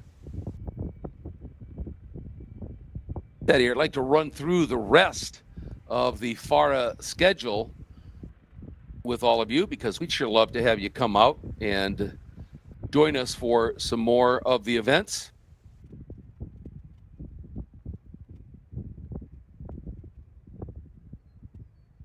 After this, the next race will be right back here at Sebring, July 26th through the 28th. And that will be round 4. It's called the Sunset 500. Then we will be back here once again, September 20th through the 22nd for the Hankook 300. Hankook, the official tire of the FARA series. And then we will wrap the season up back at Homestead, Miami Speedway, November 22nd, 23rd, and 24th for the Race of Champions, as they call it. So make notes on those dates. We'd love to see you. And if you just can't make it to the track, they will all be streamed.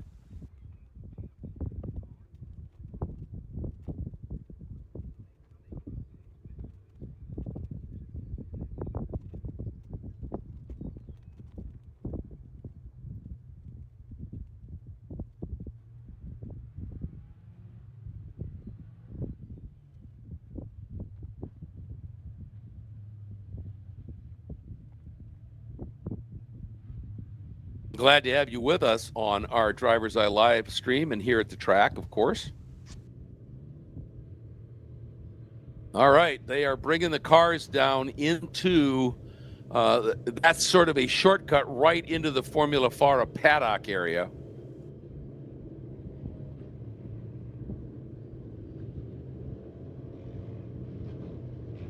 And usually what that means is, you know, if there's barrier damage, anything like that, that's going to take longer than the race duration remaining, and that's a good 20 minutes. They will just bring them in and park them and call it. And they also, we still have a double yellow flying, so it is not yet a red flag. And the difference is a double yellow just means the full course is yellow. You can't pass, you have to follow the safety vehicle, etc. But the clock continues to count. If it is a red flag, then the clock can be stopped. But as long as that yellow's flags are out, the clock will tick away here, and we're waiting to hear any updates at this stage.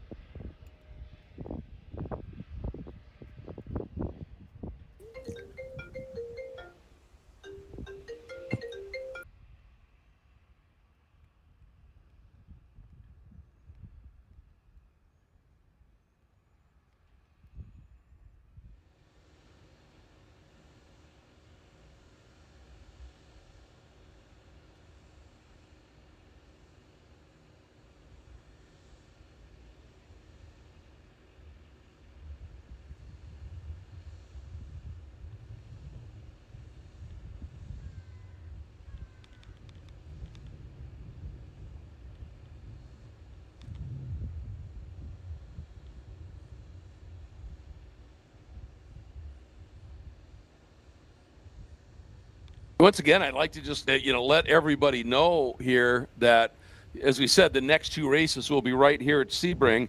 And if you're in the area and you would like to bring your car out and run it around this track, that's what the HPDE, the High Performance Driver Education System, is. You bring your car out. It's a very basic safety check. And you can then go out. They have instructors that will help you figure it out if you've never driven at any kind of speed, but it's something you'd like to try. They have instructors that'll help you out. And if you've got a little bit of experience and your car is deemed safe enough, you might even go right into the intermediate category. But it's an opportunity to get out on track and just get a feel for what these drivers are dealing with and the speeds and the like. And on a legendary venue like Sebring, that's not something a lot of people have done. And you've got an opportunity to do it. So come on out for those 2 weekends we were talking about. You see it on the screen here, the Sunset 500, July 26th, 27th, 28th. The HPDE will be the 27th and the 28th. And all you have to do is go to the FARA website, which is FARA USA, FARAUSA.com. And there's information there. It'll give you an idea how you sign up for it and what the plan is. And then you just come to the track here and get yourself in a position to have some a magical experience of sorts out on the track. So I think you might want to consider that here, certainly. And it seems like a good time to remind everybody, if you're just joining us, it's a brand new development here. It's called the Sebring Motor Garages and Townhomes. And they are located here on 98, Highway 98. It's only 3 minutes to the track. And what it is, it's basically a motorsports-centric community that is being built up where people can come and either just have a garage. You can, buy a garage that's really close to the track and have that opportunity to store your car, that you can stay overnight. Or if you want something a little bit more grandiose, they have these beautiful 3-story townhomes that you can purchase as well with big garages. And so you can enjoy that too.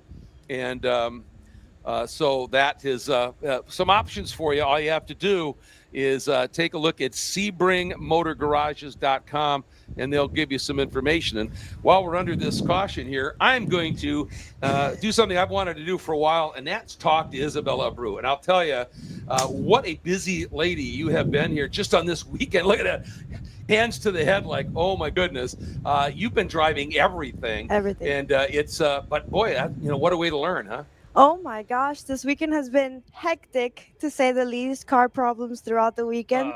But you learn somehow. And I learned a lot this weekend. Let me tell you. Well, and that's part of it. And obviously you come out in this kind of heat and, you're going to find the weak links. This track finds the weak links in a car in a hurry. But it can really help tune the driver too. Oh my gosh, yeah. I do agree with that. But at the same time, it does cost your car a lot. I mean, the hand cooks are good, very, very good. But with this heat, if you're not running brand new hand cooks, you're gone. That happened to me yesterday in the Endurance. I popped a tire in the Endurance. It wasn't even that hot. And today, shut off my car with heat. And it was, oh my gosh, this time of year. Next time, let's run Alaska. There you go. Well, I saw you in the hairpin in one of the races where you just ran really wide in there. Was that when the car shut off? Yes. Yeah. Yep. Okay. Spooky place for that to happen. Oh my gosh. But you know what they say. Sometimes you win, sometimes you learn. And that's one of my favorite sayings. And, this has been a pretty good learning curve for you just in general, obviously. But when you decided to do this, you just decided to step in both feet and just race constantly. And that helps that learning curve flatten out a little bit because, you're just taking in so much information. Right. I did do Spec Miata and the GT, and I was running from one car to the other, dealing with 2 different cars, because they are different. And I think this weekend made me, I guess, a little bit better driver because of how much I was under. Sure. The pressure and you know, the track is difficult. Sebring, oh my gosh, brutal, isn't it? Right, Yep. the pavement changes and all that. And you've got other things that you're going with. Obviously, you're doing this, and I love the fact you're running both of these series. And I want to, hear about what the differences in the cars are, because I think that'd be interesting. But you're also exploring some open wheel stuff, I hear. I mean, I would love. I did a test day in Formula 4, and that also taught me how different of a driving techniques you have to have for GT or for Spec Miata or for open wheel. It's very, very different, very, very difficult, and you learn from all of those little, things and opportunities. Yeah, absolutely. And what I've always liked is you hear these people say, well, a car is a car. It's got four wheels. Nope. That's not the case. Not at Every all. car has its own little idiosyncrasies, doesn't it? Every single car, even if it's the same car, you will always have different things, different everything. I mean, the ITS, which is the GT4A that I'm running, is way different than my Spec Miata. Even the speed difference, the handling is different, and then the open wheel is just so much fun. It's well, everything happens so fast in those cars, doesn't it? Yep, I mean, when you turn, they turn. They turn. Yeah, you are the car. Yeah, exactly. You're just sort of wearing it, Right, in a sense. But the one thing when you're going from car to car here, and then you go and you do an open wheel and all of that, what you're learning there is adaptability. Adaptability, yeah. And that then just pays huge dividends, because if you're used to being adaptable going from car to car to car, then even if something changes on the track or in your car, you can make that adjustment as well a little bit quicker with a little bit more confidence. Right. And the line is different, which I also can adapt to. And I had some karting background, which helps me with the open wheel. And then GT and all of that. Everything has been pretty amazing. It's awesome. Yeah, I can. I've just the grin on your face. Every time I see you, you've got this huge smile. So I know you're loving every minute of it here. Where do you want to go with this? I mean, I've always said, if it has four wheels, I'm getting in it, and I will be happy as a pig in a blanket. I always say that. And I will be happy regardless, even if it has four wheels. Even if it's a Formula GT, even if I'm running dirt track, I'll be happy. You go out and just have fun. Yep. And it's always fun. Yeah, well, it's smiles for miles, right? The more you get out there and run, it's so great having you in the series. You're such a fast smile, a quick laugh, and that just adds to it a lot. And you're gaining huge amounts of experience. And I love watching you race, and I love calling your races. So thank you for popping up here. Thank you so much, Greg. It. Don't be a stranger. I won't. Come on up. All right. All right. Thank you. We got this race is now about to restart, and still got 10 minutes. So there's a bit of racing that can happen here.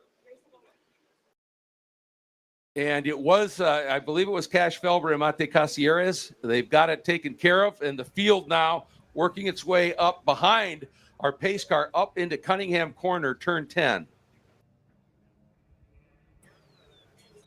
And folks, keep an eye on Isabella Brew. She runs at number 100, the black and purple machine out there, and she is all in, and you got to love that. And not just in the fact that she'll commit and go driving and everything, but she is seriously into it, and I just love that, and I can't wait to see where this fascinating and fast journey takes her. And we're going to find out where this fast and fascinating Formula FARA journey takes us. By the time they come around, it'll probably be 8.5, maybe 8 minutes of racing here. Lap times when they've been running them here. No, we never even got actually a completed lap. But if you look at the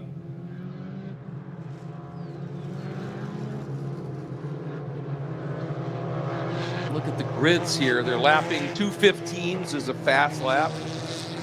So 4:30, that'd be 6:45. So maybe 4 laps to go by the time they get around. 3 or 4 laps yet to go here. And this is a 3.7 mile track. So that's still a lot of racing. Field letting that pace car get away. as they are supposed to do, to give that car room to clear and get into the pit lane. And it should be Roman Felber in the number 2 who will be bringing the field up, but he's got Gaston Arazu, the points leader, one of the fastest guys on the planet, right behind him. Then it's Justin DeLucia and his teammate, number 8, Beckham Yassir, who put on a stellar drive in the first race here. So we're green. We are back at it at 8.5 minutes to go. And let's see what happens here. Right now, Roman Felber, I would think, is under a huge amount of pressure, knowing it's Gaston Arazu right behind him. And does Gaston try something dramatic here into this first turn? He does not. He does not. He just tracks Roman Felber through that corner. And now, there you see the pop. I think that's what he wanted to do, was just get the run down here into turn 3. He does. Looks like Yassir Beckham going underneath his teammate, Justin DeLucia, and moves into that 3rd spot. And I think Teddy Masella got around on DeLucia as well as they head down into turn number 7.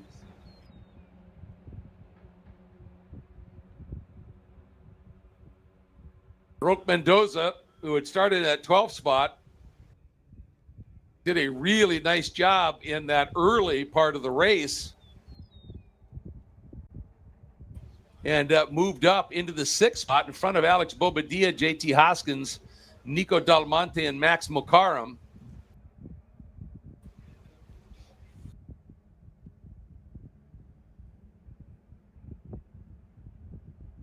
And we'll see whether he's going to be able to stay there. He was a little bit off the pace. I think this is his first weekend in this kind of car, first weekend at this track, and you've never been in anything quite this quick. And in general, and then you make your debut here at Sebring, which is a daunting place. You heard Isabella talk about how it is brutally rough. It is hard on you, hard on the car, and the car is just bouncing, and it's tough to get your confidence in a car when it's moving like that underneath you sometimes. And we'll see just how everybody reacts here. Here we go. Heading into Sunset Bend, turn 17, Arazu. And I think that is now Beckham Yassir, Teddy Masella, then Roman Felber, and then Justin DeLucia. That should be your top 5 as they come out. And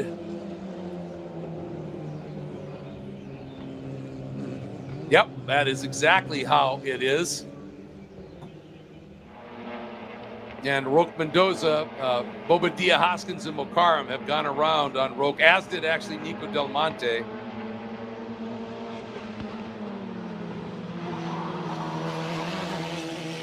Here we go up into turn 3.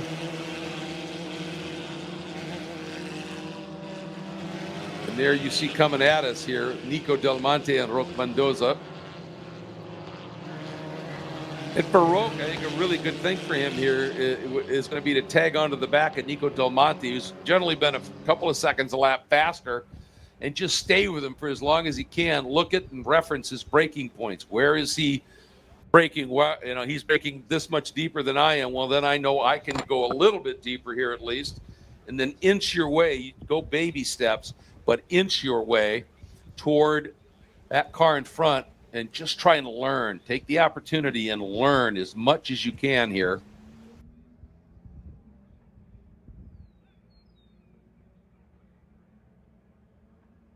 All right, up over into Tower Turn. It looks like Beckham Yassir is closed up on Gaston Arazu.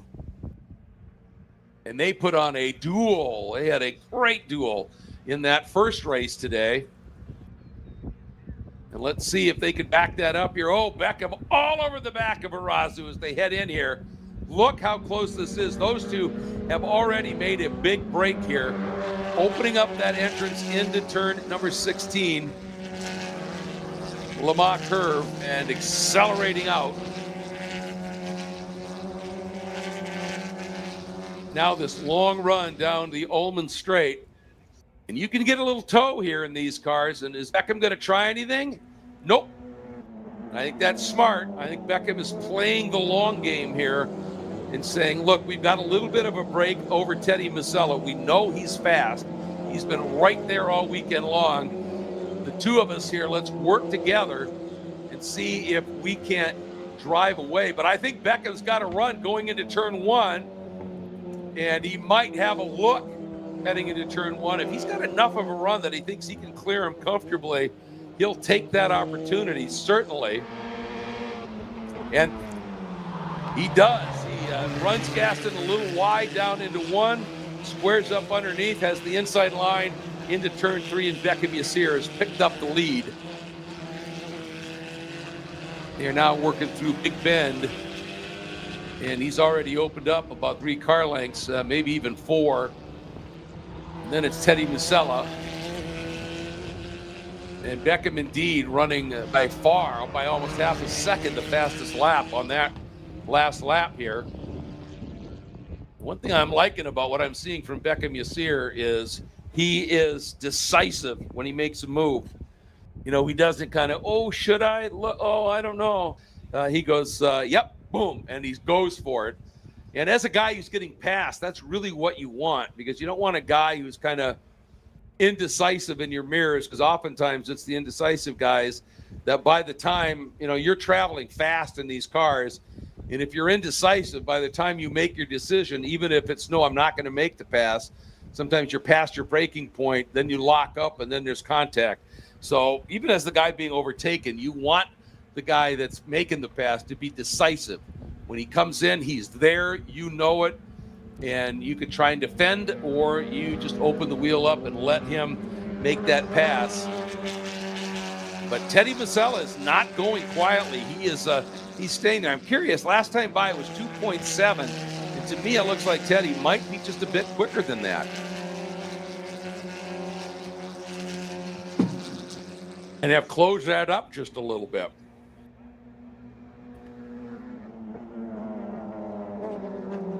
Well, we're going to find out. They're into Sunset Bend.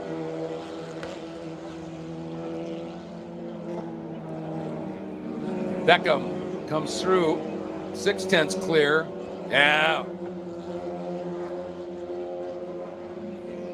And Teddy, yep, he turned a lap that was almost a second quicker than Gaston Arazu.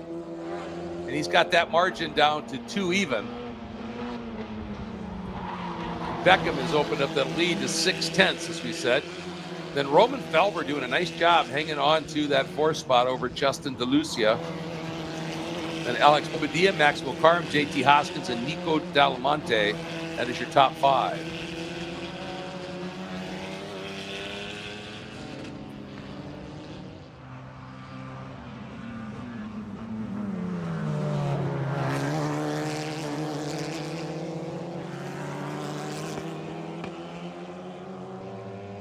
Beckham doing a really nice job through turn 7.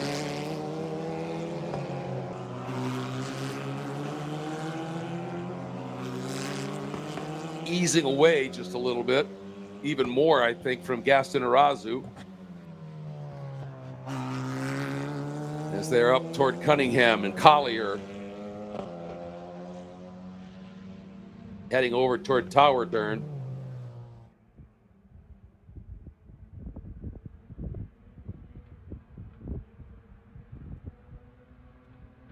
All right, here we go.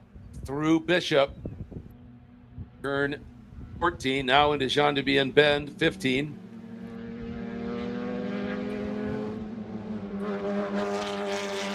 And there's Teddy. He's just sticking right there.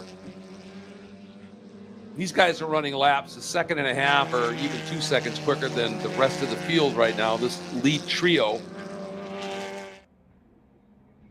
Here comes DeLucia, then Alex Bobadilla, then Mac Mokaram. And it's 10 laps or 30 minutes here. The time has expired, but I think the race director has the option to override. And I think because of that stoppage, when they went into the paddock, they kept the full course caution out, but I think they're treating it kind of like a red flag. And so they opted to give them a few more laps.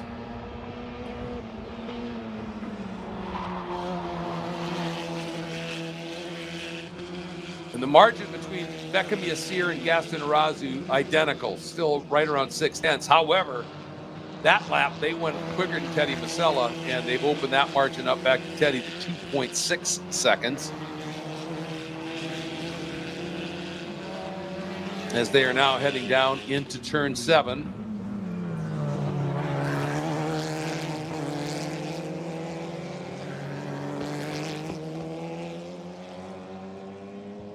Well, I'll tell you, this time it looked like Beckham got a much better run through 7. And that's kind of normal. I mean, you'll have scenarios where a driver and the way the car is working will be quicker in a certain sector of the track. Maybe it's much better or a bit better in the swoopy, fast stuff, but you get into the slower stuff or into the top speed runs, and the other car is running a little less wing, doesn't have as much drag. It could claw some of that back again.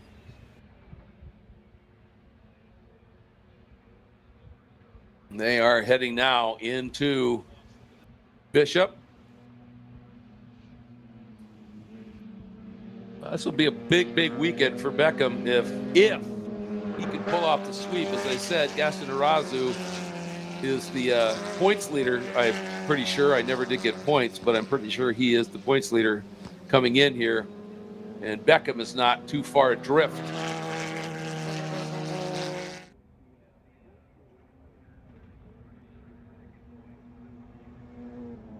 Oh, Beckham is definitely stretching that margin out a little bit here. And I'm not sure. The gap between Beckham and Masella was 3.3. And let's see what it is this time. There goes Beckham. It's 1.8 now to Arazu and 3.9. So the gap from Yassir to Masella did not change that much, just a few tenths. But a big change. Arazu moving much closer to Teddy Musella and that's borne out by the lap times. Beckham running a 2:16.0, Teddy a 2:16.5, but Arazu a 2:17.3. And some of that could potentially be, if you get too close to a car and you get a little bit of that aero wash, the dirty air that comes off of it, maybe once in a while you can end up, it can hurt your front tires because you don't get the stick you want off of your wings. And so the tire scrub or the car pushes, doesn't want to turn.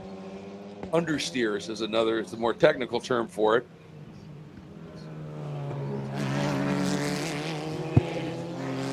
And so Gaston may have had to back off a little bit.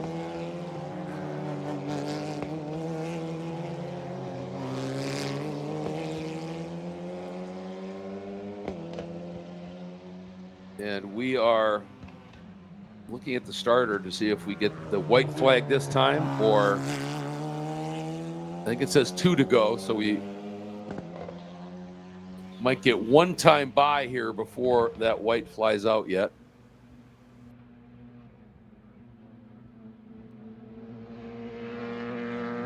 Boy, Beckham is just checking out. Teddy Masella is definitely closing on Gaston Arazu. And I believe both of them are running for Scuderia Buell.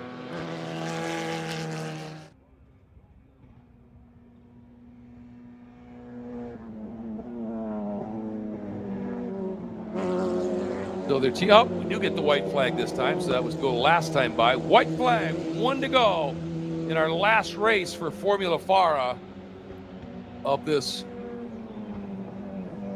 Memorial 300 weekend.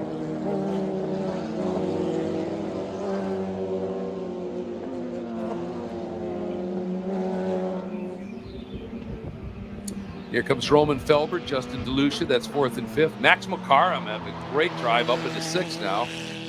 Then Alex Bobadilla, JT Hoskins.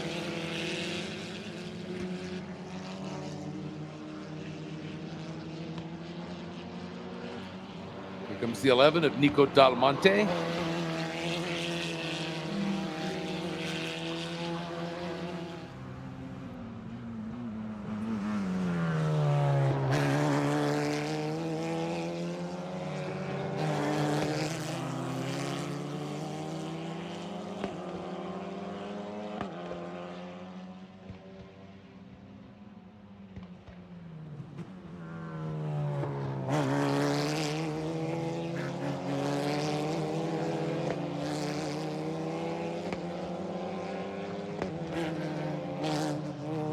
And Beckham Yassir into the tower turn, and now accelerating down toward turn 14 in Bishop Bend.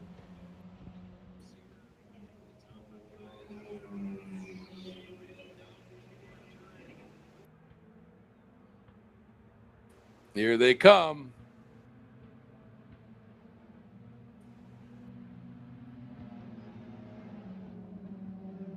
Oh, where did Beckham go? He's got problems. He has dropped back. Not sure what happened. Huge development in the last lap here. I assume that's going to be Gaston Arazu, who has gone through, and Teddy Masella is all over him right now. Look at this battle. I think that's Gaston that's up clear by himself. And then Beckham trying to salvage a second place and try and push Teddy Masala back to the outside and keep him at bay in third. Onto the front straight. It is Gaston Arazu over Beckham Yassir and Teddy Masala. And what happened to Beckham? That is going to be the question here of the day. A 2-second lead starting the last lap. As I was watching, and I didn't see that flashy yellow first. I saw a darker flash.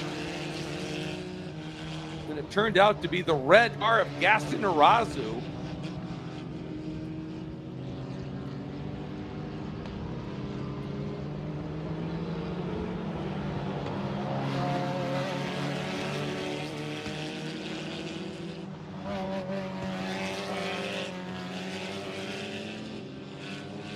Woo! That was looked like Beckham had that one completely under control, and that just shows you folks why you never give up. And Teddy was this close to being able to sneak through as well and pick up a second place. So you never, ever quit.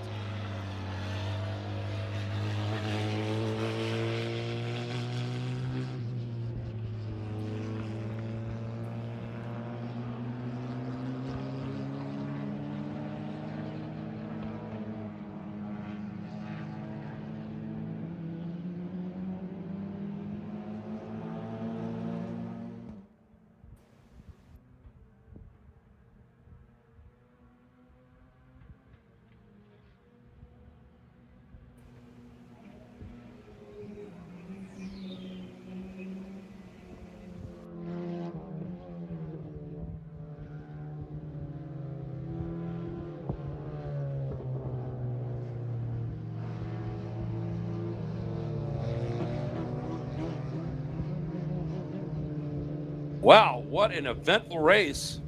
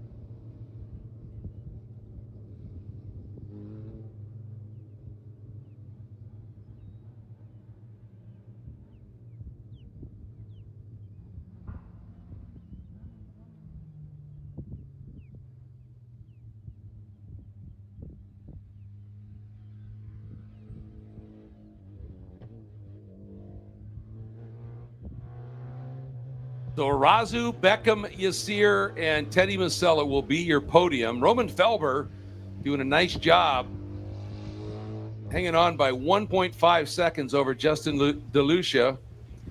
Maximo Carm had closed to only 7 or 3/4 of a second, 0.75 off of Justin DeLucia. Then Bobadilla Hoskins, Nico Del Monte, and Roque Mendoza. So there will be a podium coming up for our Formula FARA. And then we'll have at 3:50, well, we're already past that. So there was an HPD intermediate session. And I would suspect they'll still be coming out. But I don't know for sure. We're running quite late at this stage. And we still have our fourth and final sprint for the FARA GT and prototype machines. So we will be back with you as soon as we get that sussed out.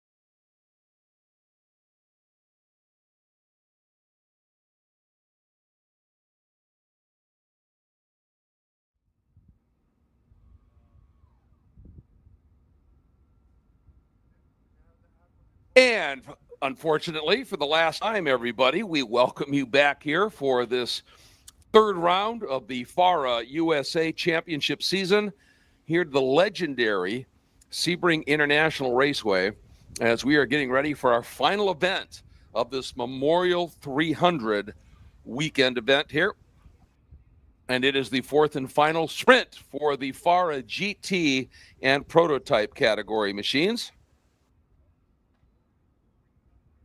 Before we set sail on that, do want to say a huge thank you to the great partners that helped make this FARA 2024 season possible.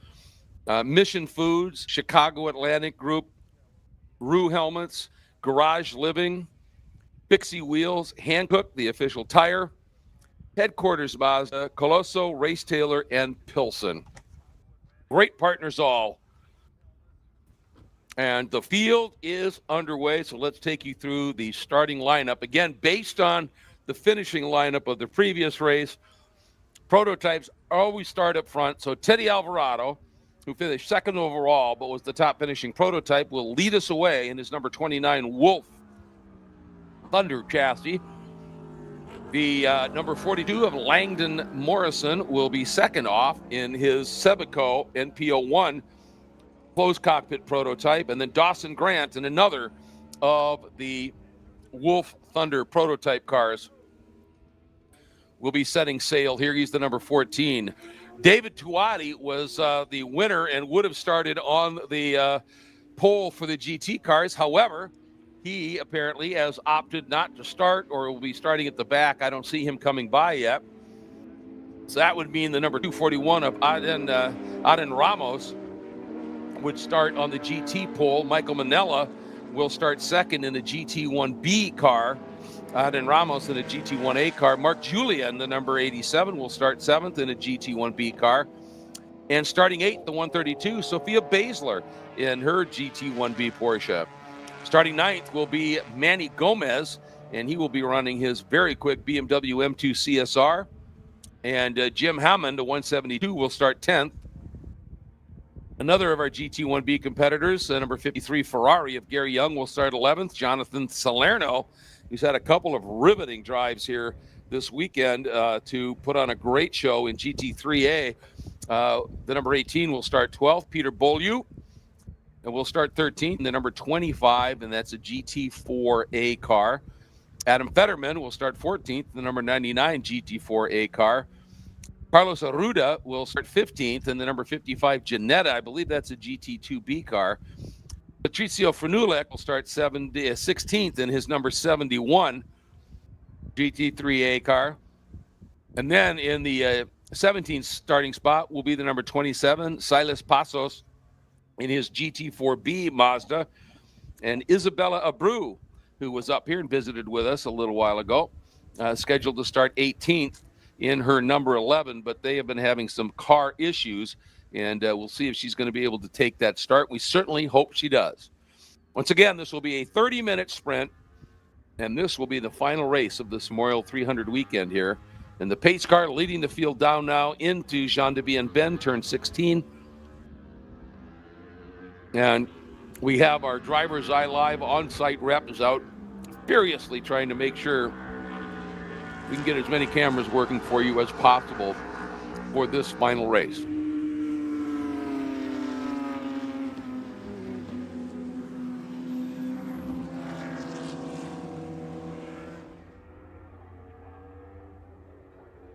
Oh, looks like they may have gotten Isabella out there. That is fantastic.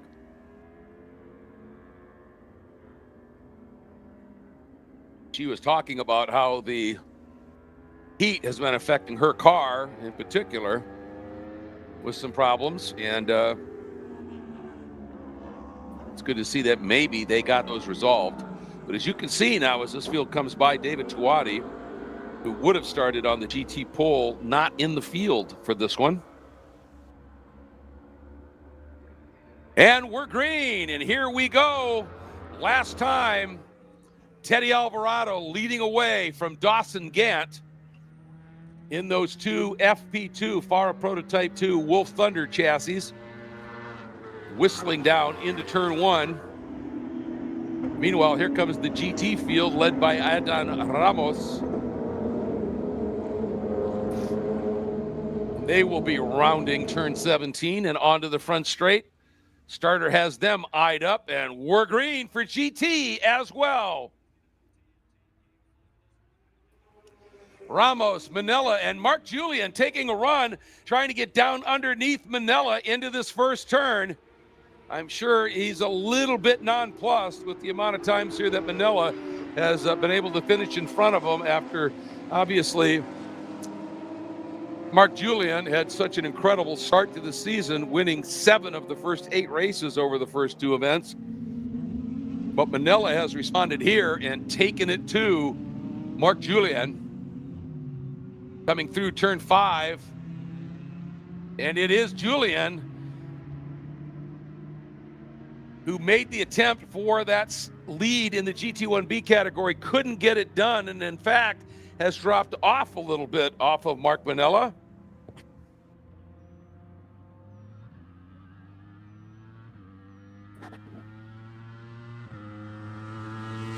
There's Teddy Alvarado coming out of the tower turn and starting that run.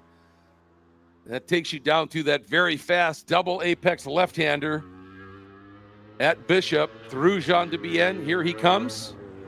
Boy, he has already opened up a sizable margin over Dawson Gray. Oh, Dawson is pulling off. He has pulled off. Something has gone awry with Dawson Gantz. Here comes the Don Ramos out of the tower turn, chased by Michael Manella. Then a little bit back there is Julien. Then there is Sophia Basler, Manny Gomez. There's Gary Young's Ferrari, then the Sabeco car. There is Jonathan Salerno's car. No, and it doesn't look like Patricio Franulik was able to start the race either. I don't see Carlos Arruda out there. I think they had a problem earlier that may have stopped them from taking part.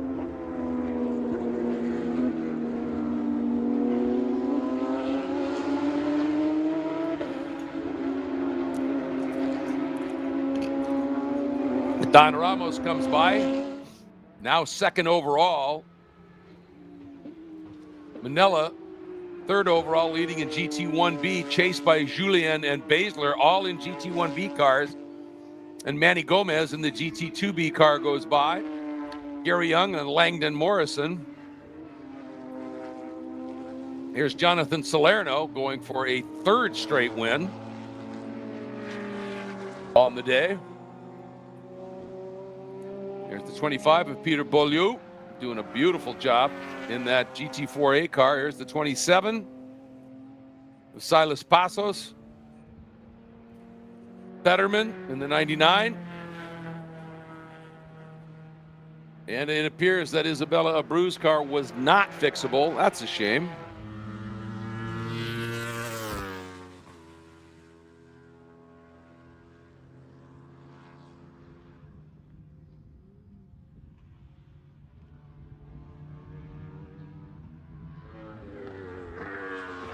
Here is Alvarado, who right now is up by 30 seconds over Don Ramos. But Ramos running laps 3 seconds a lap quicker than Teddy right now. A lot of that lead, of course, just the big lead that give those Formula cars at the start of the race. And they're not trying to give them any unfair advantage. It's just that Formula cars and GT cars, they like to get the field spread out a little bit before they get the big GT cars mixing it up with the smaller Formula cars, prototypes. And here's Gary Young in that Ferrari F430 being hounded right now by Langdon Morrison. Morrison, the lone FP3 car, FARA Prototype 3 car out there. And having a good scrap with Gary Young in that Ferrari. There's Mandy Gomez, and here these two are. Not for class position, mind you, but the overall, that's always something you think about a little bit.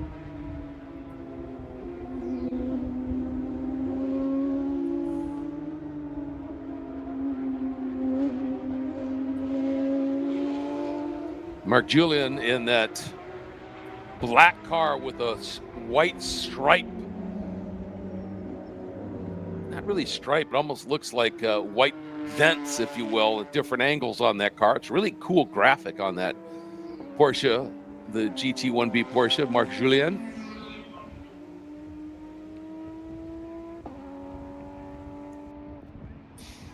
Here's this little overall battle, closest one on the track right now.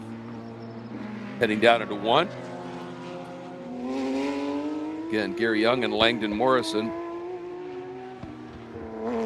Manny Gomez really gets up in the wheel in that BMW of his. Gets it around this track in a big hurry. It's impressive, that's for sure. There's Sophia Basler. She is going for yet another podium in the GT1B category.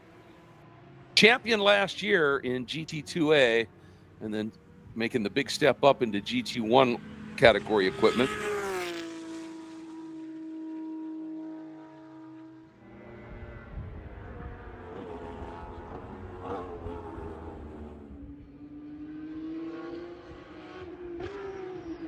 Adán Ramos out by himself right now, driving away from Michael Manella, who in turn has a pretty healthy margin over Julien right now. Here's Teddy Alvarado putting another lap in the books.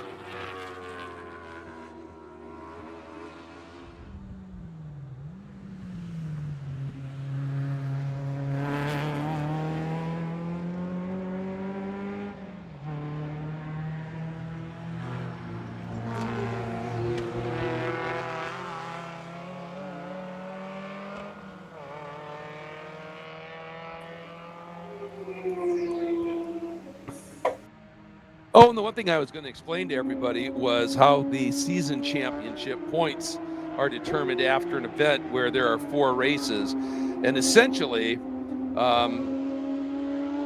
you are awarded 10 points per win during an event. And that's the key. During the event, you're awarded 10 points per win. Once the event is over, they tally up. It'd be 10, 9, 8, 7, 6, and so on. At the end of the event, they tally up your points total from the 4 races. So obviously, if you won all 4, you'd get 40 points. If you had 3 wins in a second, you'd get 39, etc. And whoever ends up in that class with that highest point total, and is this going to be an outside move by Langdon? Couldn't get it done on Gary Young. If you have the highest points total in your class after those 4 races, you then win the event, and then that becomes 25 points toward the season championship. So your first goal is to go out and drive well enough to end up with the highest possible point score in the event.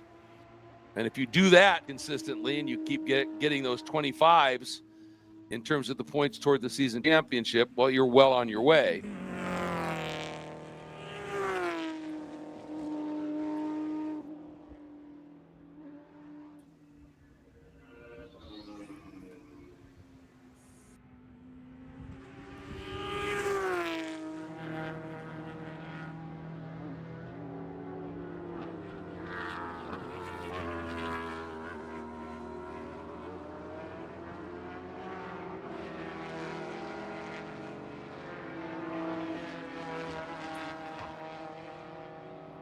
Silas Passos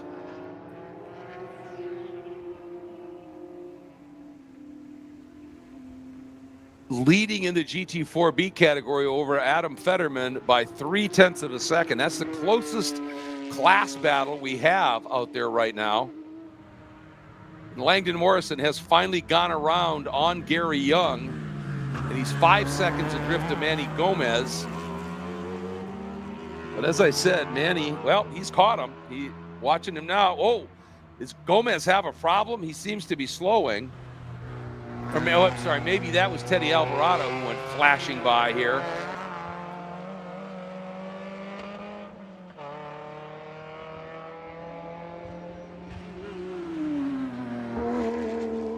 Okay, there is Manila working his way down into turn 7.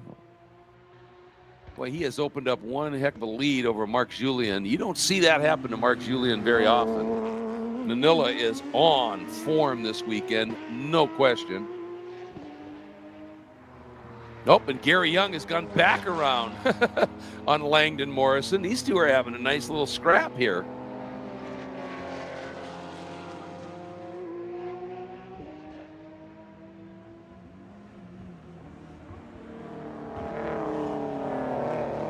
There's Sophia Baszler. And she's coming up now to put a lap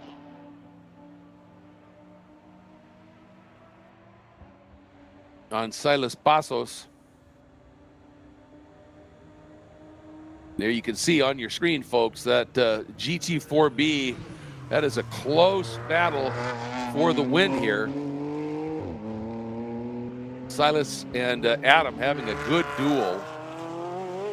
Here goes Gary Young with that prototype of Langdon Morrison right on his 6 again. Again, not running in the same class, obviously, but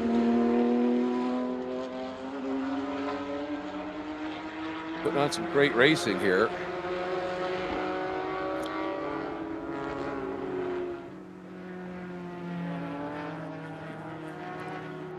Here comes the number 27 of Silas Passos, that black car. And here is Adam Fetterman. And that gap staying pretty similar here.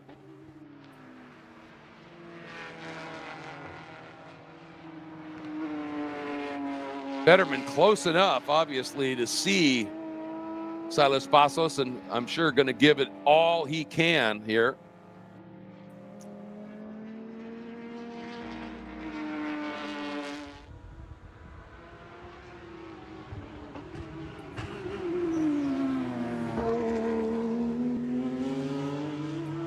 Adan Ramos rocketing out of the turn 7 hairpin.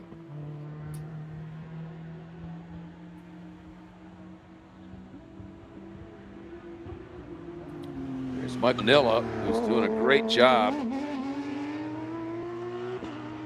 He just put a lap on the 27 of Silas Passos. There's Fetterman. He's dropped off a little bit. I wonder if Fetterman, maybe when Manila went by, if it didn't balk Fetterman somehow. That happens every once in a while. Okay, one of the fastest cars comes in and just sort of parks you somewhere as they go through, and you can lose a lot of time in that scenario.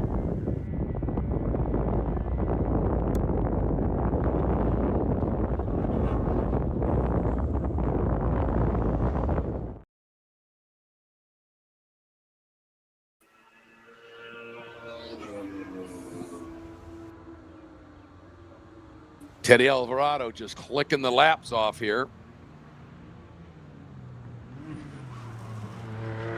Adan Ramos is continuing to run a couple of seconds a lap quicker. But he is not making much in terms of inroads here. Here he comes. Let's see. It's down to 22.7 from 30.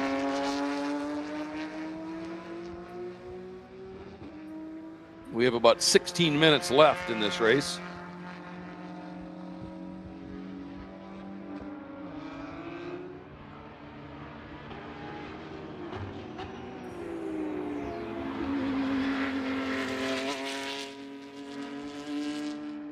That entry of Peter Beaulieu is a good-looking machine.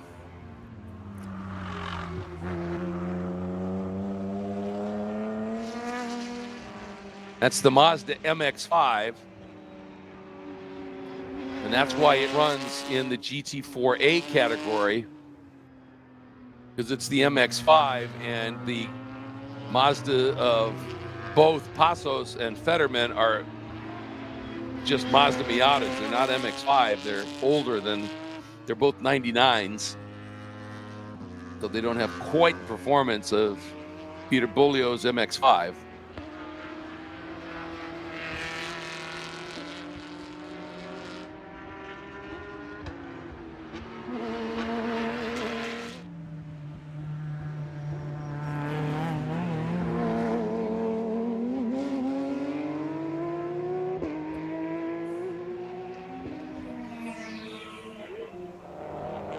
And Langdon Morrison has now gone back around Gary Young. These two continue their overall duel here.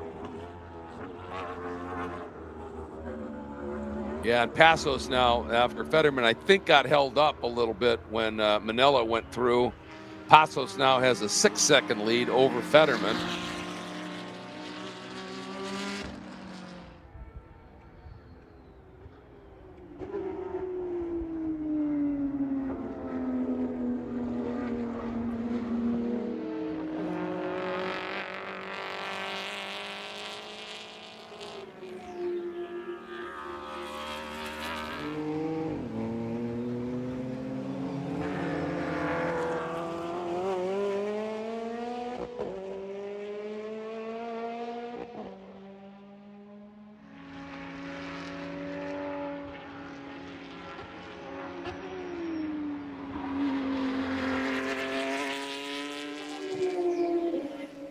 Thirteen and a half minutes to go.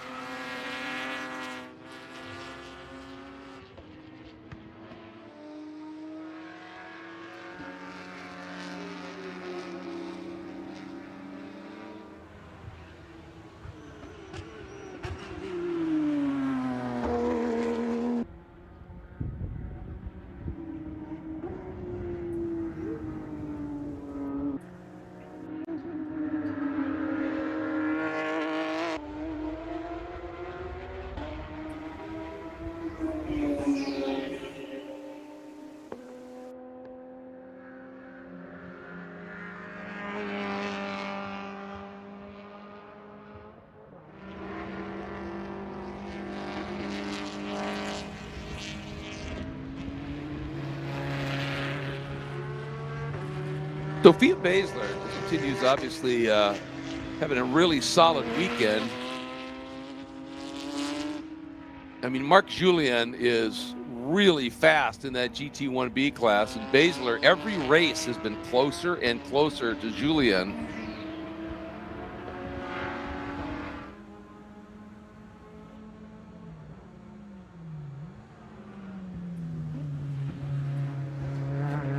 I mean, her best lap was only 2 seconds off of Julien's best here.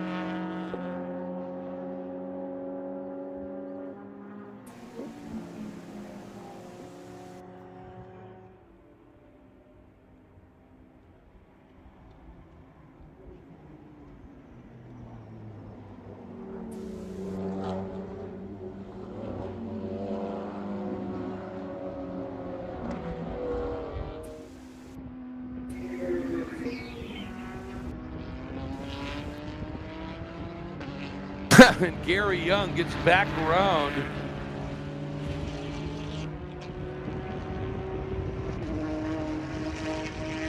Or did he? And what's happened with Teddy Alvarado? Suddenly, showing as having an issue and dropping down the order.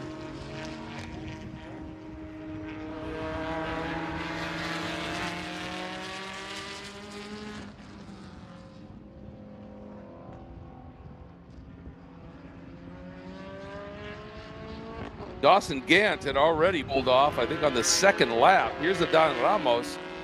And if Alvarado does have a problem and is out, Adan Ramos is looking at the overall race lead here.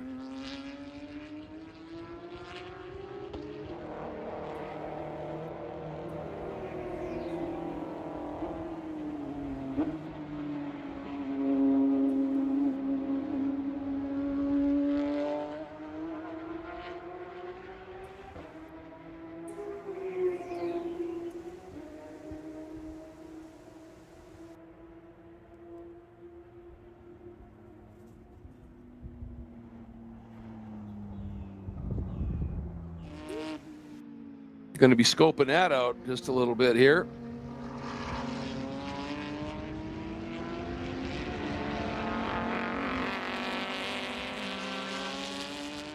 There goes Salerno.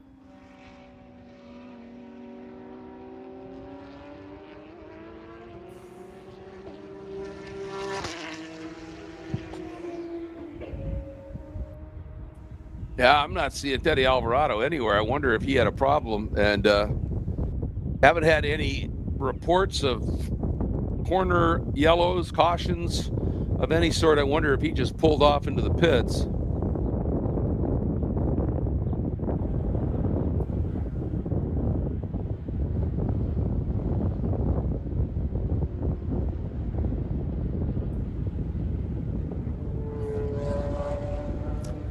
You know, and that's an open cockpit, closed wheel prototype, and it's not like he's got AC cranking on in there.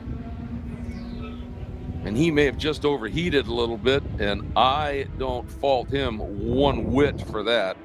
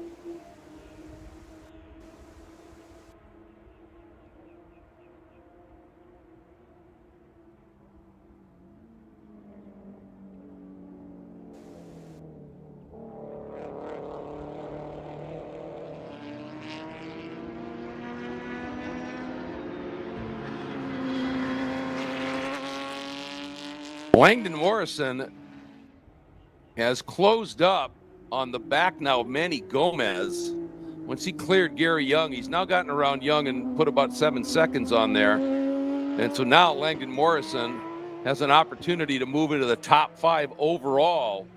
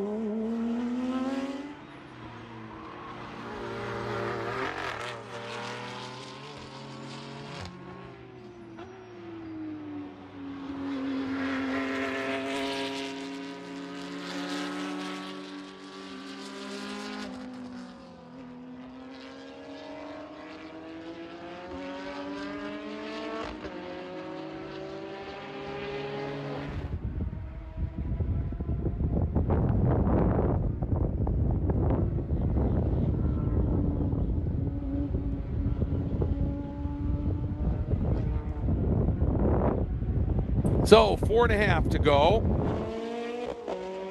And Langdon Morrison is close to within 1/4 of a second of Manny Gomez. That is that bright bronze colored BMW, and then that prototype, yellow and white. That is the closest battle on the track right now, not for track or a class position, mind you, but still putting together a good run here, making it interesting late in the going. And like I said, especially when you're looking at maybe cracking a top 5 overall, that's a little bit of extra impetus, to be sure.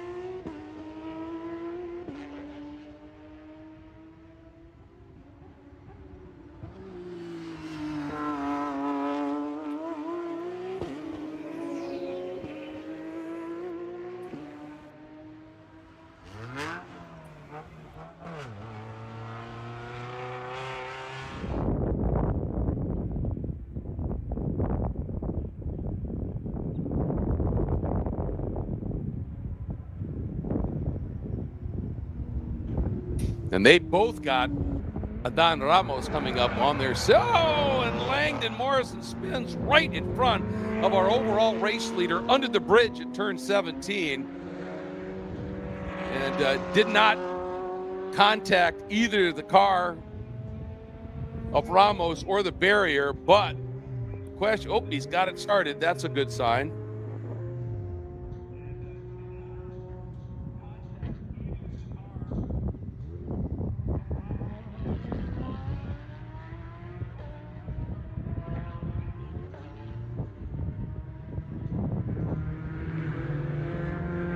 Just trying to figure out. All right, we got the okay from the corner workers, made the correction, nice job there, and is back and underway.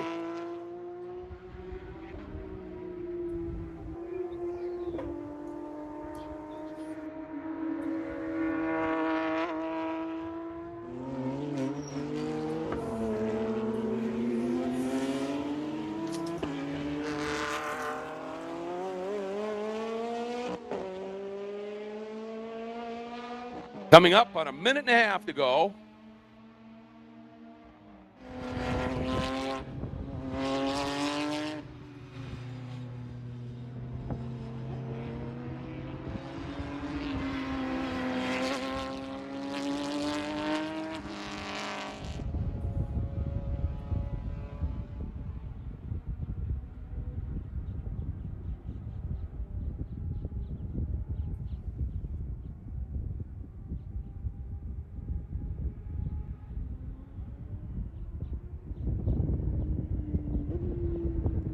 And Langdon had really given it a bit of welly here after he got around Gary Young, and it closed down, and sure gave it a good try, didn't he, to get up there into that top 5 overall.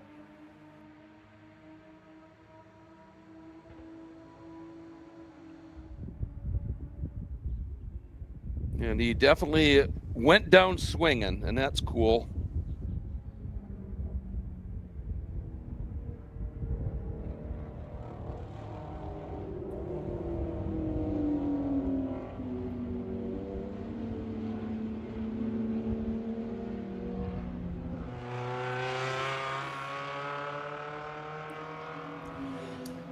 Checker flag is out. Adan Ramos getting the win overall.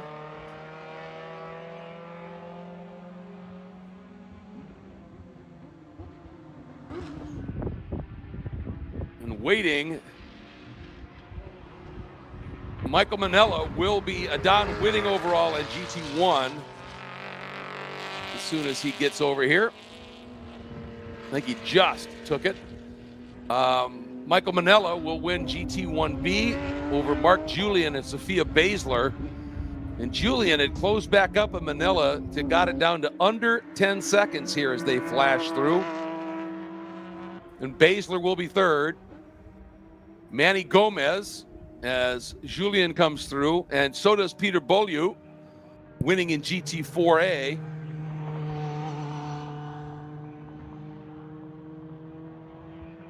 Gomez will win in GT2B. Langdon Morrison, of course, in FARA Prototype 3.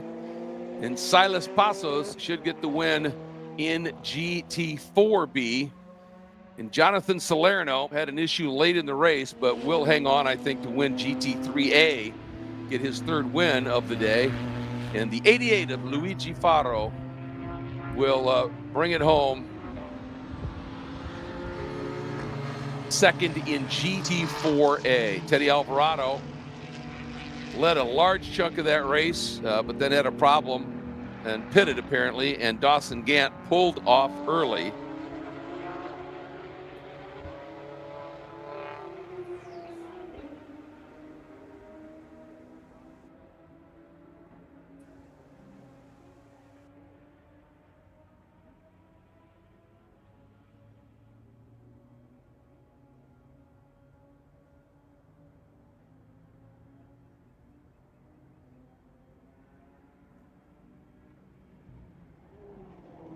So with that, we wrap things up here at the Memorial 300, third round of FARA's 2024 championship chase. And it's been a scorcher in many ways. The temperature, the competition, and it's also been a pleasure to be at this legendary raceway. We hope you have enjoyed it, whether here at the track or on our DriverSeye live stream. We appreciate you tuning in for sure. And once again, do want to remind everybody about the next event coming up. There you see it on your screen, and that will be Sebring International Raceway. We return here for the middle of 3 straight races here. It will be the Sunset 500, and that will be July 26th, 27th, and 28th. And we'll have that coverage for you live right here on DriverSeye Live as well. And really look forward to you tuning in and checking it out with us once again here. Truly appreciate everything, and hope you had a great time as well. And the last thing we would say would be, whatever you are doing tonight, please do it safely.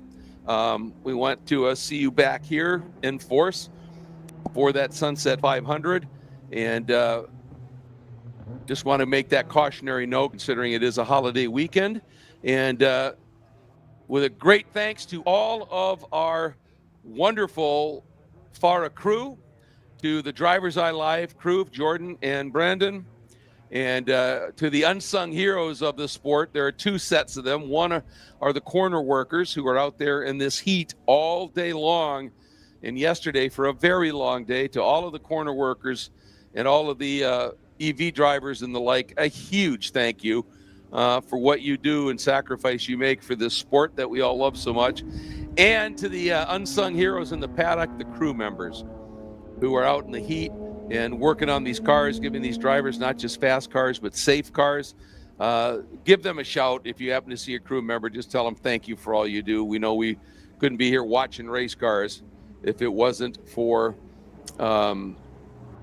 you guys being out here, and do all of the volunteers, all of the officials, and mostly though, as always, all the thanks really has to go to the fans that are here at the track and those of you watching on DriverSeye Live. It just wouldn't be any fun doing it without you guys. So thank you all, and look forward to seeing you here at the Sunset 500, July 26th, 27th, and 28th. Until then, take good care, everybody.